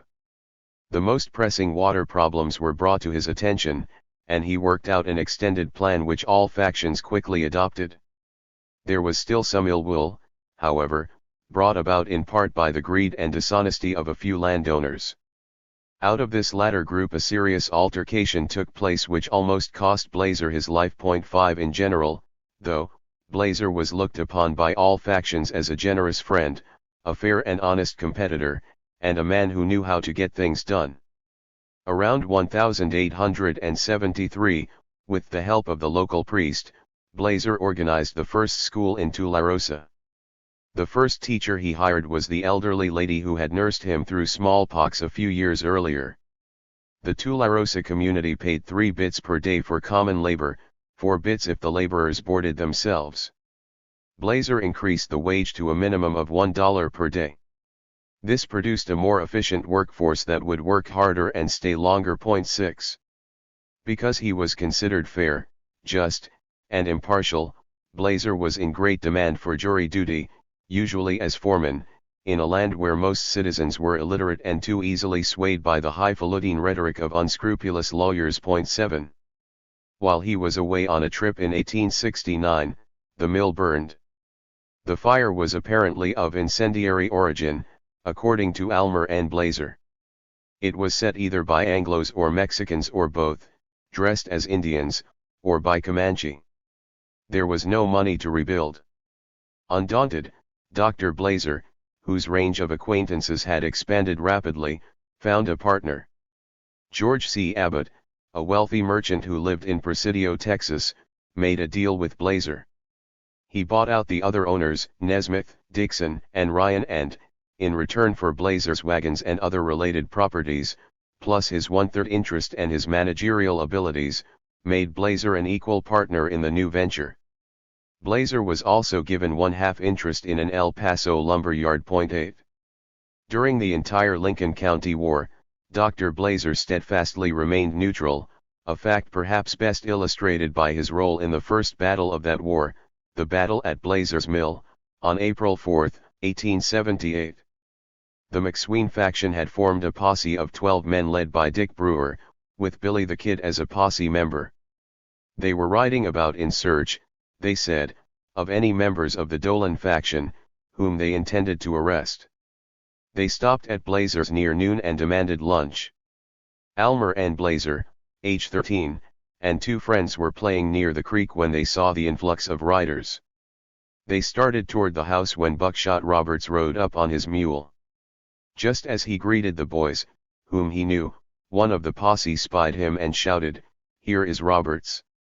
Roberts grabbed his gun from its scabbard on his mule, yelled at the boys, "Get out of the way," and ran to a house adjacent to the big house, where the Indian agent, Fred C. Godefroy, lived and whose cook was preparing the requested meal. Then the shooting began. Of what happened next Almer and Blazer wrote. Father had found Brewer dead at the mill when we arrived there. He told us that he was shot through the head and that nothing could be done for him until it was safe to go and carry him out. It was only a little while after this that 3 of the, including Billy the Kid, came to us, having made a circuit to the south of the mill where they were out of sight of Roberts' position. They were looking for Brewer and became excited when Father told them what had happened to him. The Kid told Father that he would have to go and put Roberts out of the house, to which Father replied that he would not. Then the Kid said that he would kill him if he didn't, to which Father answered that he thought Roberts would do the same thing if he tried to put him out, and he didn't see much difference so far as he was concerned. The Kid then called Father a damned old fool and said they would burn the house, to which Father replied that he knew no way to prevent that either. 9. Joseph H. Blazer never carried a gun at a time when practically all grown men sported a pistol or rifle. Paul A. Blazer, Sr., his grandson, considered the reasons for this unusual behavior. The bane of grandfather's life was his violent temper.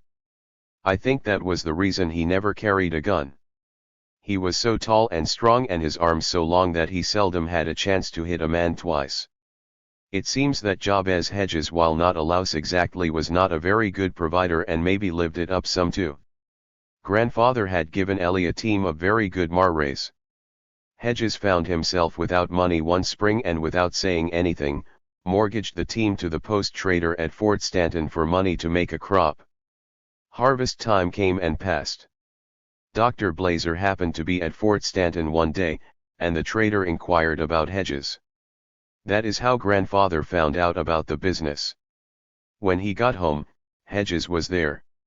Grandfather gave Hedges a thrashing right there on the chip pile. Hedges left and, as far as I know, no one ever saw him again. 10. Given the hard necessities of life, most frontier people took a firm stand in crucial matters. Blazer's fury and the consequent thrashing it provoked would have been considered perfectly appropriate and exactly what Hedges deserved. Blazer assumed responsibility for Ellie and her 5 children. Joseph H. Blazer's fiery temperament influenced Almer and Blazer's relation to his father. It is clear from Almer and Blazer's references to the doctor that he never crossed or defied him. Instead, he waited until another day before broaching the same subject, knowing that time and his father's sound common sense would take care of the problem. While he was on a business trip to the Midwest in 1882, Blazer hired 25-year-old Miss Julia McWade to serve as a tutor for the Hedges children. Miss McWade brought with her a sister, Mrs. Hattie Allen, and Mrs. Allen's son, Frank. Grandma Jewel, as she was called by the Blazer children, was a very intelligent, strong-willed, outspoken lady. She married Dr. Blazer in 1884. By 1899, the year after Joseph H. Blazer's death, the Allens and Grandma Jewel were claiming the entire farm and business and were attempting to force Almer and Blazer to stay entirely away. This brought about 2 or 3 years of legal battles, with a final settlement made of cash to Grandma Jewel. The entire property was awarded to Almer and Blazer. 11. More than most men of his time, Joseph H. Blazer symbolized those early Americans who created the culture which Max Weber called in his great study of cultures the Protestant ethic and the spirit of capitalism. 12. He was among those who brought order and civility, the kind of people who stood tall, walked free, and created a milieu which made gun-toting an anachronism. One is compelled to add, ruefully, that today Billy the Kid is better known and more widely emulated. When he met Santana for the first time, as Almer and Blazer recounts that meeting, he observed Santana and listened to what he had to say, judging him to be a man of character. Santana was looking for a man who talked with one tongue. In Dr. Blazer, he found the integrity, the honesty, and the courage he was seeking. For the entire tribe, he was a rarity, an Anglo who was their friend and advisor. Even today, courtesy is extended to the many members of the Blazer family living on or near the reservation. The only land on the Mescalero reservation which remains a Blazer property is a narrow strip of hillside rising precipitously above the new highway. Like a sentinel, it overlooks with serene indifference the scene where Blazer's mill was once the hub of a small, troubled, and now perished world. Today, it is a quiet spot, looking much as it appeared before La Maquina came to the canyon years upon years ago, a sunbathed place sparsely wooded with piñon and cedar trees. Traces of algerita shrubs planted long ago remind one to walk prudently lest he disturb the old-timers buried there who lived, labored, and died within earshot of this wind-washed hill. Here a member of this goodly company, Joseph H. Blazer, takes his rest. Appendix 2. Almer and Blazer. Almer Newton Blazer was born in Mount Pleasant, Iowa, on June 19, 1865. He attended a primary school 3 years before moving to New Mexico Territory in 1877 with his 2 sisters, Ellie Hedges and Emma Blazer. Because Almer and Blazer's mother, Lucy Jobs Blazer, developed tuberculosis during the Civil War, the family had been advised to seek a more salubrious climate. This was, of course, the principal reason his father, Dr. Joseph H. Blazer, took his wagon train to the southwest after the regiment, which he served as sutler, was disbanded in Shreveport, Louisiana. Lucy Blazer's health declined rapidly, and she died on November 1, 1869. The children remained in Mount Pleasant in the care of an aunt and uncle until the fall of 1877, at which time Dr. Blazer felt that it was finally safe for them to move to the still unsettled and unpredictable frontier. Almer and Blazer, always in delicate health, contracted pneumonia during the winter of 1876 to 1877, following which he continued to lose weight and developed a chronic cough with intermittent fever. He was diagnosed as having galloping consumption, an especially virulent form of tuberculosis. The family was told that his chances of living more than a year were almost nil. The trip to New Mexico took a full month. The railroad ended at Pueblo, Colorado, but, as Almer and Blazer wrote, "We got on a little car, and it brought us to a place called Cacharas. There we changed again and came to El Moro, a short distance from Trinidad, Colorado, and the nearest to home we could get by rail at that time. 1 We finally arrived at Anton Chico. Here, father came to us sometime in the night. I had been asleep, but he had me dress and go with him to a hotel, where he had put up in town. The doctors in Iowa had given me up to die within a year with TB, and I guess he was considerably worried about my cough, for the others stayed in camp that night. 2. Almer and Blazer's health improved, however, and he soon mastered both the Spanish and Apache languages. He became a proficient hunter, a skilled tracker, a good marksman with a gun, and was well liked by the Indians. 3 He also learned from the Indians about the flora and fauna of the region and their uses, an interest that grew and developed all of his life. Later, he would write stories concerning incidents that occurred while hunting with both Indians and with some noted Anglo-American hunters and trappers, who were among the more colorful personalities of the time.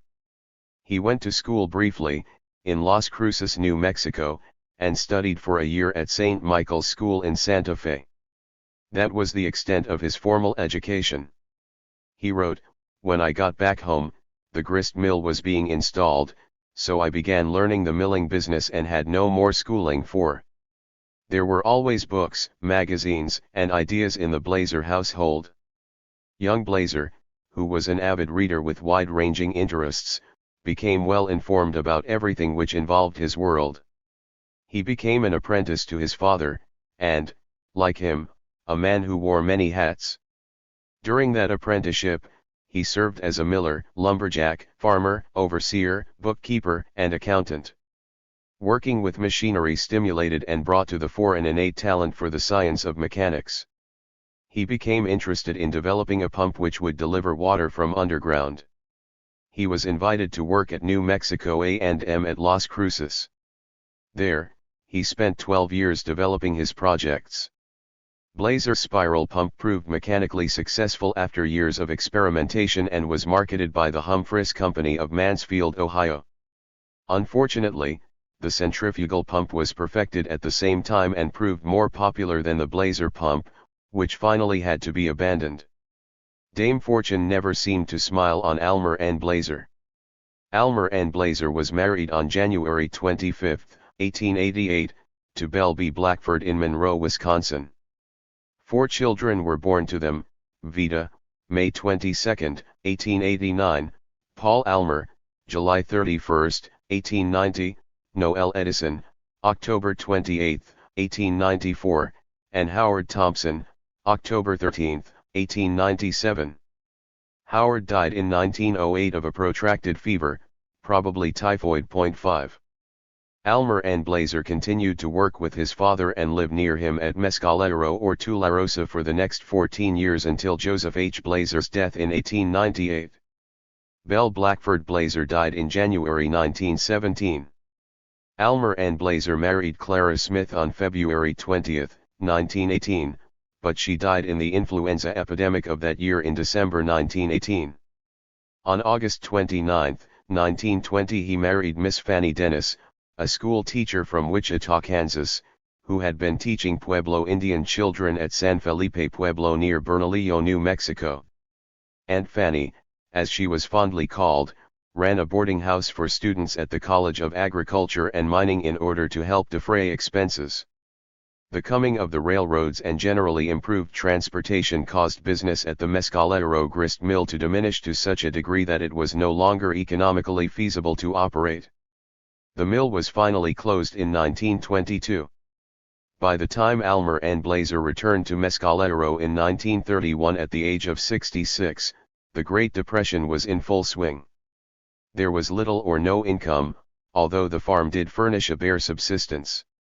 Over the years Almer and Blazer developed a reputation in academic and historical circles all across the Southwest as a prime and dependable source of information, not only in matters pertaining to the Mescalero Apache but on the history and development of the territory in general.